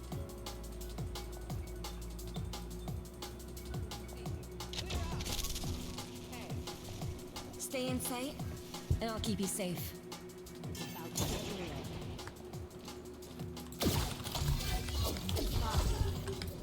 I don't notice anything. Not yet. I guess we'll see. I don't know, maybe something different with my turret? Oh, wait. What the heck? Wait.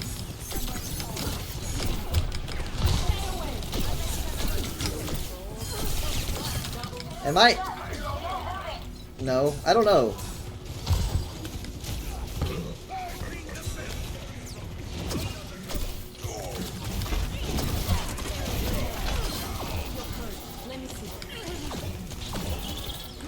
Hold on, stay close.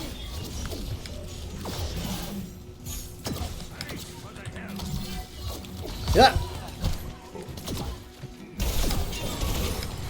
I want to see what she says for her ultimate. You know, I mean, like they have to record so many new lines because they're adding so many characters these days. All right, moving this here. We're gonna need it. Ugh. Okay, I can't aim.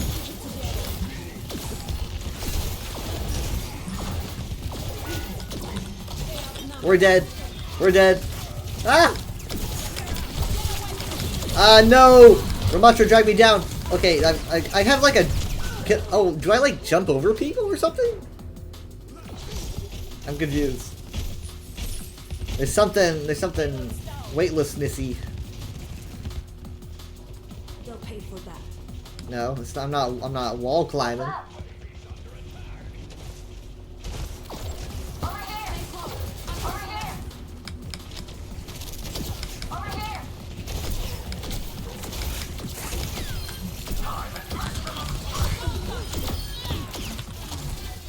Moving out, moving out.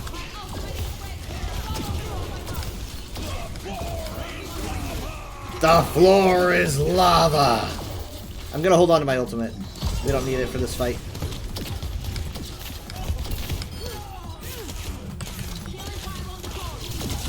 Ow! Hey! Bye-bye, bad guys. No! Am I a bad guy? Bye-bye, bad guys. Calculate. Come on, guys, you can make it, you can make it, you can make it, you can make it. Wait, you can make it, you can make it. Come on, come on, come on. Hey-yo! I knew they could.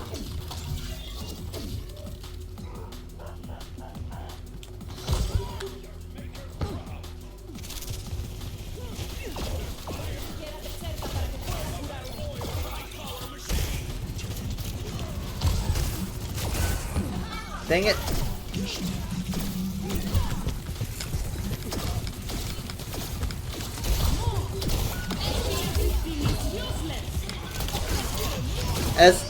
I don't know what that is. That sunscreen? SPF 15. Ah, my God. What's SPF 15? I'm not cultured enough to know. I gotta bet it's a sunscreen.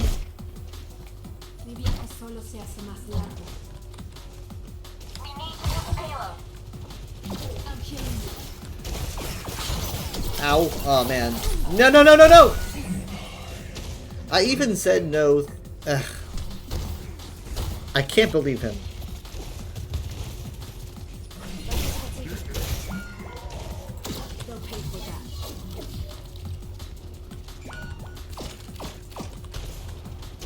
Okay, we're gonna get cornered here.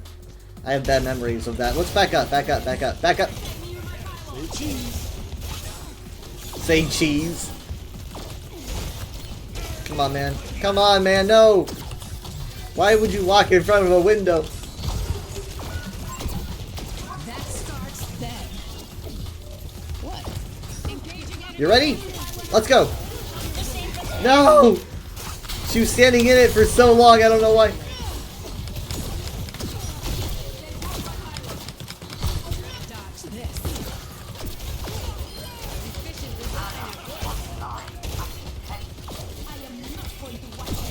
Cover, cover, take cover. Oh my God, take cover. Please, I need to reload. Cover. Ah, no.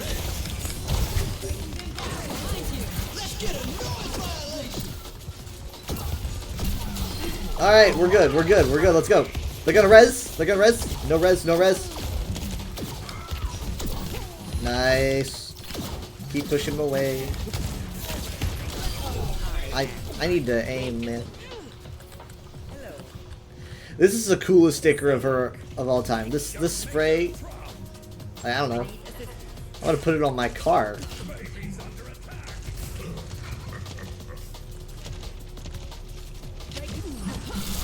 Oh my God! Ah! Okay, so that's what that does. My brain just thought of ram. Here we go!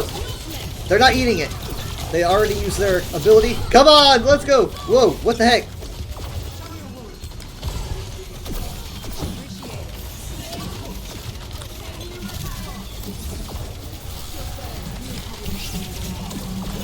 I'm gonna run out of heals. Come on. Alright. Do you have a nade? Oh God. Here we go!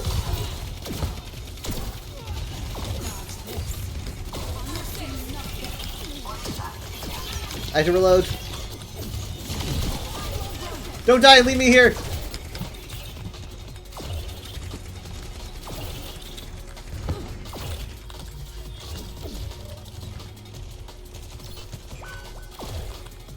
You haven't seen what I've seen.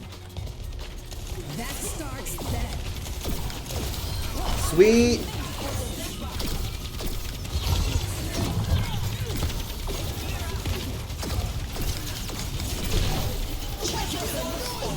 No, no, no, no, no, no, no. Come on, toss out some heals. Moving around. Yes, this good stuff, good stuff, good stuff. Ah, I could have thought I was going to get her there. No. What the heck? You're not on our team.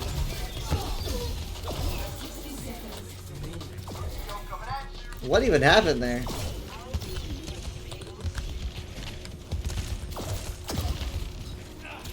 Come on, come on. Warning shots. Bye-bye, bad guys.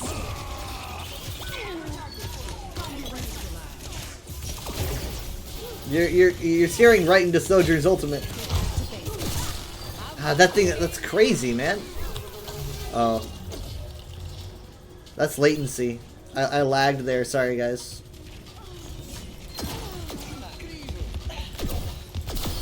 Ugh. Stay in range if you want my help. I am ready to unleash my ultimate. Oh, there's... Hold on, wait, here we go!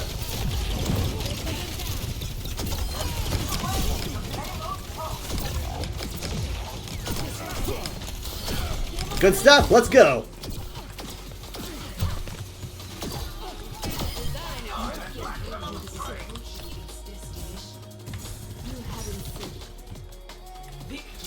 That was a good final fight.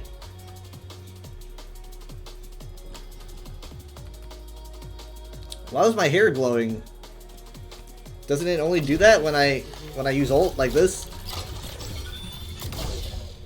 Just letting you know you made progress since last time you were playing the... Yeah, I can imagine. I can imagine you're way beyond anything I'm ever gonna get to. Why is this play... Oh well. I think I got that kill though, they just didn't show it.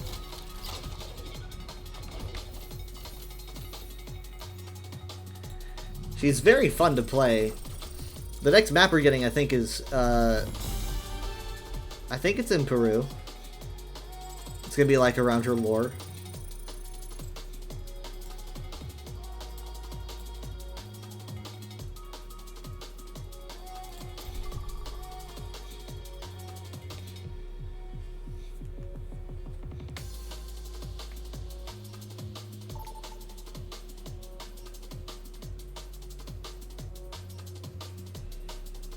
Welcome to Oasis.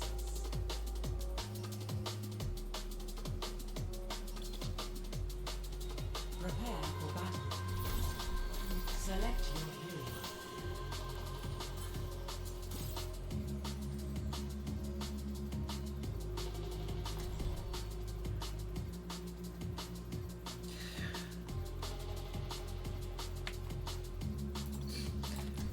They said, who is locked in?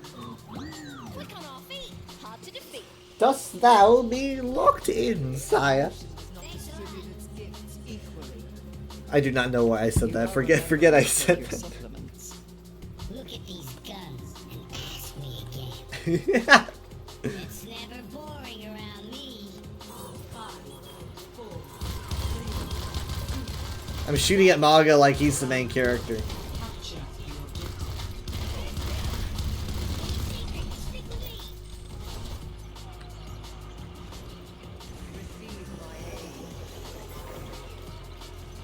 Wait, I just realized I'm in my turret form. I wasn't even thinking. I'm just in my turret form by default? Oh yeah, I forgot they made Brig big. Bigita. Yeah. Shit. Ow.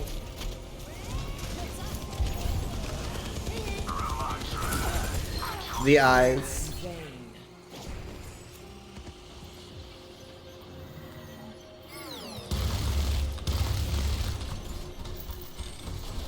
Okay, so do I still have bombs? I do. Okay. And this turns me into my regular form. It's just so weird. That honestly, it's so obvious that that would be his thing. I love it.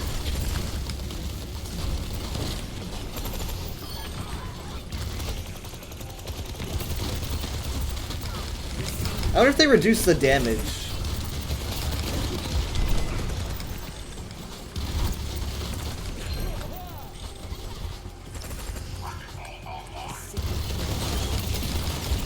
I think they did, yeah.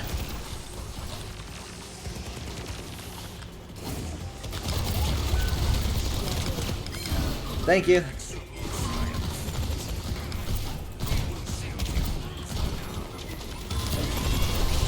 Ah! What the heck? Oh, does Bob just run away when he's used? Like does he do more damage when he hits people though? Is he like trample?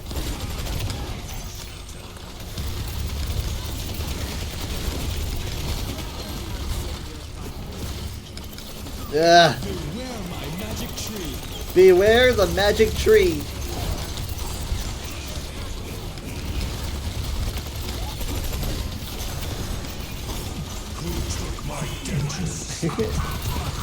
Come on, come on, we got him, we got him, we got him, we got him, we got him, we got him. I don't got him, I don't got him, I don't got him.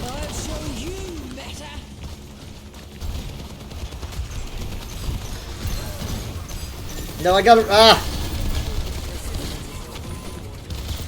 I'll show you, meta. Thank you.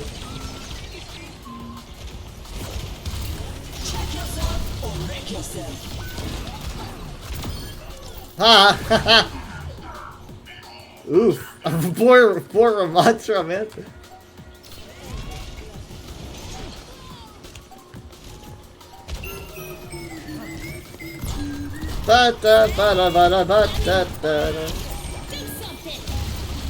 I'm sorry, did she say servant? And then correct yourself and say Bob? What?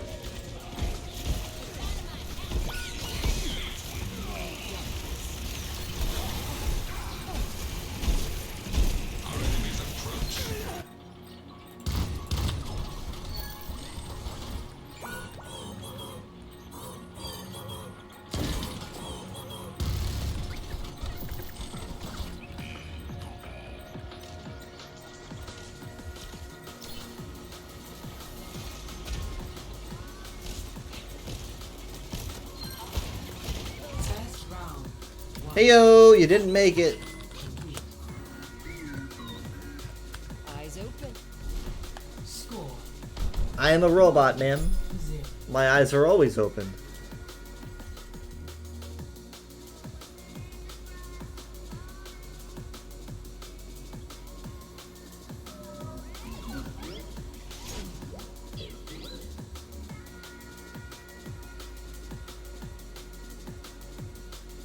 Are you lot ready for some bloodshed?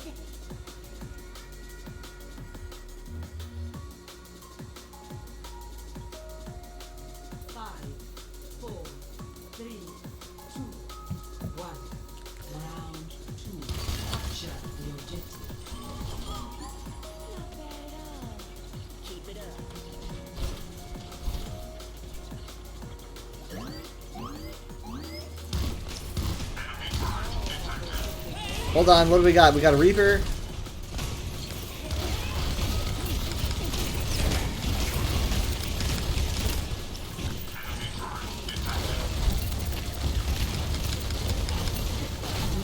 Come on, boom! Oh my god, what? An Echo with a turret on her head? No, no, no, no, no, no, thank you. It'd be hilarious if they gave Bastion his shield back one year. That'd be a fun joke. In pieces. Junker Queen gets some serious air. If you guys can just keep the fight going, you know, we're getting the percentage.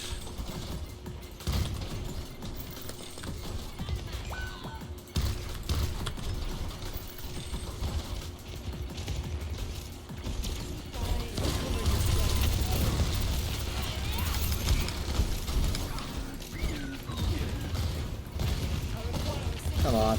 Come on. Yeah. Yeah. There we go. It's like a little mini ultimate.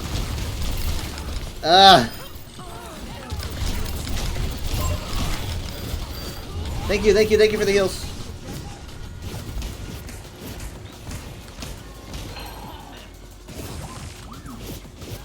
Thank you for eliminating my worst enemy.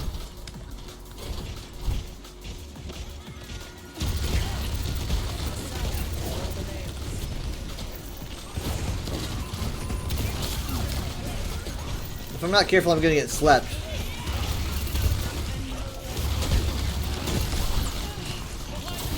No. Come on. Why did it have to be you? You're so hard to hit.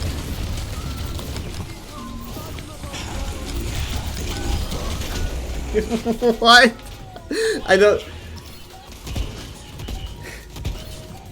don't remember that at all. Happy birthday. I almost got ult, so even if we lose this fight, I'm going into the next. Oh, okay.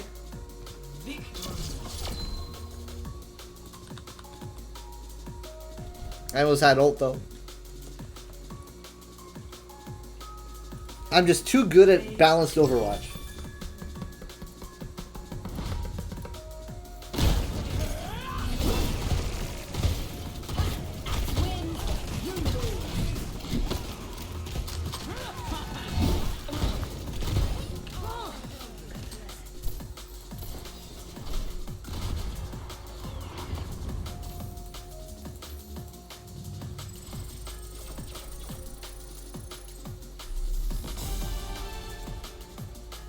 Okay, so I'm missing 15 out of 17. What am I missing? Okay, so I need to play tank hero, and I need to mitigate damage, and then I'm good. So I mean that's pretty much just, you know, that both goes with playing as tank characters. Here we go.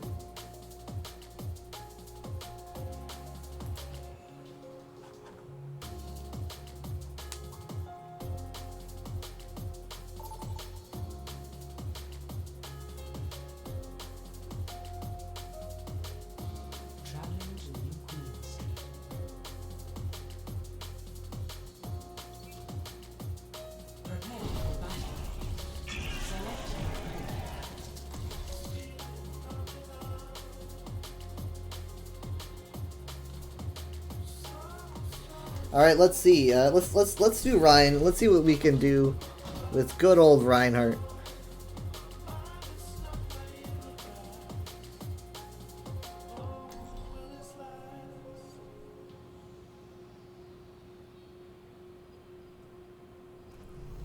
Together then strike them down.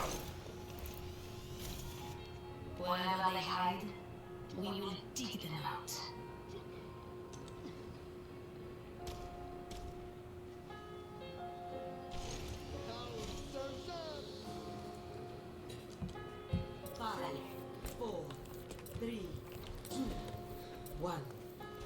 Objective unlocks in 30 seconds.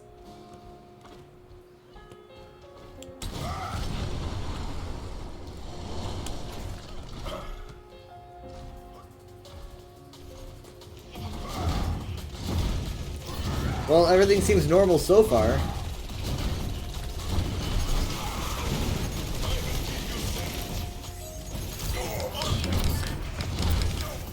Yeah. Not getting away.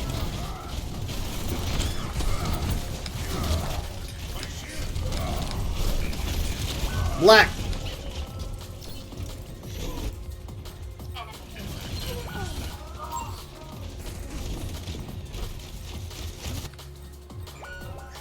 I've been knocked down before. They've taken Jerobo. Yeah, back in Overwatch 1, you only got one fire strike, if I remember correctly. and the charge was way less flexible. The charge was way more like you're just going forward. You're not turning or nothing.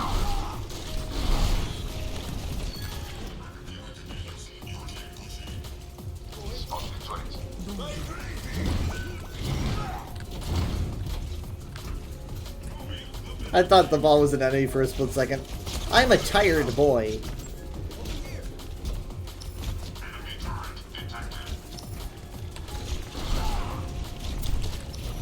Got some damage. There's the bad ball.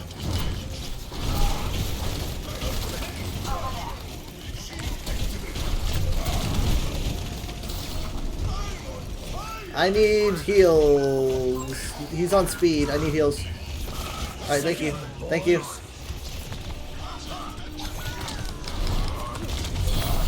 Ah! I stood no chance.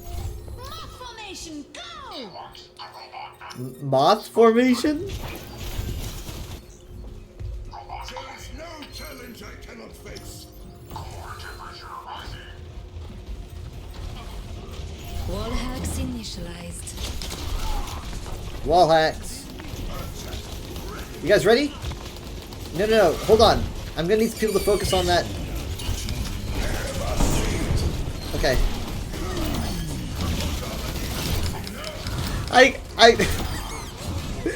Wrecking Ball says Wrecking Ball drops the mines and says, "Behold the children of Wrecking Ball." What? Okay. Behold the children of Wrecking Ball.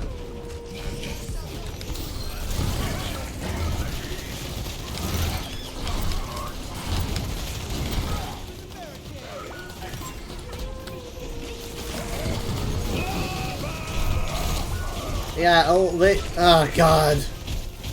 Total flank. Get thee lost. We need the robot back. Never tire of this. They have no boss. Watch out. Enemy turret ahead.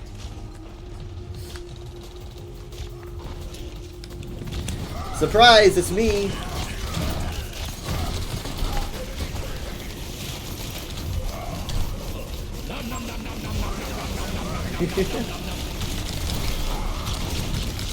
No.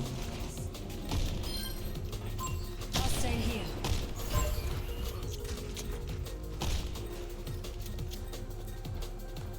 She had a sight line, but it was very chaotic.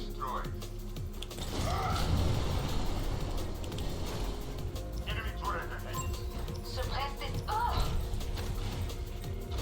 Formation, go!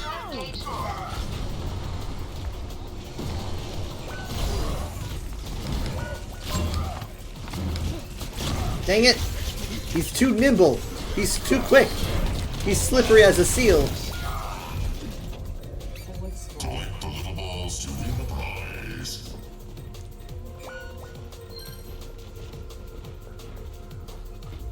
I can take more than that.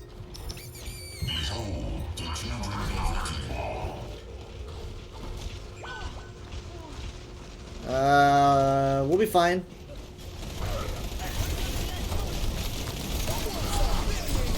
I do.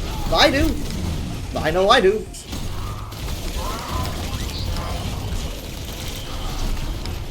Okay, maybe a little less speed and more heals. The odds are against us.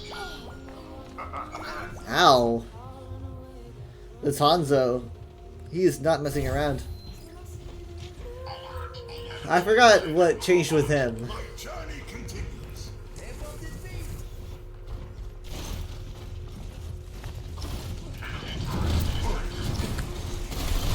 Alright. You guys ready for like a really big shatter? It wasn't that big.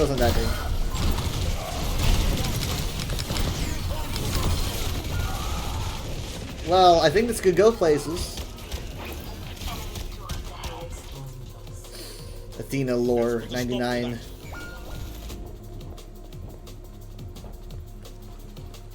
What's next? This is my favorite part. Very up.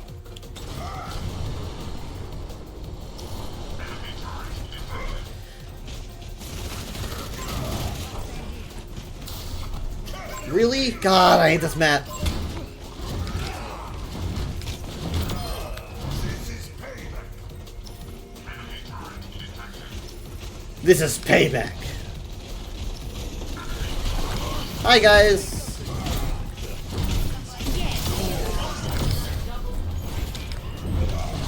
DDoS versus hammer to the face.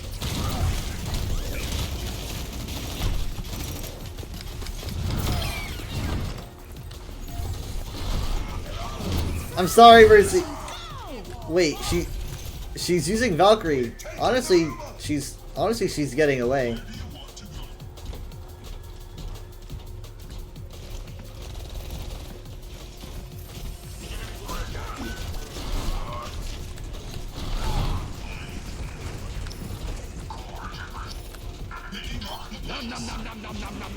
Ah, my God! Well, that's gonna haunt my nightmares. Okay, I'm screwed. I'm screwed.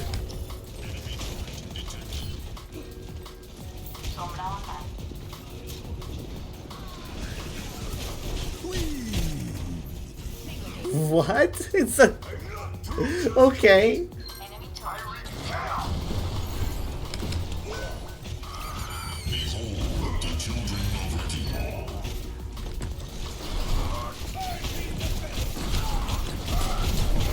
Ah!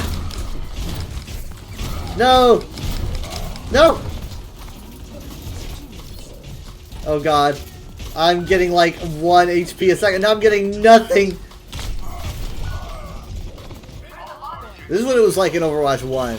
You know, it was like, oh cool, we have a support. You know, it's Lucio. You know.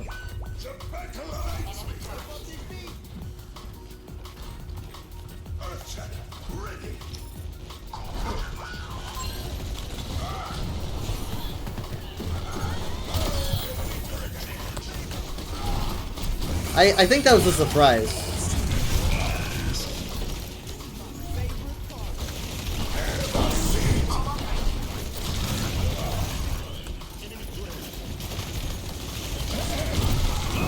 No! No, no, no! Ah! I'm gonna die, I'm gonna die, I'm gonna die. Ah, I'm gonna die! I'm an oracle. What do they have? They've got a Mercy at least. Formation, go! There is no challenge I cannot face.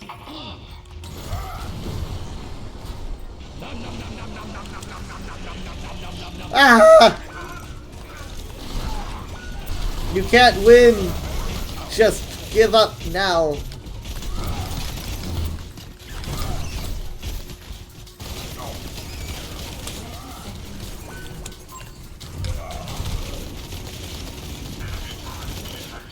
Fine, I'm going down fighting.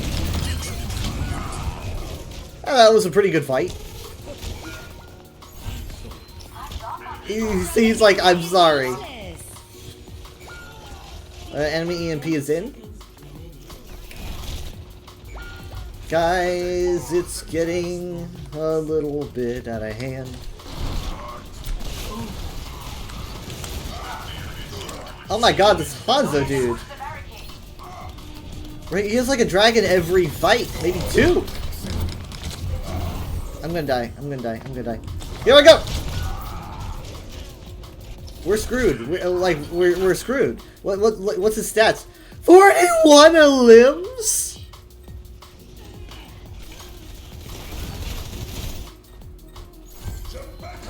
Wait. Come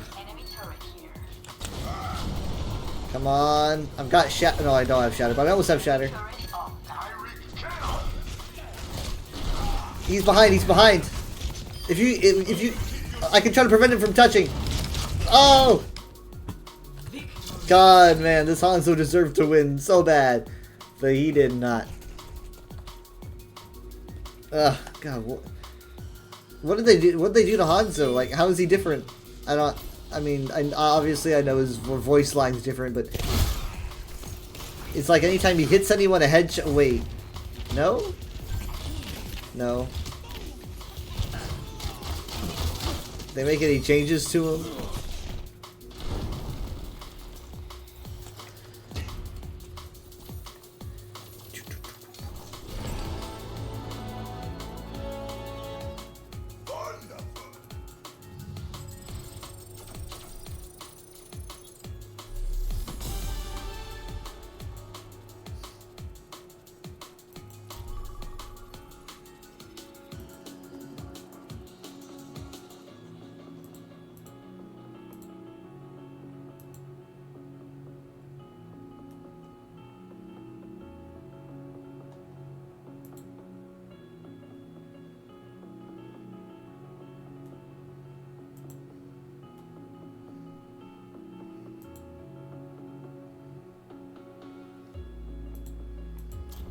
So Venture's coming out when the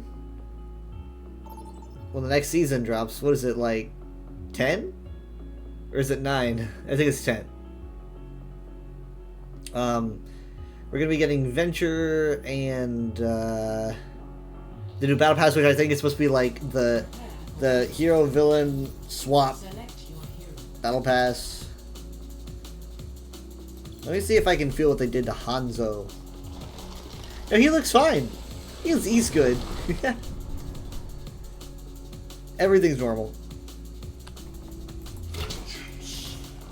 Mercy, yes, Mercy's getting a mythic. I'm sure you're excited about that. Evil Mercy. I was thinking Drizzy's gonna love this. Bloodthirsty Mercy.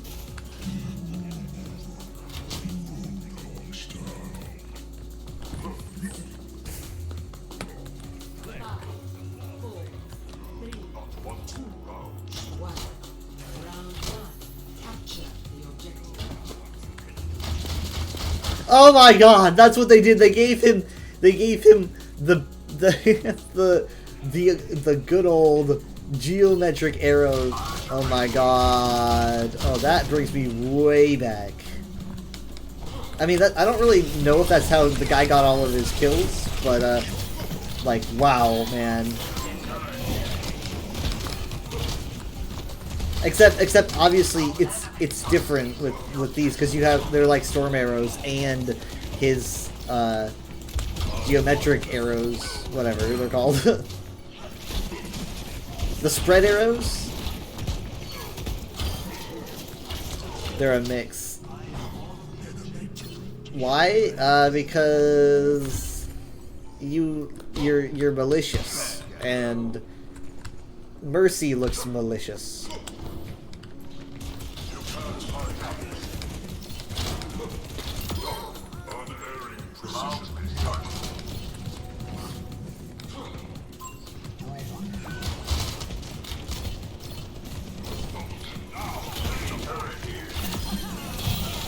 Oh. Blah! My bad. Now we got a Zen.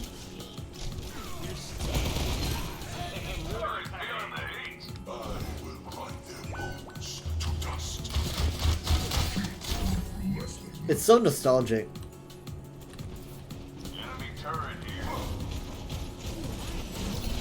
It's like a hybrid. No, no, no, no, no!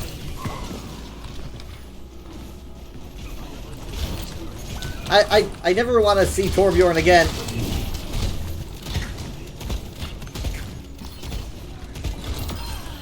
Honestly, not a great idea to be walking into a hallway around me, but I didn't have my arrows.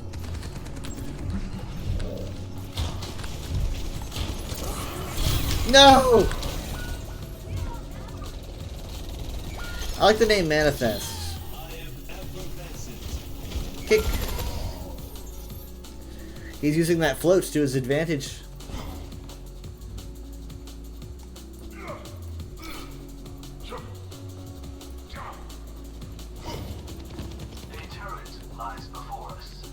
It is quite real.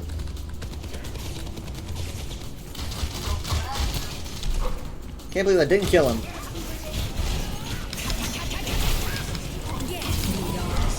Jeez, relentless.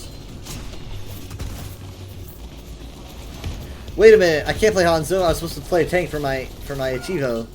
Oh well, I'll play tank on the next round. I just got carried away.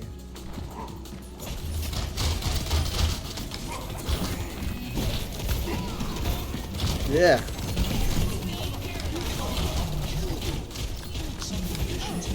You're unkillable. Some conditions may apply.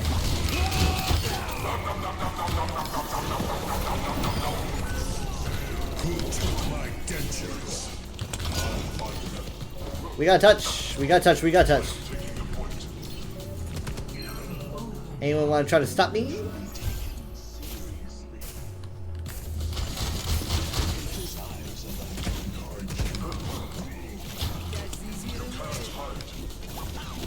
There she is.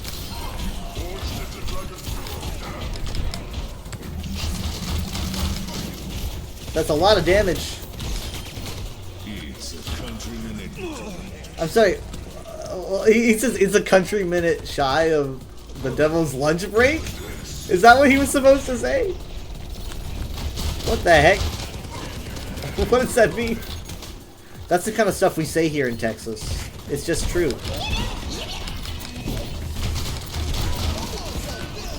Kiriko making a fox noise.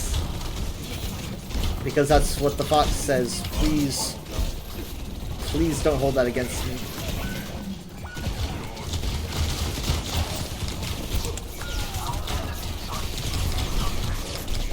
Y'all like, he just made a, what does the fox say reference? And he can't land his shots. Why am I watching this? Get DDoSed. Okay, now we go tank. I think that should count.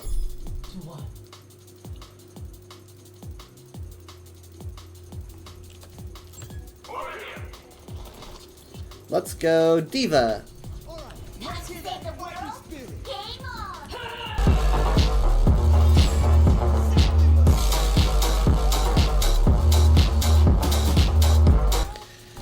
Yeah, as long as we're talking about old memes, I guess that was appropriate.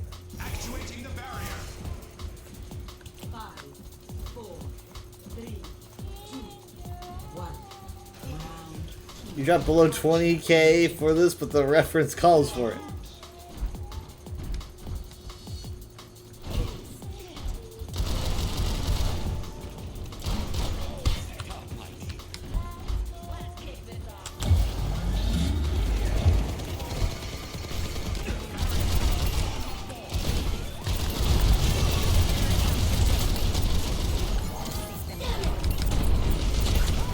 Two tanks in Overwatch? I can't believe it.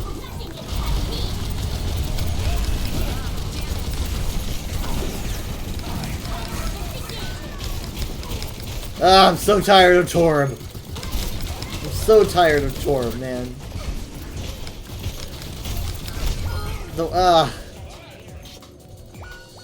I made it necessary. What the heck? Okay.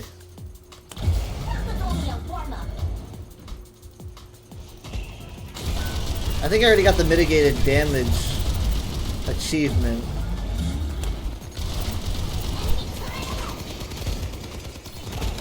But, just in case.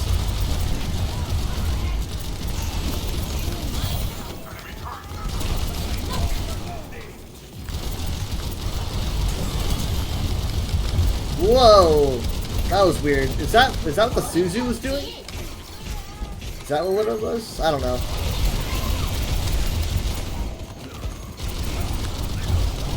Dive, dive, dive!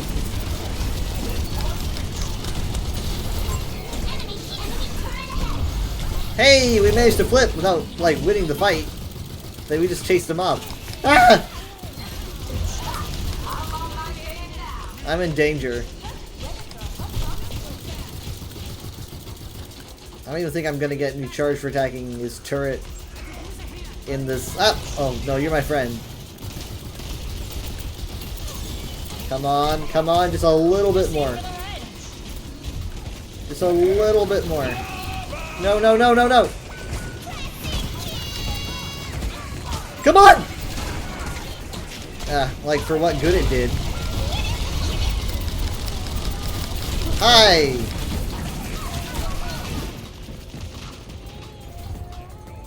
Yip yip! Yip yip!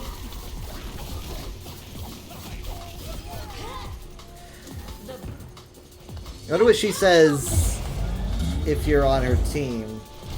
Enemy turret eliminated. Hold on, hold on, hold on. No! Flanking Queen! Oh my god. Alright, here we go. Pressing Q, pressing Q, pressing Q. Pressing Q! I hate my life. Eat this! I hate my life.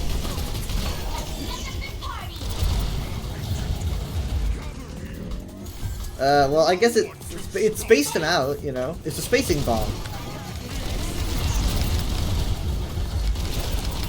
Nice, good kill, good kill. There can only be one. And it is me.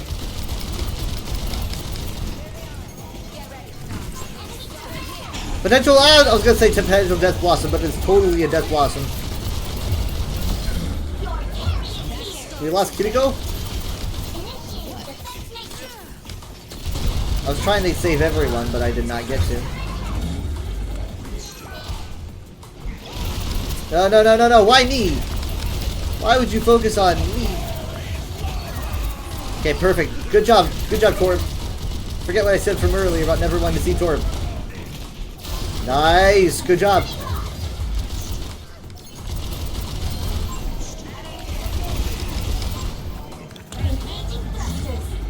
I need heals. I need heals.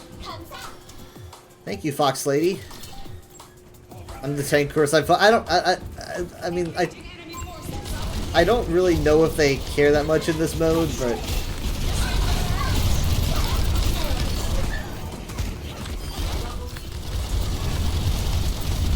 whoa! It also oh yeah, it also gives me low G. We're all going to die. We're all going to die.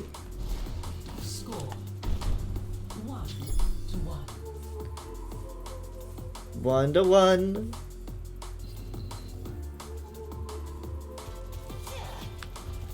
Don't be creepy. Hold your thumbs, and we'll get through this all right. Don't be creepy. Make your maker Kiriko, why? No, why would you treat me that way?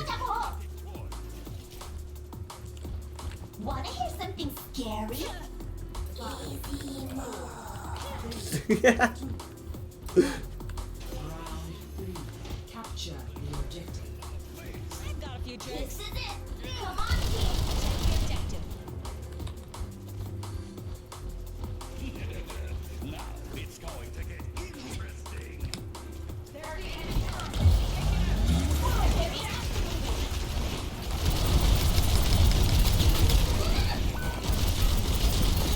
Come on, dive, dive!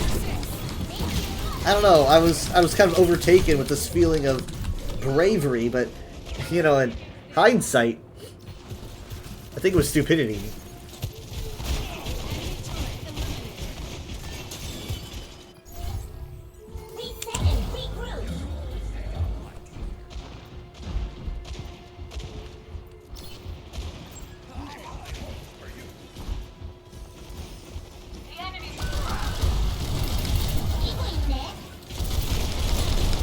Yep, he just runs forward and then he leaves. He's out. Bob is on vacation. Hi, I'm back up. What's up, man? Cassidy, my buddy, my pal. Man, I should have seen that.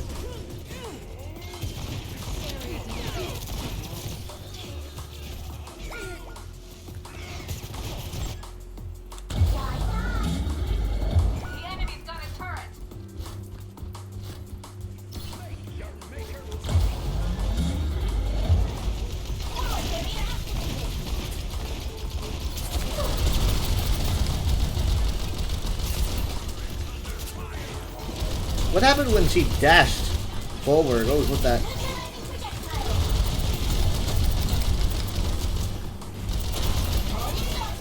Ah!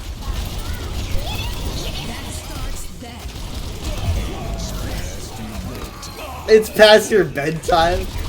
It's past your bedtime. No! Yes! Good. Good. Good. Good. Good. Good. Good. Alright. We are way behind though. I am very weak. Wanna hear something scary? She nodded like, yeah.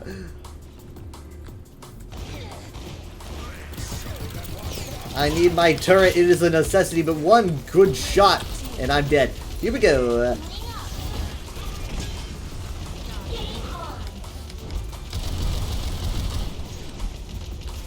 Let's see how long we can keep this going. Okay, we just lost a tank.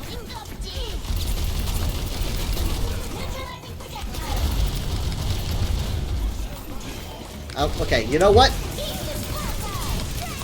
No! I got her! They got our Kiriko, we don't have any heals.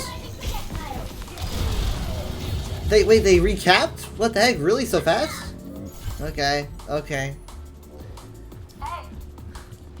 Does not bode well. Oh my god, Tiny Malga's here.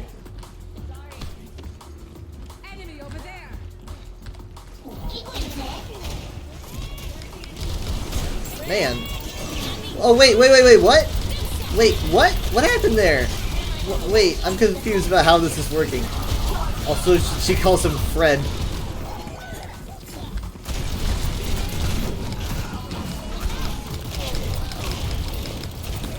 Well, let's go out with a bang. That wasn't like a pun or anything, I just, you know. GG. What if I gave it a good old shot? Wanted? The heck? What does that mean? Yeah. Not bad though. Not bad try.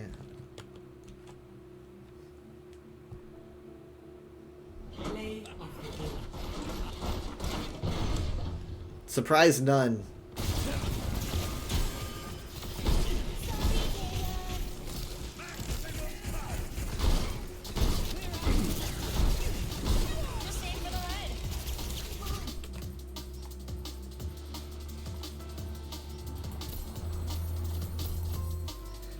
They had Ani and we had Adi.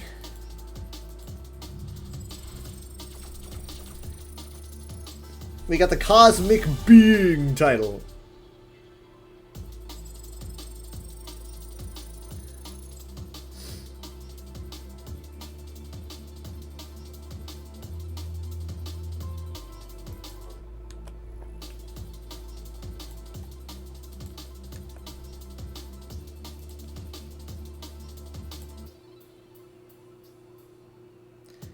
Come on, show me what I got. Show me what I've won.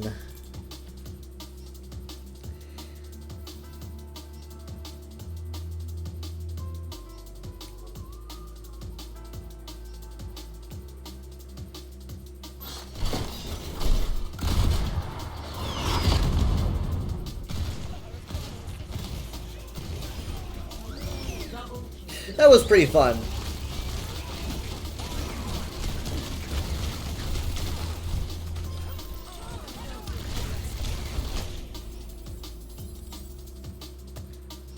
Because I'm just getting...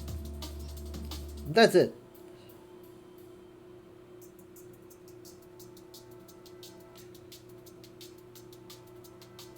I don't remember if I did all my endeavors in ESO. Reset time's in an hour, I think, though. So I'll do it after stream. Because I'm gonna raid in a bit.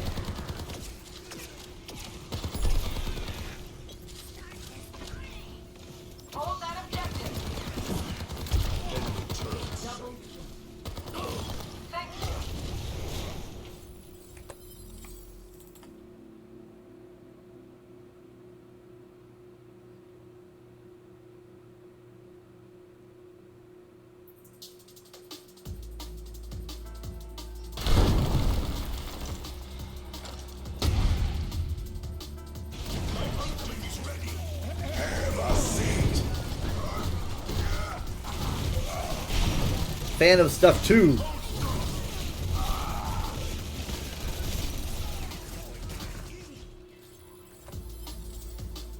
The Arari play is not much. There's not much going on there.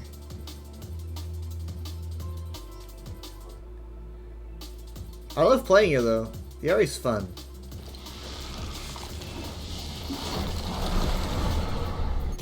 I find beauty in the simplicity. I'm a simple person. Oh, that was my Discord, sorry.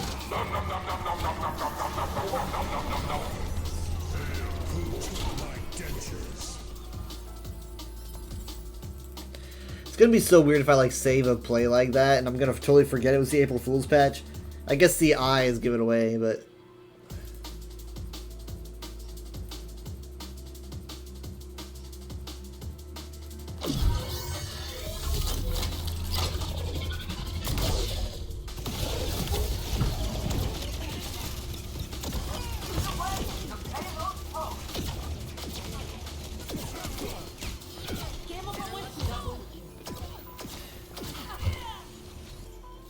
I think I got that Moira kill, but you know, that'd be too long.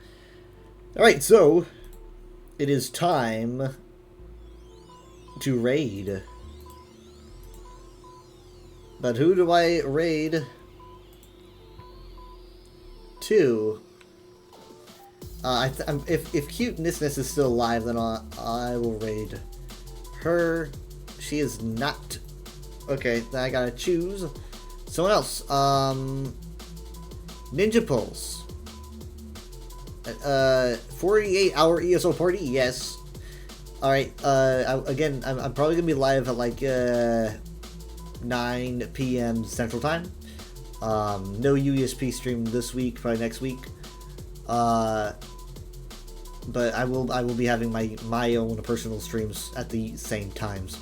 And then probably 7 p.m. Central on Sunday. If we time things right. And then maybe we might do some more No Man's Sky, maybe.